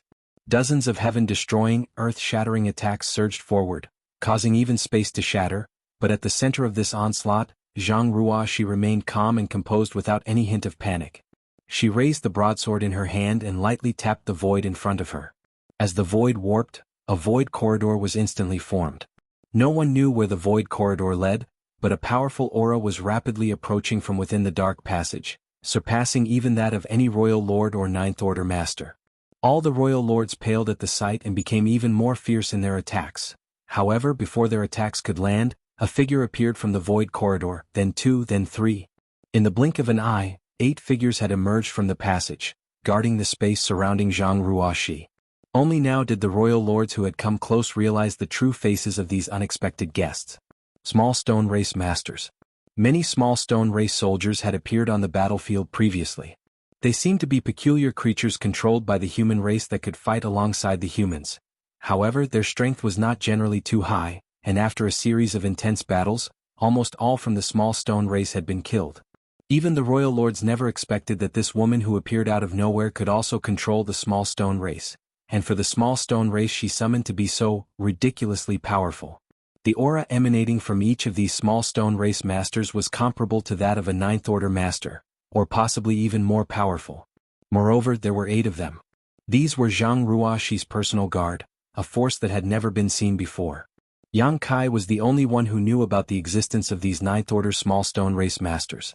When he went to the chaotic dead territory last time, he had experienced their might, and he knew that they were created through the harmonization of Yin and Yang by Zhang Ruoxi using her Heaven's Order bloodline. However, even Yang Kai did not fully know how many Ninth Order small stone race masters had been born in the chaotic dead territory. He only had an estimate. Back then he had also attempted to bring them under him through the great sun and moon marks, but he had unfortunately failed. At that time he speculated that the only person who could control them was Zhang Ruoxi, so even though he thought it was a pity, he ultimately gave up on them. As it turned out, he was right. There were a total of 8 Ninth Order small stone race masters, and their auras were linked as soon as they appeared, instantly forming a magnificent battle formation. At the center of this battle formation was Zhang Ruoxi, who was being protected by them.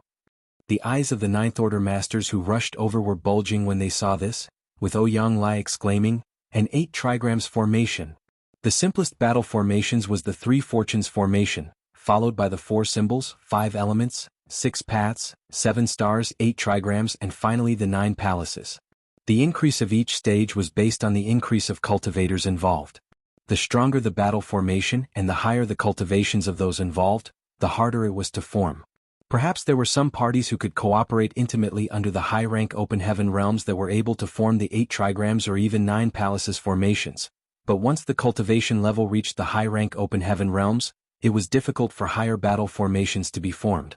In the existing records, the highest battle formation that 7th Order masters could form was the 9 palaces formation, which was a miracle achieved by the Dawn Squad under Yang Kai's leadership. Besides him, nobody else in the 7th Order had achieved such a feat. Even the 8 trigrams formation was difficult to maintain for 7th Order masters because the pressure on the person acting as the core was too much. Meanwhile, the strongest battle formation that 8th Order masters could form was the 8 trigrams formation, which was used to kill pseudo-royal lords. However, every time 8th Order masters formed such a battle formation, the backlash resulted in some, if not all of them, perishing. From this, it can be seen that it was extremely difficult for high-rank open heaven realm masters to form higher-level battle formations. As for the 9th Order masters, generally no one would form a battle formation. Not because it was impossible, at the very least, the simplest 3 fortunes formation could be maintained, but because there were only so many 9th Order masters. Even if forming a battle formation could make one stronger, it also consumed manpower and reduced flexibility. The 9th Order masters were already the strongest fighting force of the human race, so rather than concentrating all their power in one formation, it was better to let them act independently, which could better bring out their abilities. Theoretically, however, 9th Order masters should be able to form 4 symbols formations, but anything higher may not be possible unless they had someone like Yang Kai to act as the formation core. With his divine dragon body, he should be able to bear the burden of a 5 elements formation. As for a 6 paths formation, the possibility most likely only existed in theory. But what were the 9th Order masters witnessing at this moment? 8 9th Order small stone race masters had instantly formed an 8 trigrams formation. Even though they were separate individuals, they could perfectly form into a single entity without any strain. Such an incredible feat would be hard to believe if one did not witness it with their own eyes. 8 9th Order small stone race masters joining forces formed an impenetrable barrier around Zhang Ruoxi. Despite the attacks of the dozens of royal lords connecting as was expected, their heaven-destroying, earth-shattering techniques could not even budge the small stone race in the slightest. One should know that an attack of this level would injure even a giant spirit god. The royal lords were shocked beyond measure, but before they could react, a bright sword beam began to flicker, and the figure of Zhang Ruoxi, who was protected in the center by her personal guards, suddenly blurred. This just happened to be a moment when the royal lords were putting their all into delivering their most powerful attacks, so they did not have time to circulate energy into defending themselves. As a sword light flickered, black blood and heads flew. In an instant, the auras of nearly 10 royal lords swelled up before fading away. The surviving royal lords all retreated in shock. They had been living in the primordial heaven source grand restriction for their entire lives, so they had little understanding of the human race. However, they had been fighting against the giant spirit gods for months now, and they had the assumption that the giant spirit gods were the last trump cards of the humans. It was not until this moment that they realized that there was a more terrifying existence in this world besides the giant spirit gods. An existence of this level was something that perhaps only the Supreme One could defeat. The surviving royal lords wanted to escape, but soon enough, they realized that they were not only being pursued by the winged woman, but also by the Ninth Order small stone race masters. The moment Jianghu took action, so did the 8 who had formed the 8 trigrams formation. They spread out the battle formation and all charged towards the royal lords. The royal lords were caught in an extremely unlucky situation, but even though they had been injured by the purifying light before, they still had the heritage of royal lords and were not afraid of a single Ninth Order small stone race master. However, they soon realized that something was not right as they clashed with these small stone race masters. There was something unusual about the strength displayed by them, and it seemed to far exceed what should be expected. Upon closer inspection, they were shocked to discover that the aura of these small stone race masters were still closely connected to each other despite the fact that all of them were seemingly fighting alone. Most crucially, their auras were constantly changing and they could form different battle formations at any time or switch which one served as the core of that battle formation at will. The masters who had rushed over to help also noticed this, and all of them had incredulous expressions on their faces because what they saw before them was impossible according to everything they understood. When human race masters formed battle formations, they had to take great care in maintaining the connection of their auras. The worst possibility was if a battle formation collapsed due to the link being broken. Each time humans assumed battle formations, the masters had to divert some of their attention to maintaining its operation.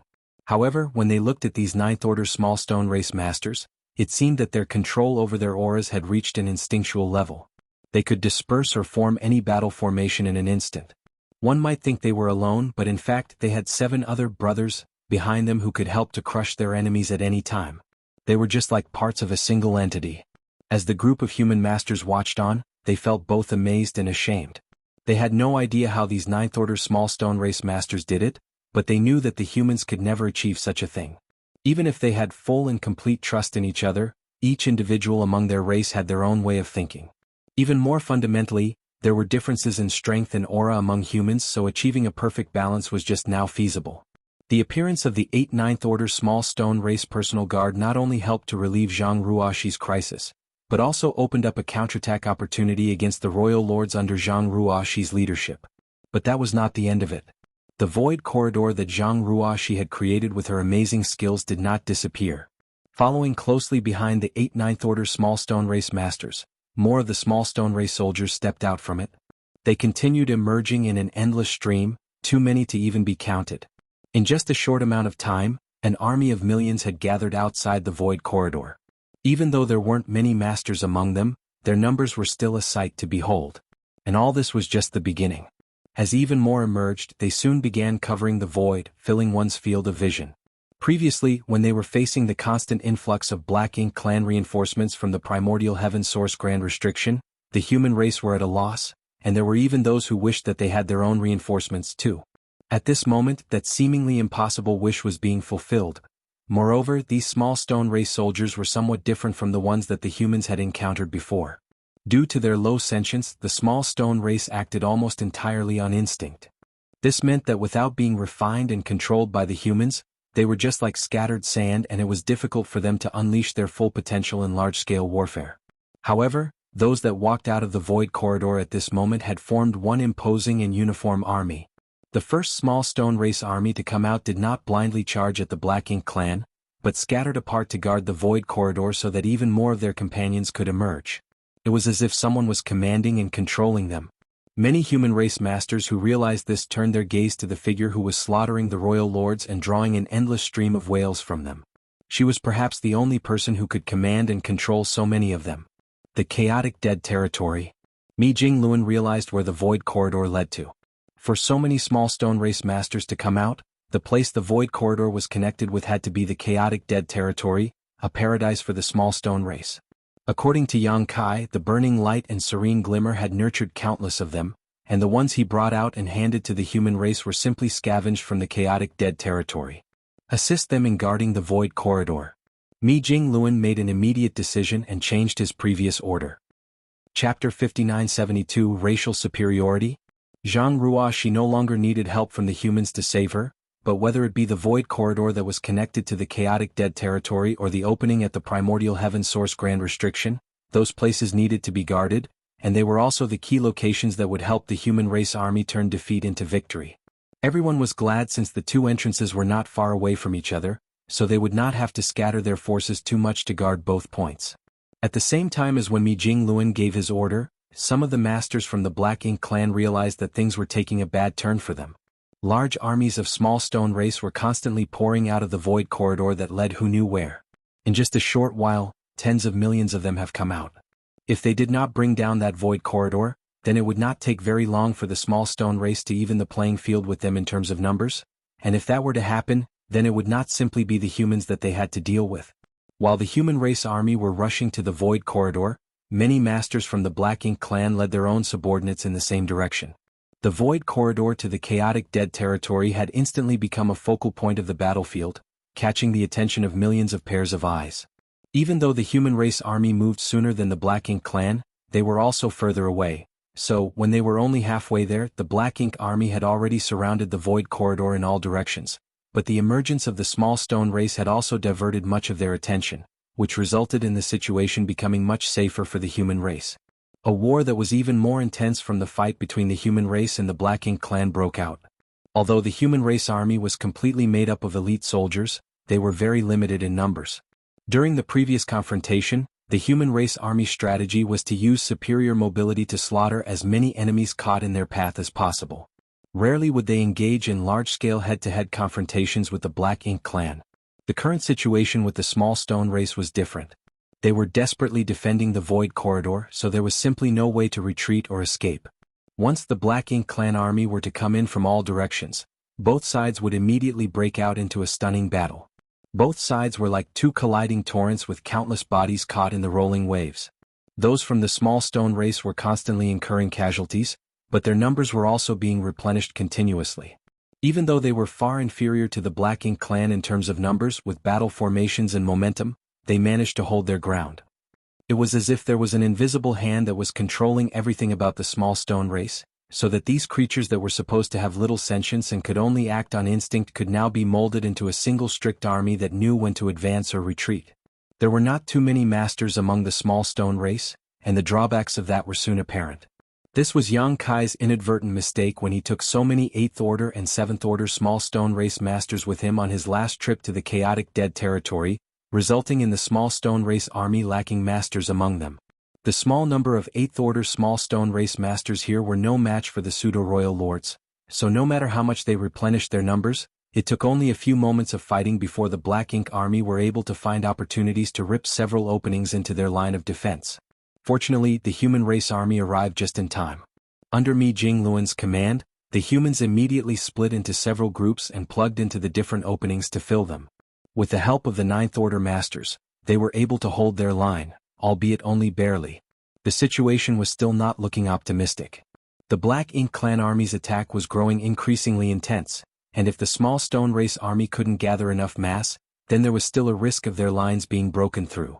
The small stone race in the void corridor were already gathering their troops at the maximum speed possible, but they could only barely keep up with the rate of their casualties. The defensive line kept on shrinking and the space for the joint forces of the small stone race and the human race to move around and was constantly being constricted. Black Ink clan seemed to have found a ray of hope and was attacking more and more aggressively. Originally, Zhang Ruoxi's emergence and ruthless slaughter were enough to deter the royal lords who were eager to attack, and now no royal lord dared to come out from the grand restriction, fearing that they would be killed next. However, one royal lord saw the situation from the opening of the grand restriction and rushed out without care to hold back the 9th Order masters and put pressure on the opposing forces. Now, the defense line being held up by the human race army and the small stone race army was in danger of collapsing at any moment. Once the defense line collapsed, not only would they not be able to defend the void corridor, but even the human race army that came to help would also be caught in the Black Ink clan's encirclement. At that point, other than the 9th Order masters who had the ability to escape, the others would all be at great risk. Red-eyed, Ada was fighting a group of royal lords. He had always been silly and foolish, so he was surrounded by the royal lords previously until he was covered in injuries. Now he only wanted to kill his enemies ruthlessly without a care for anything else. On the other hand, Aer, who was smarter, noticed the situation on the human race army's side, but he was powerless to help even though he wanted to. Just like Ada, he was surrounded by royal lords and was simply unable to divert his attention unless he could get rid of them. The only ones they could put their hopes on, Zhang Ruoxi and her 8 personal guard, were still chasing after the royal lords who had scattered and fled in all directions. There were dozens of royal lords at first, but only a little over 10 of them remained, all of whom were agile with their movements and had good luck, but under her pursuit, they would also fall sooner or later. She did not seem to have any intention of coming to their rescue. Just as the battlefield on the joint army side reached a limit and their defense was about to collapse, Zhang Ruoxi, who was chasing after the royal lords, suddenly stopped in place and without even looking, lightly clenched a fist in the direction of the void corridor. With this clenched fist, heaven and earth hummed and trembled. All over the battlefield, yellow and blue lights suddenly started moving. These lights came from the remains of the small stone race soldiers that were scattered among the Black Ink clan army. Since they did not possess flesh, if they were torn to pieces, not a drop of blood would flow out. They would only turn into pieces of stone like this. The power that nurtured them still remained in the debris. It was naturally the powers of the burning light and serene glimmer, the purest power of yin and yang. As the light emerged, all of the Black Ink clansmen who were enveloped by it had frightened looks on their faces.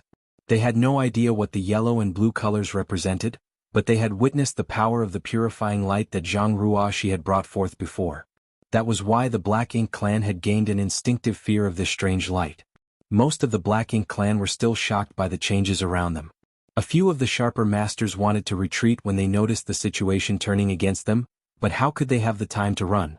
The defense line of the human race and the small stone race had been suppressed again and again.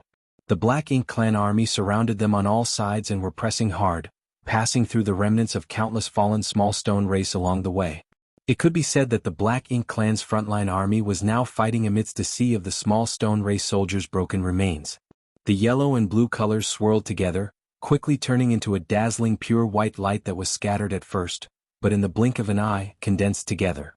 The white light was like an ocean, covering the vast battlefield.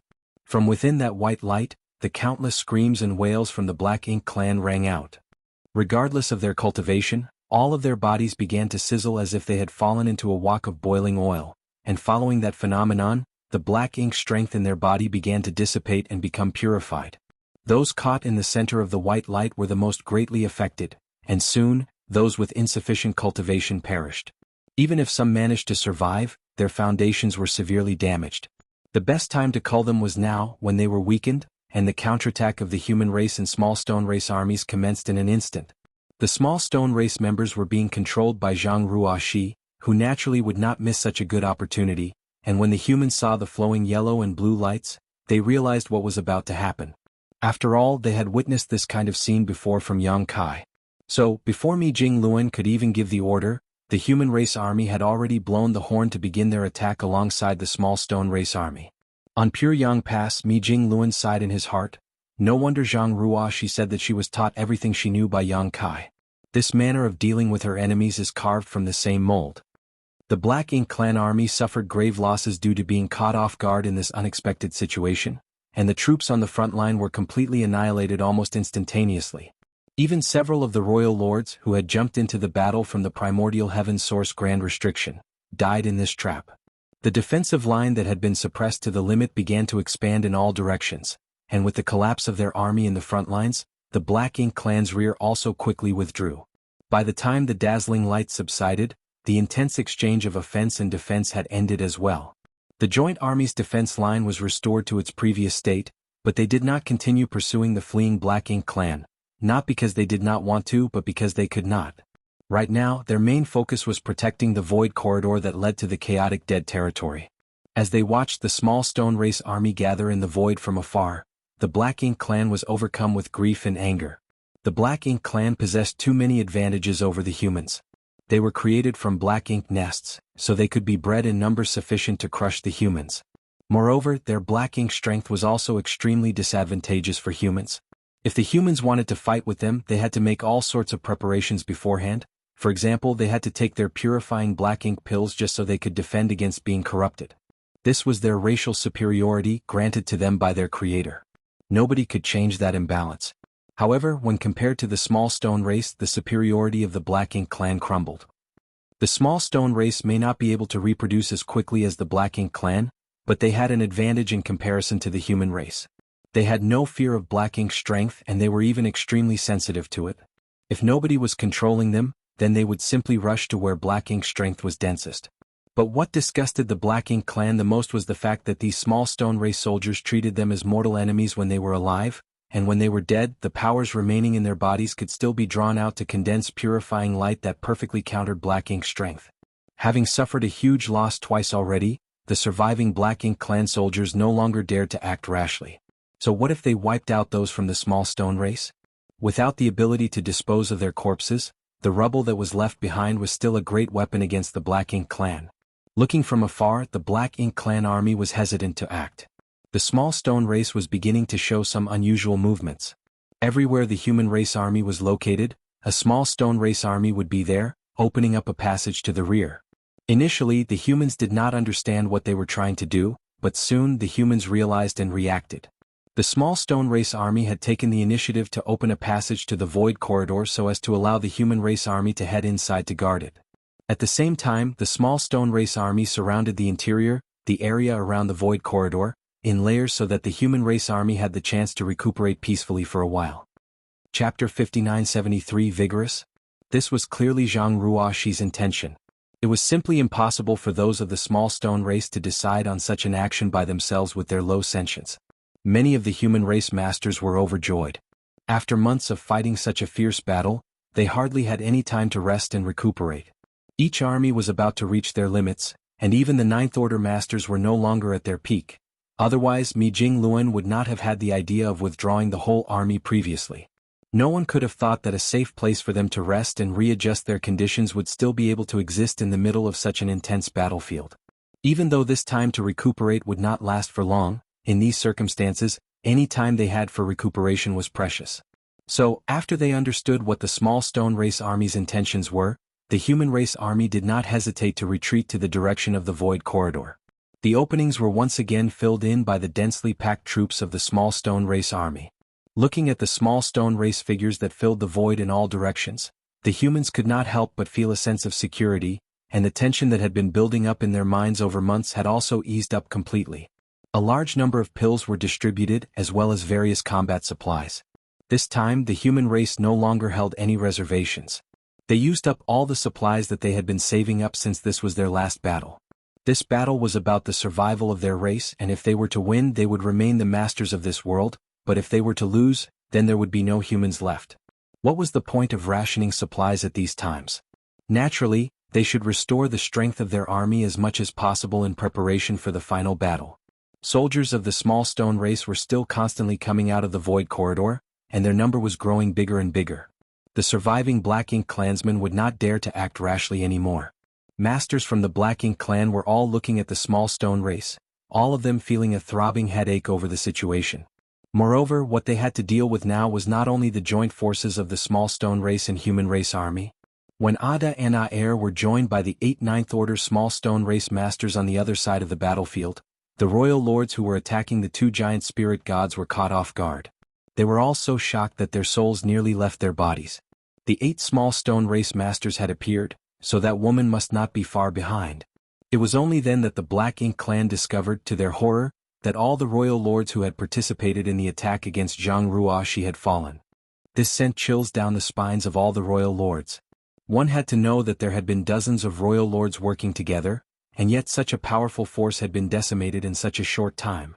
The number of royal lords surrounding Ada and Aer was not far from the number of royal lords who went to attack Zhang Ruoxi, but their allies had all been killed, so they were probably next on the chopping block.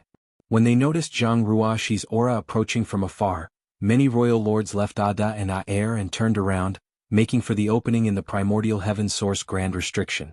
Together, they instantly broke through the defense line of the small stone race army and plunged into the grand restriction without even glancing back. For some of them, it had only been days ago they were dreaming of escaping this cage called the primordial heaven source grand restriction and conquering everything before their eyes. They had waited millions of years for this dream to come true. However, the feelings of joy did not last long. They had now realized that there was no safer place in this universe than the primordial heaven source Grand Restriction. Unless the Supreme One woke up, no one could stop that woman's massacre. With nearly half of the royal lords who were restricting them out of the way, and with 8 Ninth Order small stone race masters assisting them, the 2 giant spirit gods turned the tide in an instant. Ada reached out and grabbed a royal lord who was trying to escape and, with a roar of rage, stuffed the royal lord into his mouth.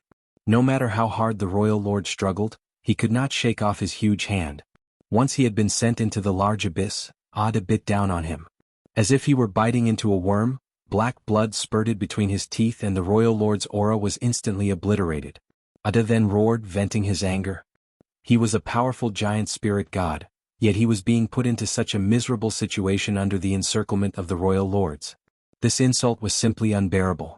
Ayer did not stay idle either. He punched and kicked, each blow appearing simple, but could in fact crush a large piece of the void, blocking the royal lord's plans of escaping. The wings on Zhang Ruoxi's back flapped, sending her across the battlefield as a long pure white band of light trailed behind her in an exceptionally beautiful sight. She did not care about the battlefield where the giant spirit gods were and instead charged straight past it and into the opening of the primordial heaven source Grand Restriction. Many other royal lords were watching the battlefield from within the Grand Restriction, including those who had fled back inside. They thought that they were safe inside the Grand Restriction. But then disaster followed. A commotion erupted at the opening, and royal lords were being slaughtered rapidly, their miserable screams ringing in the void. At the center of the small stone race army's defenses, among the human race soldiers who were recuperating near the void corridor, countless masters looked on in awe at this amazing scene. They had never felt as good and as happy as they were at this moment. Now that gets the blood going. Ouyang Lai quietly wiped the sweat from his forehead as he refined the medicinal efficacies of his spirit pills. Even he did not expect Zhang Ruoxi to enter the Grand Restriction. It was truly an attention-capturing event, especially since that was where the Black Ink clan's mother nest or source was located. Who knew how many royal lords were gathering inside? He had met Zhang Ruoxi a few times before and knew that this woman was very close to Yang Kai, but he had never known that she was this powerful. But what tickled his curiosity even more was how this woman's shocking cultivation had come about. The power that she wielded had already surpassed that of the giant spirit gods. There were still an indistinct but large number of figures standing around at the opening, and many more of the Black Ink clan's reinforcements were pouring out to provide support on the battlefield. However, Zhang Ruoxi rushed in and cut them all down like vegetables, sweeping the entrance clean until no more of their figures could be seen, and the Black Ink clan's reinforcements also came to an abrupt halt. It was not until an hour later that a figure emerged from the opening, the wings behind her back still as glossy as jade, a sight that dazzled all that beheld it. Damn woman. Have some consideration for the elderly. The voice of Wu Kuang rang out beside Ruoxi's ears, sounding slightly helpless. He was tasked with controlling the primordial heaven source Grand Restriction and was united as one with it in a sense, so every time the Grand Restriction was ripped open, he would suffer a certain amount of backlash. The openings that happened previously were mostly done of his own accord, so he could control them to a certain extent. However, when Zhang Ruoxi suddenly rushed in, the large opening in the Grand Restriction had been torn apart 3 times before, and though royal lords could pass through it, it was still not enough for someone like Zhang Ruoxi to pass through. Just now, Wu Kuang had almost shrieked when he saw Zhang Ruoxi rushing over. From his standpoint, it was as if an unstoppable force was charging at him.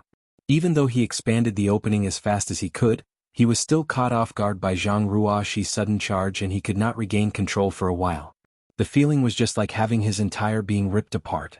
And that was why he had to complain. Zhang Ruoxi smiled, more or less understanding Wu Kuang's meaning. She then apologized. "Forgive me, Senior. It was Junior who was reckless."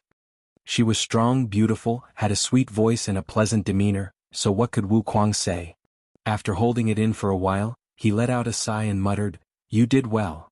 While others could not see what was going on inside the Grand Restriction, he could still feel a thing or two since he was in control of it. Within an hour of Zhang Ruoxi entering the Grand Restriction, no less than 30 royal lords had been executed. As for the weaker Black Ink clansmen, countless had perished. If not for the fact that the Grand Restriction was indeed unsuitable for long fights, Zhang Ruoxi would not have come out so quickly. Instead, she would probably have continued fighting for as long as possible before re-emerging. Senior is too generous. Junior has only done what was necessary. She looked up into the void. In the hour since she disappeared, something else had changed on the battlefield. The most obvious one was the fact that Ada and Aer had finally been freed from their predicament. The two giant spirit gods had been besieged by dozens of royal lords and were having trouble getting out, but thanks to Zhang Ruoxi's deterrent, nearly half of the enemies had fled back into the Grand Restriction. The remaining half were no match for the two giant spirit gods and the 8 Ninth Order small stone race masters and were soon smashed into pulp. At the same time, the small stone race army, which had been guarding the void corridor all this while, began to move as well. Up until then, they had been firmly guarding the space around the void corridor and even had the strength left to provide a sanctuary for the tired human race soldiers to rest and recuperate. But as time passed, more and more small stone race soldiers emerged from the passage. There were now over 100 million of them, and even more continued to pour out. No one had any guesses as to just how many small stone race soldiers there were gathered at the other end of the void corridor still. The number of troops that the small stone race had already surpassed that of the surviving Black Ink clan army. So, they attacked with determination. Divisions of the small stone race army launched themselves like rockets in the direction of the Black Ink clan army, holding them down in an endless spree of slaughter. A battle broke out again, but this time the attacking and defending parties were reversed. In the short time that passed, the small stone race had already amassed enough forces to confront the Black Ink clan head-on. The Black Ink clan was still massive in number, but they were being purged at an astonishing rate, demonstrating that they were also exhausted and defenseless. The smartest option now would be to make a strategic retreat. But where else could they retreat to other than the Primordial Heaven Source Grand Restriction? The void within Primordial Heaven Source Grand Restriction was their home, their foundation, but even if they could escape, the Primordial Heaven Source Grand Restriction could not move. To retreat back to the Primordial Heaven Source Grand Restriction, they had to first break through the small stone race army's blockade. As a result, the Black Ink clan army had no choice but to fight. As for the consequences that could arise from killing them, the Black Ink clan lacked the energy to care right now. By the time Zhang Ruoxi showed up, the two armies had already been fighting for a while, and while the small stone race army had suffered some losses, the Black Ink clan had suffered much more than them. This could not be helped, as though the small stone race army did not have many masters compared to the Black Ink clan. They had the help of 2 giant spirit gods and 8 Ninth Order small stone race masters. The Black Ink clan's defense lines held for less than an incense stick of time before the 2 giant spirit gods killed their way through and began wreaking havoc on them. The same was true of the 8 Ninth Order small stone race masters. Even the royal lords who were lucky enough to survive the initial culling could not hold out long against them. On the other hand, the humans, the ones who started this war, were resting at ease with the strong protection provided by the small stone race army. This gave the Ninth Order masters that were led by Mi Jingluan mixed feelings in their hearts. Chapter 5974 Long-Term Goal. Strictly speaking, this Second Crusade was taking place despite the human race not being fully prepared. Readiness was not a matter of willpower, but rather an accumulation of strength. It was easy to see just by the results alone. Without the help of Zhang Ruoxi and the small stone race army, the human race would have been defeated already. The original plan was for Mi Jingluan to withdraw with the army and wait for Yang Kai to return before leading the survivors to a new, distant world. Once they left, this whole region, covering the entire 3,000 worlds, would surely fall under the Black Ink clan's total control. Was it because the human race did not fight hard enough? Was it because the heavens did not favor them enough? It was neither. Great potential could erupt from a race during the critical juncture between life and death. In just a short few thousand years, the human race has grown from near total decimation to recovering the 3,000 worlds and the no-return pass, but that was already their limit. If they had not worked hard enough, they would not possess the heritage they have today, and if the heavens did not favor them, they would not have the open heaven realm cradles. However, when it came to facing powerful foes like the Black Ink clan, what ultimately mattered was strength. The time given to the human race was too short, so no matter whether or not they were ready for this crusade, they had to go on. That was because Mo was about to awaken. Under such circumstances, it was better to be proactive than reactive. After all these years of fighting, the human race army had already been tempered into one entity after going through the baptism of war, but it was still not enough. As the battle raged on, Mi Jingluan weighed his options before deciding to give up on supporting the small stone race army. The battle had not reached an end yet, and the small stone race army should have enough troops to hold their own. What's more, after this battle came to an end, there would be an even more treacherous one waiting for the human race army. The current human race army had to recover its strength for that impending moment. On the battlefield, cloud after dazzling cloud of purifying light erupted and filled the vast void, dispersing not only the scattered black ink strength, but also the black ink clan soldiers that were enveloped in it, severely damaging their foundation. The current situation on the battlefield was extremely bad for the Black Ink clan. The primordial heaven source grand restriction was no longer providing reinforcements, and even the royal lords did not dare to go near the opening to check out the situation for fear of being seen by Jianghu and drawing her wrath upon themselves. On the other hand, the small stone race soldiers still had a steady stream of reinforcements pouring endlessly out of the void corridor and entering the battlefield. Even though the Black Ink clan had tens of millions of troops left, it was still difficult to hold off their enemies effectively after losing the few royal lords and pseudo-royal lords they had to the 8 Ninth Order small stone race masters. The 2 giant spirit gods rampaged, and the 8 Ninth Order small stone race masters were also advancing like they were chopping down bamboo. Division after division of uniformed small stone race troops swarmed in from all directions. The circle was constantly shrinking, and lives from the Black Ink clan dissipated alongside its progress. It wouldn't be long before the small stone race army was able to wipe out the Black Ink clan forces scattered outside of the primordial heaven source grand restriction. On the 2306th world, where Yang Kai was suppressing and sealing Mo's source, a large battle was similarly going on. Mu's shadow was holding back the many Black Ink disciples of this world on her own so that Yang Kai could suppress and seal the source piece in peace. Summoning the profound source gate, a slit cracked open from the gate. Within its suppressing and sealing territory, Mo's source piece poured out. As with all the times before it, the source piece seemed to be pulled by an inexplicable force towards the open gate. Yang Kai had witnessed this scene many times before and was not the least bit surprised. According to Mu, the profound source gate was a supreme treasure born alongside the universe, outside which the primordial light was born, and behind which the primordial darkness was nurtured. The primordial light was symbolic of all the brightness and wonderfulness of this universe. Not bound by the profound source gate, it left after its inception, but the darkness born within the profound source gate could not as easily escape. That was until the primordial darkness gained sentience of its own after accumulating for endless years. That was Mo. For Mo, the profound source gate had the natural power to suppress and seal it, which was why Mu hid the profound source gate in the primordial world. Only the profound source gate could suppress and seal Mo's source. Each of the previous attempts was uneventful. Once the profound source gate was summoned and opened up, the source piece would be drawn into it and sealed. But this time things were not quite the same. Yang Kai could clearly sense Mo's source piece struggling violently, as if it had a consciousness of its own, trying to escape the pull of the profound source gate. However, it was still only a small piece of a whole, and in the end, it could not resist the profound source gate's power. As the source piece was about to pour through the gate, a pair of eyes suddenly opened in the darkness. The eyes were so indescribably black that they seemed to contain all the darkness in existence. Even Yang Kai could not help but feel a chill run through his body as they stared at him. Fortunately, it was just for a moment before the source piece disappeared into the gate, and the chilling sensation disappeared without a trace. We're reaching the limit. Yang Kai had a feeling. He had traveled through more than 2,000 worlds on his journey, and had managed to suppress and seal almost 1,000 pieces of Mo's source. Mu had divided Mo's source into 3,000 pieces and sealed them into 3,000 different universe worlds, and through his journey Yang Kai managed to suppress and seal a lot of them despite all the twists and turns he encountered along his way. This amount was almost 30% of Mo's source pieces, which was already a very fruitful number. The more source pieces that were suppressed and sealed, the greater of an impact there would be on Mo. Even if Mo were to awaken completely at this moment, its strength would still drop drastically from its peak due to its compromised source. But it was still not enough. After all, Mo was said to be in the legendary creation realm. Without facing it directly, nobody could predict just how powerful it really was.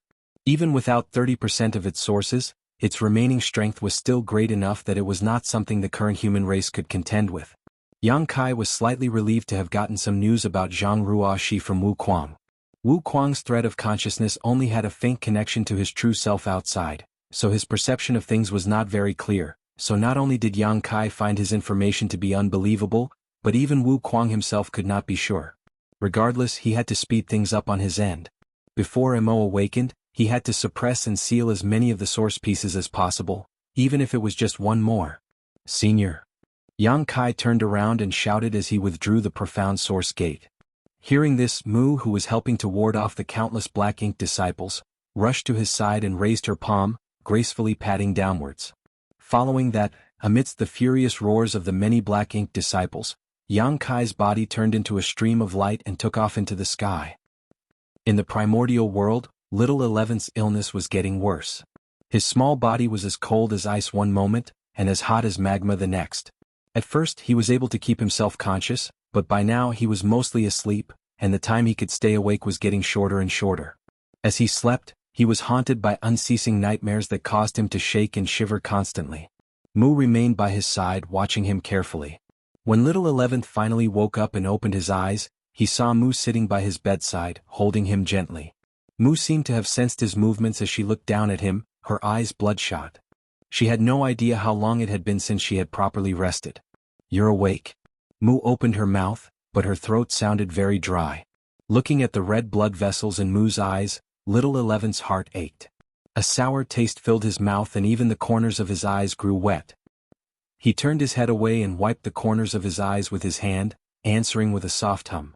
Mu placed her hand on little 11th's forehead and felt it carefully for a moment before saying joyfully, "Your fever has gone down. How are you feeling now?" Little 11th was silent for a moment before saying, "Much better." Mu smiled and withdrew her hand. "Good. Get some more sleep and you should get better then." Little 11th opened his mouth. "Sixth sister, I don't want to sleep." He had slept enough already. "Then what do you want to do?" "I want some kanji." The sister and brother, unrelated by blood, had been living together and relying on each other for survival in this bustling city. Mu had cooked many delicious foods for little 11th, but what he wanted most at this moment was the plain rice kanji cooked by her. This was the first food he had eaten since waking up in this world. "Sure." Mu raised her hand and gave him an affectionate tickle on the nose before getting up. "In that case, wait here for a while." Little 11th fell silent. Very soon the kanji was ready. Mu brought in the pot of cooked kanji and was just about to serve little 11th a bowl when she saw him get out of bed, sit by the table and pull the pot closer to himself. Mu laughed. "You're planning to eat that much? Be careful or you'll spoil your tummy." Little 11th huffed. "I want to eat. It's not like my tummy is weak." Mu was helpless. Good, you can have it all. If you can't finish it then you better watch out or I'll spank your bottom." Little 11th couldn't help but clench his butt a little and blushed. "I'm not a child anymore, stop spanking me for no reason." As soon as he finished speaking, Mu pressed on his nose with a finger, immediately creating a pig's nose on little 11th's face. Little 11th shook his head in annoyance and sniffled, "You're so childish. You're always doing these childish things." Mu covered her lips and giggled, but she stopped teasing him, instead handing over the wooden spoon she brought. Little 11th picked up the bowl and held the clay pot in his arms, digging into his meal. Mu sat by quietly watching him, saying from time to time, "Eat slowly and be careful so you don't burn yourself. It's not like anyone is going to steal it from you." From time to time she would help him wipe the corners of his mouth. The freshly cooked kanji was so hot that little 11th kept sucking in his breath. Even his face had grown red and his head was steaming from the heat. It took about an hour, but he did manage to finish it eventually. Even the bottom of the pot was scraped clean without a drop left behind. Mu peered into the pot and joked, "If you ate nicely like that every time I could save the effort of washing the dishes." Little 11th rubbed his round tummy and made a face at her. "Then won't you turn into a lazy woman? Be careful or you won't be able to get married in the future." Mu raised her hand and smacked him upside the head. "It's not up to you to say whether I can get married or not." Little 11th held his head with both hands and complained, "You're hitting me again, I'm still a patient." Mu raised her hand as if to strike him again, but in the end she just stroked his head gently. Little 11th lowered his head. The atmosphere turned silent. Chapter 5975. Hello, we finally meet. In a humble house on the edge of Dawn City, a pair of sister and brother sat opposite each other. Only after a long time did little 11th speak. "Sixth sister, what's the matter? Let's talk after I've finished washing the dishes, all right?" Mu smiled, got up and picked up the clay pot before walking out. Looking at her back, little 11th sighed, a sadness that did not match his age appearing on his small face. The dust-covered memories from long ago began to stir. In the boundless darkness, where not a trace of light could be seen, a consciousness began to emerge. At first, it was dull and incomplete, just fumbling through the infinite darkness by instinct. After an unknown period of time had passed, that consciousness slowly became complete, and as it did so, it gradually became aware of its surroundings. It was as if it was trapped in a strange place, a place of nihility and emptiness where time flowed endlessly, and that made it feel lonely. It began to consciously search for a way out so that it could escape from this place that was keeping it trapped, but it did not even know why it wanted to leave. All its thoughts and actions were purely based on its instinct. It took action but to no avail, and after long years of suffering, it finally found the way out of that place. However, there was a tightly sealed gate blocking the way. It tried with all its might to break it down, but it was as if the strange gate had a complete suppressive power against it. No matter how hard it tried, it could not budge it in the slightest. Day after day, year after year, it gradually came to feel an emotion called despair. It understood that it was impossible for it to open the gate with its own power. Despair never came without reason, it only appeared when one's hopes were extinguished. For countless years it lived in this dark, lonely world, never understanding what despair meant, until the seed of hope was planted in it. Ironically, from the same gate it found. Countless years of hard work came to nothing in the end, and the ultimate decision to give up was overwhelmingly frustrating. Perhaps it was destined to live in this dark world forever, it thought. That was until one day, it suddenly heard some strange noises when it was sleeping peacefully behind the gate. Until then, it had never even known that such a thing as sound existed in this world.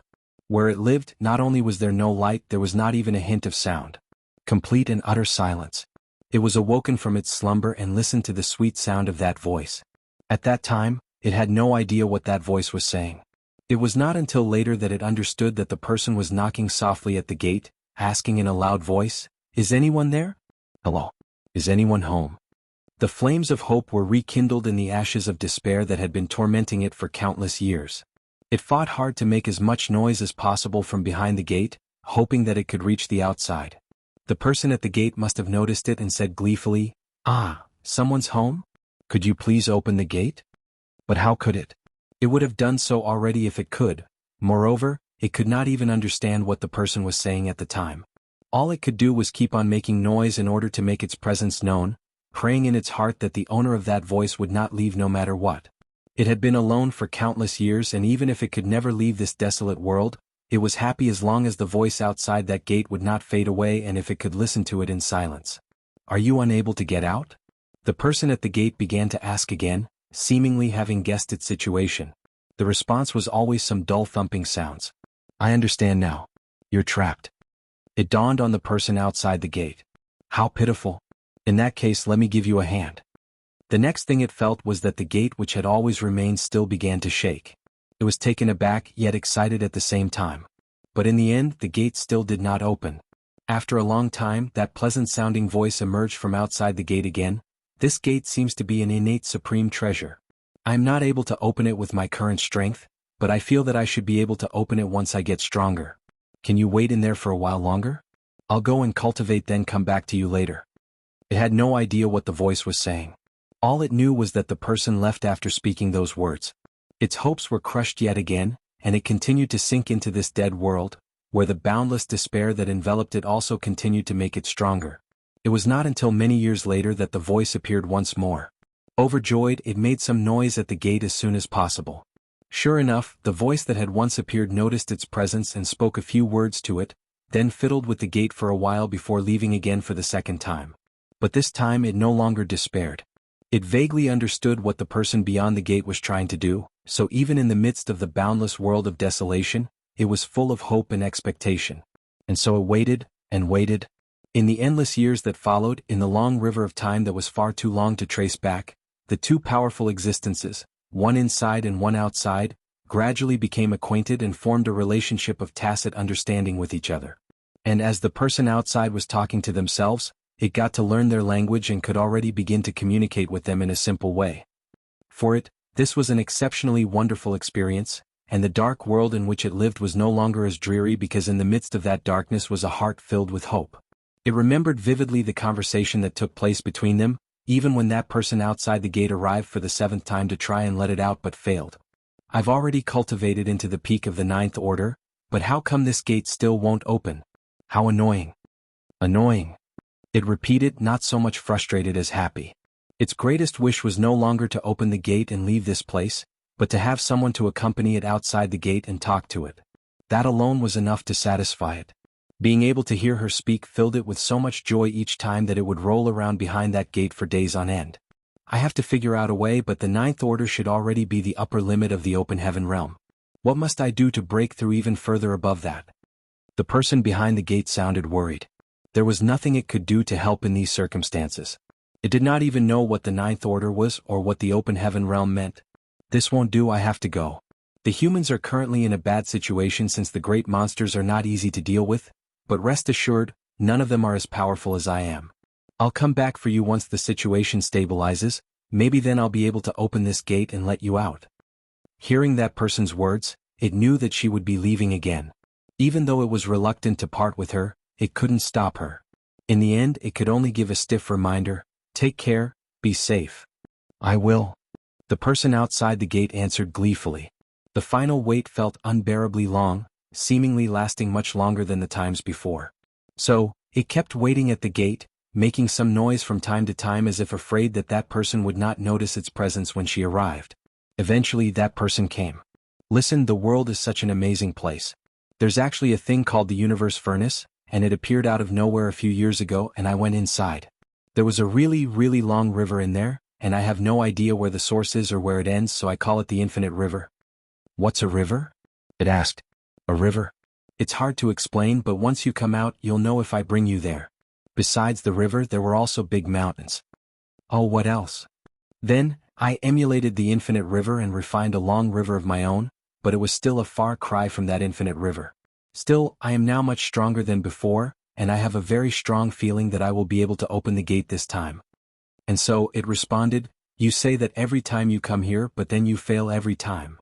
The person outside sounded disgruntled. Wow, you've actually learned to insult me. That makes me mad. No, I wasn't trying to. It felt guilty and apologized in a panic. The person outside the gate giggled. The sound of her laughter sounded even better than before. I was just kidding. You're so gullible. After making sure that she wasn't really angry, it finally felt at ease. All right, I'm going to open the gate now, so stand back, or I might accidentally hurt you, said the person outside the gate.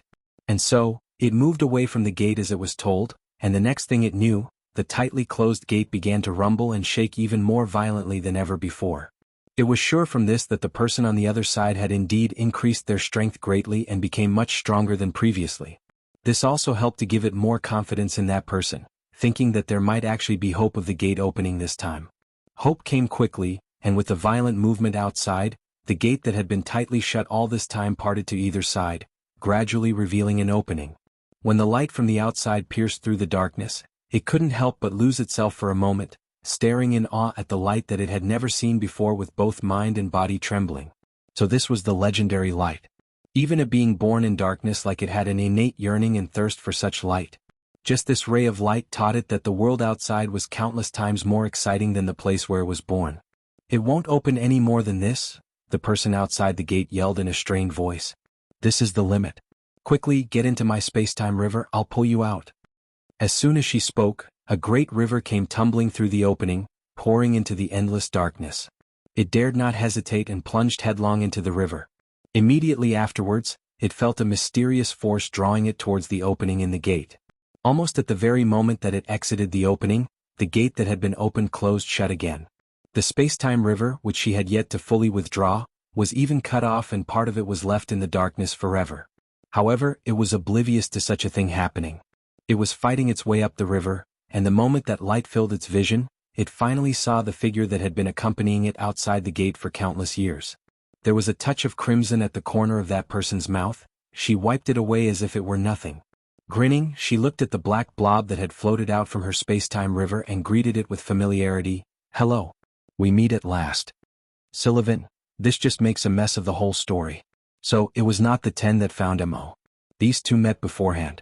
Not sure how I can fix this equals okay.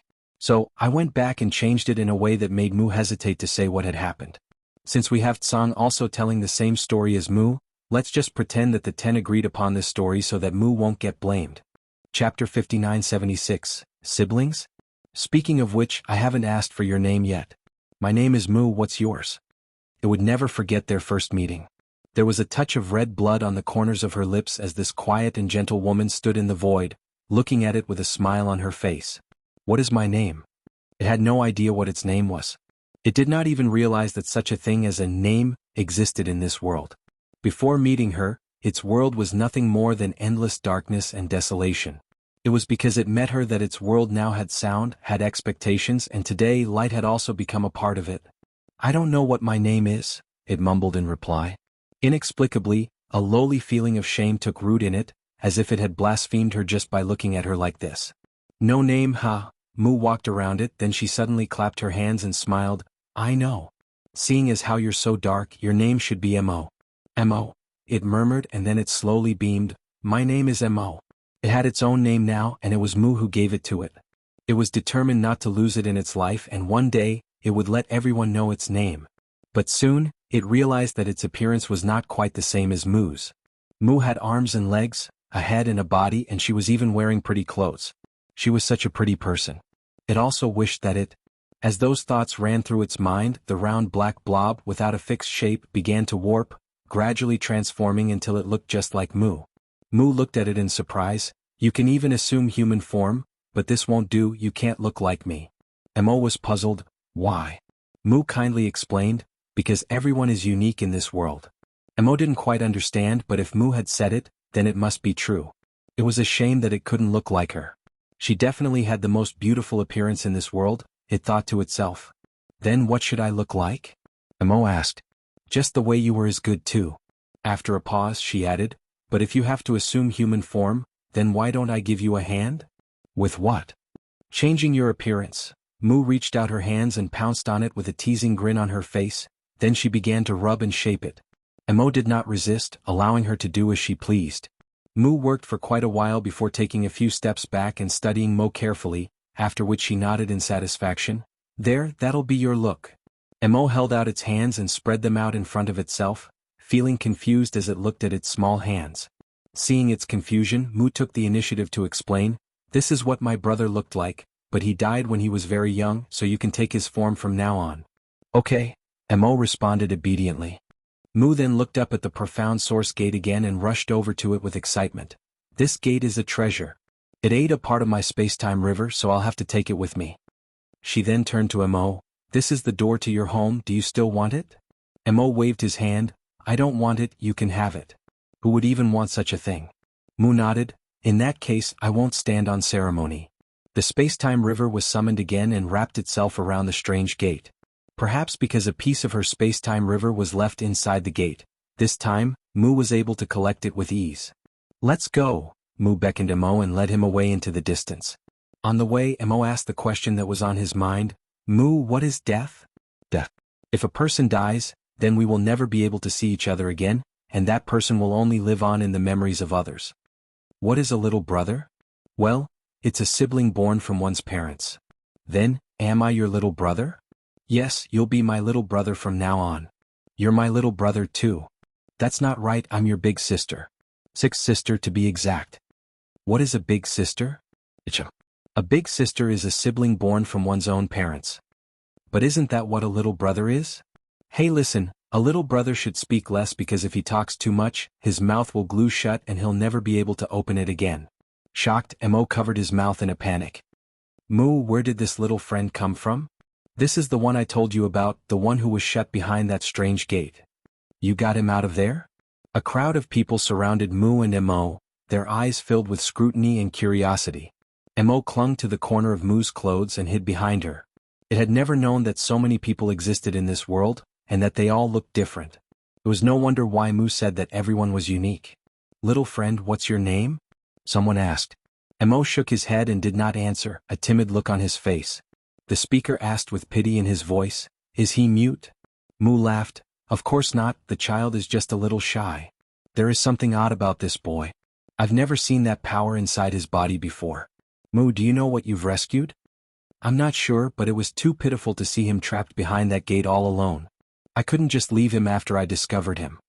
I just hope you know what you're doing. Rest assured. With how weak he is, he can't do much even if the power inside his body is a little strange. I'll keep an eye on him." "That's good. Right now the great monsters are running amok and our people are in a tough spot. We can't afford to deal with any more trouble." It was Mo's first time meeting someone other than Mu, and after a brief conversation with them, he was led off to rest by Mu. In the days that followed, they slowly came to know each other better and it became clear that Mo was no mute. Mo had also figured out the relationship between these people and Mu. The 10 of them had such a close bond that they called each other siblings. Mu was ranked 6th out of the 10, which was why Mu asked him to call her 6th sister on the way here. As he was the youngest, he was affectionately called Little 11th by everyone. Mo also finally figured out what a big sister and little brother was. It even witnessed death. In those days, the great monsters of the early ancient era were committing atrocities all across the land, and the human race chose to stand up to them, thus everything under the heavens was put under a constant baptism of blood and war. It was not known just how many humans had thrown away their lives in those battles. For a being who had been locked behind a gate all this while, it was a great shock for Mo to suddenly see such an unimaginable scene. Because of Mu, it began to think of itself as a human, and as it watched Mu and the 9 others busying about, it too wanted to help. It wanted to kill those early ancient era great monsters and give the humans a peaceful place to live. Mo began cultivating, but the human race's open heaven realm method did not suit it at all, and no matter how hard it tried, it could not raise its cultivation. That was until one day it unwittingly felt the power surging deep inside the bodies of some of the humans, and almost instinctively, it drew that invisible and formless power into its body, refining and absorbing it. It actually felt as if it had grown a little stronger. Mo was both pleasantly surprised and horribly terrified by this discovery. It was pleasantly surprised to have found a way to cultivate, but also terrified because it had never heard of this kind of cultivation before. It went to look for Mu at once to ask for clarification. However, Mu was out fighting at that time. By the time she returned, it was several dozen years later, and Mo had grown significantly stronger. Mo could not forget the joy on Mu's face, how happy she was that it became stronger. The words that reached its mouth were stuck there, but Mo suddenly realized that this was not so bad. As long as Mu was happy, what else mattered? Having found the right path to cultivate, Mo's strength soared by leaps and bounds. One day, it would finally become strong enough to step onto the battlefield. Mu did not give it any preferential treatment just because of who it was, and Mo simply participated in its first battle against monster race as the most ordinary of human soldiers. After all, Mu was one of the 10 commanders of the human race of that era and had more important things to do than babysit. It was impossible to keep Mo by her side and watch over it at all times. During Mo's first battle, the army that it was in was ambushed by the early ancient era's great monsters and torn to pieces. The casualties they suffered were severe. Mu rushed to provide support when she received the news, but by the time she reached the battlefield, the fighting was over. Originally, she thought that Mo was already no more, but what she saw instead stunned her. The human race, which had been at an absolute disadvantage in terms of military strength, had won the battle at a huge cost, with just 30% of their forces surviving in the end. Mo stood in the middle of the bloody sea of corpses, with many of the early ancient era great monsters nearby bowing down in submission as the cheers of the surviving soldiers came like a tide. It was only after this that Mu learnt that Mo had used its power at the most critical moment, causing monster race masters to change sides, leading to their eventual victory. It was only now that she realized the special nature of black ink strength, which seemed to have the ability to twist the mind and spirit of living beings. Mo had no choice but to confess to Mu about its years of cultivation, and that subduing monster race masters with its power was just an idea that happened to crop up. It had never done it before. For the first time, Mu reprimanded him. Mo panicked, not knowing what it had done wrong, but seeing Mu's reaction, it knew it had to have done something wrong. After scolding Mo, Mu couldn't help but sigh, saying that it wasn't its fault before leaving with a grimace. As it watched Mu's somewhat sullen back, Mo vowed to itself that it would never use that method of cultivation again, nor would it ever use its power to subdue any living creature. However, things rarely went as one wished in life. As the battle between the humans and monster race raged on, the fighting only became more and more fierce. Even if the human race had the 10 martial ancestors, the early ancient era great monsters had a considerable number of powerful masters of their own. Things were looking increasingly dire for the human race, and there were even many who had submitted to the monster race, willingly becoming their slaves in order to survive. Battle after battle, Mo, who had witnessed countless deaths, could no longer resist the urge to use its power once more, twisting the hearts of the humans who turned against them. Not one person on the entire battlefield was spared during that event. Even those of the monster race were subjugated by it. In that battle, the human race army, which had not seen glory for a long time, received an overwhelming victory. Chapter 5977 The Right to Live. Once the darkness was unleashed, it was difficult to seal it up again. While the 10 martial ancestors were fighting against the early ancient era great monsters at the forefront of the battlefield, Missouri subordinated batch after batch of helpers, leading the human race at the back and obtaining victory in every battle. As time passed, it became stronger and stronger. Mo had achieved what it vowed to do back then, to spread its name and make itself known to all of the humans. There was not much that it wanted from this. Mo just wished to end this war as soon as possible, then Mu would have more time to accompany it again. It was willing to use any means to achieve that goal, bestowing great power on the humans who feared and avoided the war so that they could become fearless.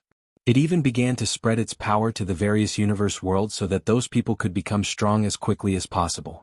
All its hard work and dedication had been worthwhile. Mu and the other 10 martial ancestors slayed many of the early ancient era great monsters at the battlefront, achieving a full victory. Meanwhile, the human race army that Mo led was also very successful on each battlefield. The living space for monster race was constantly being shrunk. The human race was about to usher in their final victory.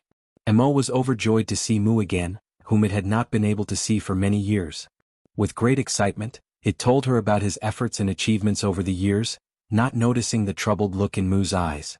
Mo made a wish in front of Mu, that they would never have to be separated again once the war was over. Rubbing its head, Mu agreed. From then on, Mu would bring Mo along wherever she went. Mo was no longer allowed to use the power it had used before, and it was no longer allowed to set foot on the battlefield, but it did not care.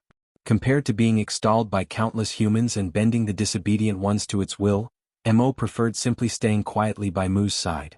The war finally came to an end and the human race emerged as the final victors, becoming the masters of the universe while the early ancient era great monsters were almost slaughtered to extinction.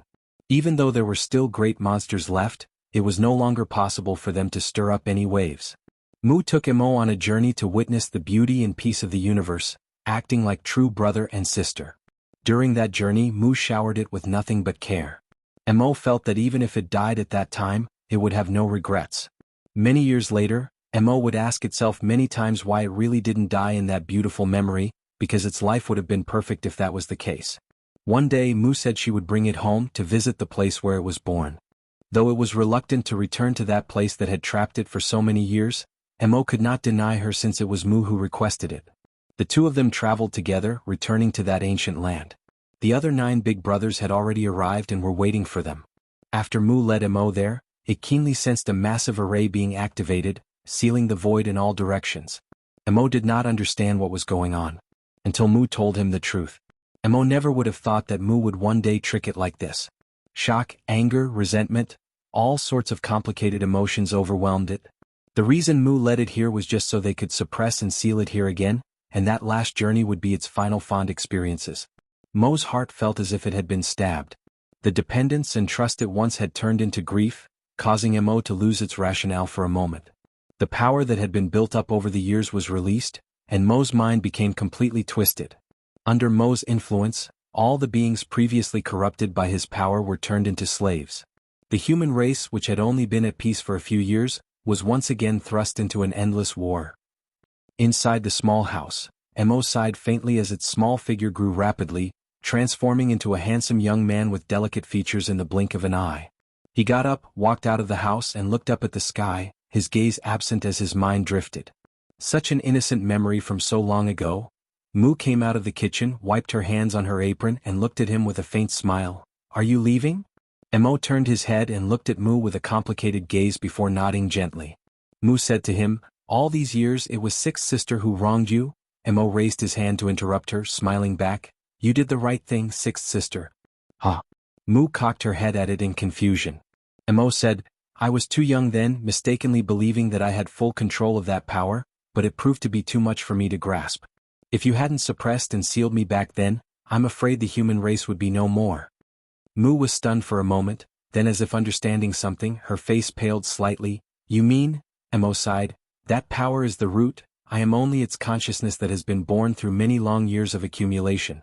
Even though you have taught me about all the wonderful things in the universe, in the end, not everything is good in this world. No matter the kind of consciousness it birthed, its power will continue to grow, and one day even that consciousness will become its slave. When that happens, only one instinct will remain, to conquer and enslave everything.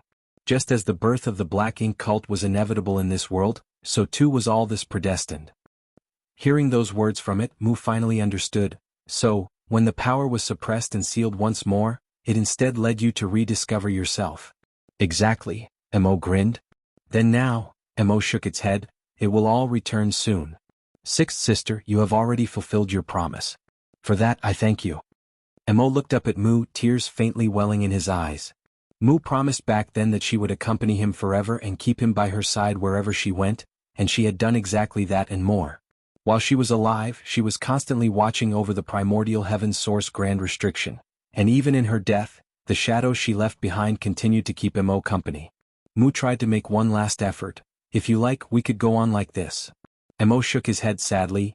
I can't stop it, and besides, since I was born, I too should fight for my right to live. These words caused Mu's heart to clench.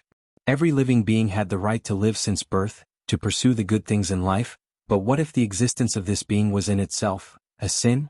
Mo looked at Mu with a deep gaze as if he wanted to brand the figure before him into the deepest part of his mind, into his life, never to be forgotten. He then murmured softly, besides, a world without sixth sister no longer needs to exist. Mo opened his arms as if to embrace the entire world. Winds rose and clouds surged. A black ray of light suddenly descended and entered Mo's body, causing his aura to swell explosively. This was followed by a second, then a third. All the inhabitants of Dawn City looked up in shock, only to see an endless stream of black light coming from nowhere in the sky, falling incessantly towards a certain spot in the city where a terrifying aura was surging. The inside of the holy temple of the light spirit religion was a chaotic mess. The Order Lords wanted to go and find out what was going on, but they could barely even move their bodies when they felt that terrible power. Everyone's eyes were filled with horror. The turbulent wind blew the small house down, but Mu stood still, completely untouched as Mo had enveloped her in a force that was protecting her. In the 2639th world, Yang Kai managed to repel the attacking Black Ink disciples together with Mu's shadow, but not without difficulty.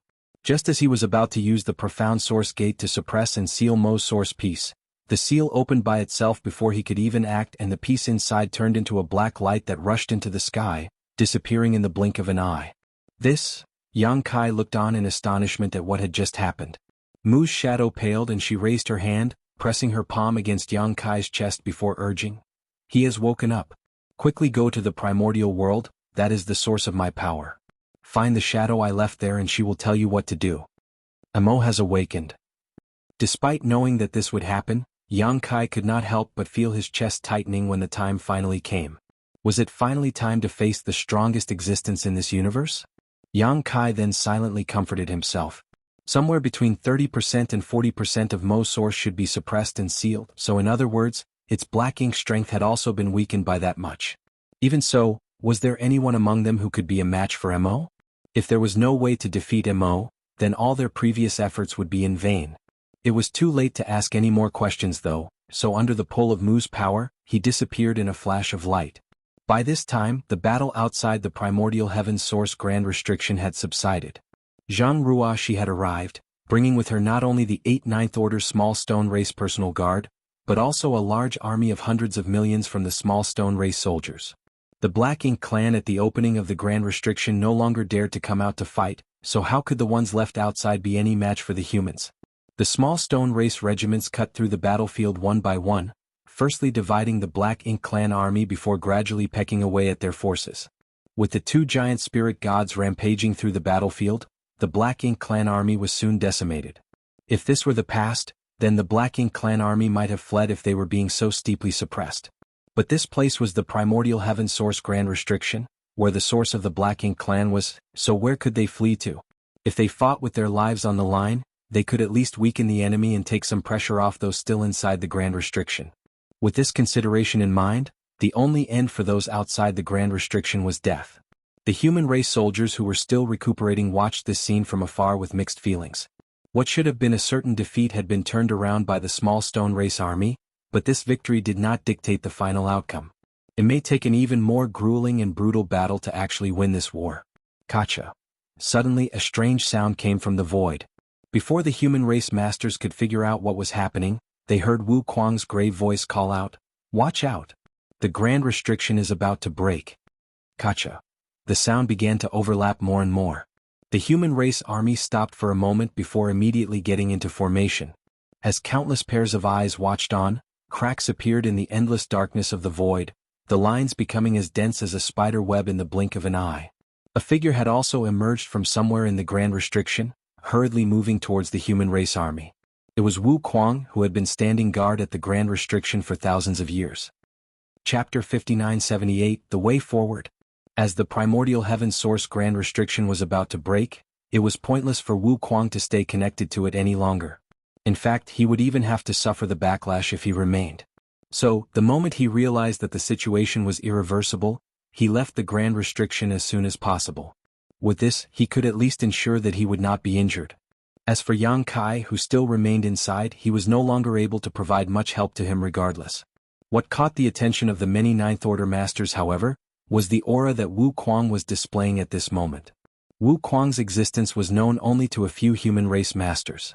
They knew that he was sent here by Yang Kai to guard the primordial heaven source Grand Restriction, but no one knows how strong he was, not even Yang Kai. After all, when he sent Wu Kuang here, he was only in the 7th Order Open Heaven realm. Even though he later broke through to the 8th Order and then the 9th Order, no one had any close contact with him, so they could only speculate on his strength. At this moment, Wu Kuang's strength was finally revealed to the world.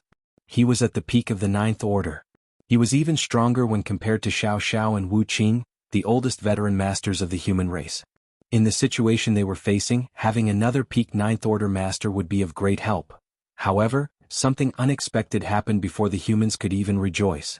Wu Kuang's departure from the Grand Restriction sped up its destruction. Even more cracks appeared, and soon the primordial heaven source Grand Restriction, which had persisted for millions of years, shattered like a broken mirror. Glowing dots of light filled the void, and as the light dissipated, boundless black filled one's vision. The blackness seemed to possess a life of its own, writhing and rolling as the auras of an uncountable number of beings could be felt inside of it.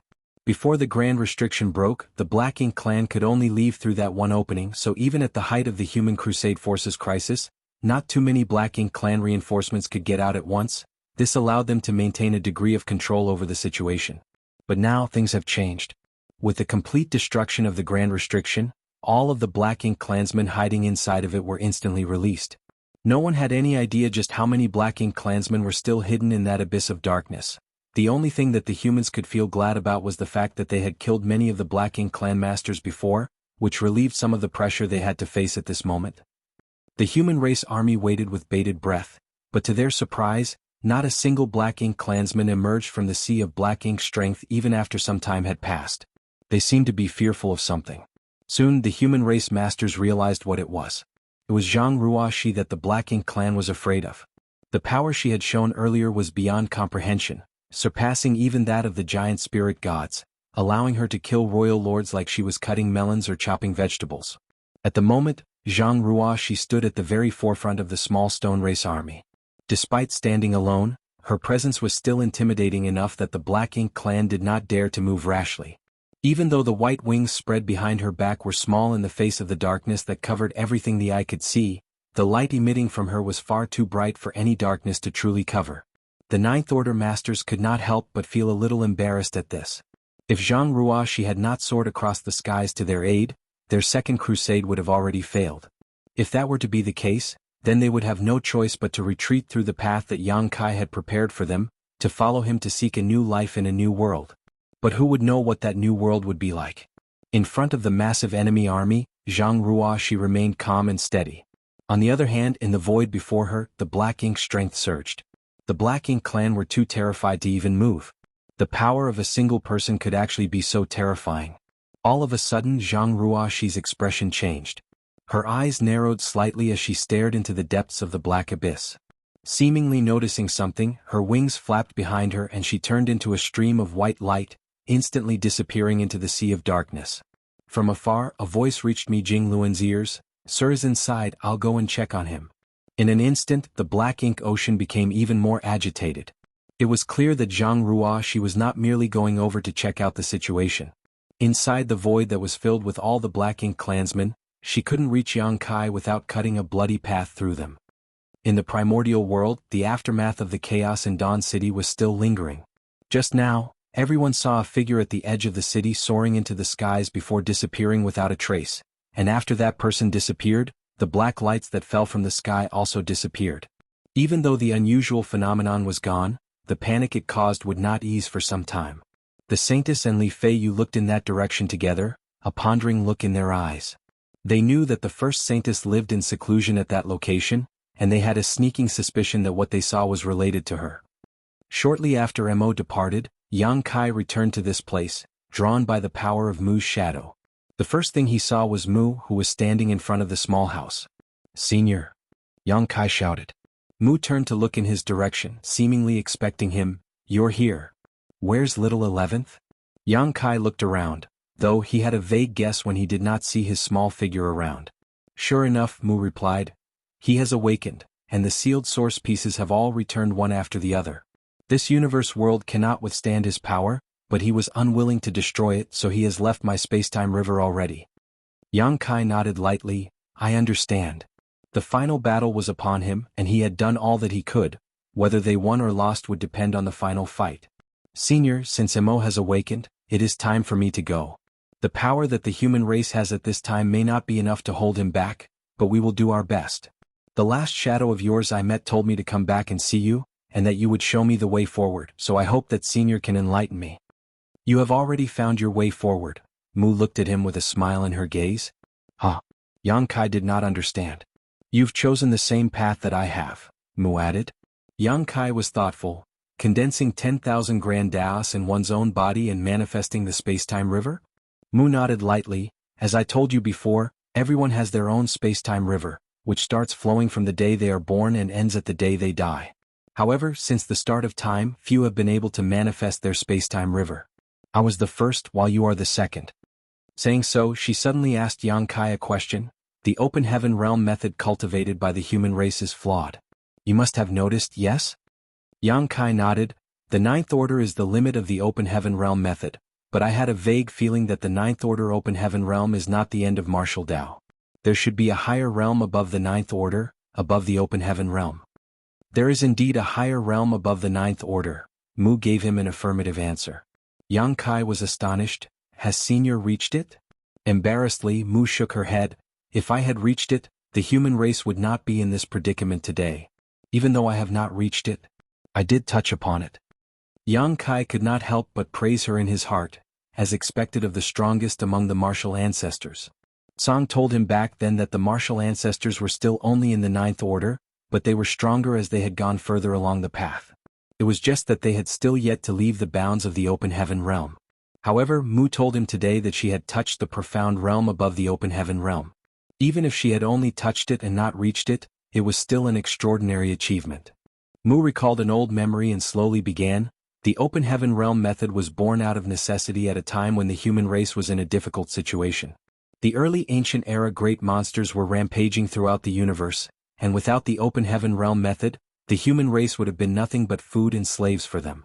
During that time, the heavens were quietly beginning to favor the human race, so it devised a way out for them, the open heaven realm method. Only with it can the human race give rise to a constant stream of masters, which gave them the capital to contend with the early ancient era great monsters. However, even the heavens have their selfishness. For example, the primordial world. Once one's cultivation surpasses the immortal ascension realm, they would receive its repulsion and hostility. That is the selfishness of the primordial world. One can also see it as its instinct for self-preservation. The universe is not unchanging, as its blessings were first concentrated on the divine spirits before moving to the early ancient era monster race, then finally to us, the human race. Over time, the three races became the favored of the heavens and were given the right to dominate all beneath it.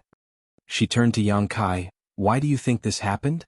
Yang Kai pondered for a moment. If one race becomes too powerful, then they are no longer fearful of the heavens, and once the power they hold becomes strong enough to oppose it, it creates a sense of crisis in the heavens. Hence, there will be a transfer of its blessing. He had considered such a thing before, so he was able to give a quick answer to Mu's question. Mu nodded. "Precisely. The universe lives and it has its own will. Principles are a part of its will, but it is not the same as us living beings. It is above us, as all beings are under its will. If any power that surpasses its control were to come to be, it would move to remedy the situation, but it does not take action itself, and it certainly does not have the power to do so. So, it uses the power of other beings to restore order from chaos and ensure that everything remains on the predetermined path. This is reflected in history from long ago, when the early ancient era monster race overthrew the divine spirits, and when the human race freed itself from the slavery of the early ancient era monster race. But Senior, what does this have to do with my path? Yang Kai looked perplexed. Mu continued, naturally it is all related. Because the open heaven realm method was a gift willed by the heavens, it is also a kind of shackle. It is impossible to break free from these shackles of the open heaven realm method by using the open heaven realm method. In fact, there is only one place in existence that the heavens will cannot cover, and everything that happens and is obtained there is not under the control of the heavens. Yang Kai's eyes lit up and he blurted out, the universe furnace. He could just about understand what Mu was getting at now. I've never understood what the universe furnace is, but it is definitely a place beyond the heavens' influence, Mu asserted. Yang Kai thought to himself, of course the heavens can't interfere with it because the universe itself was created inside the universe furnace. It could even be considered the origin of the heavens. He had coincidentally seen the true face of the universe furnace and witnessed the process of it taking in chaos and splitting heaven and earth apart. He wanted to discuss all this with Mu, but time was running out and he could not figure out a way to explain everything in a timely manner, so he had no choice but to endure the urge for now. You and I have ventured into the universe furnace, and we have seen the infinite river that flows through it, which led to us condensing our own space-time rivers. Mu turned to Yang Kai, the space-time river is your path forward,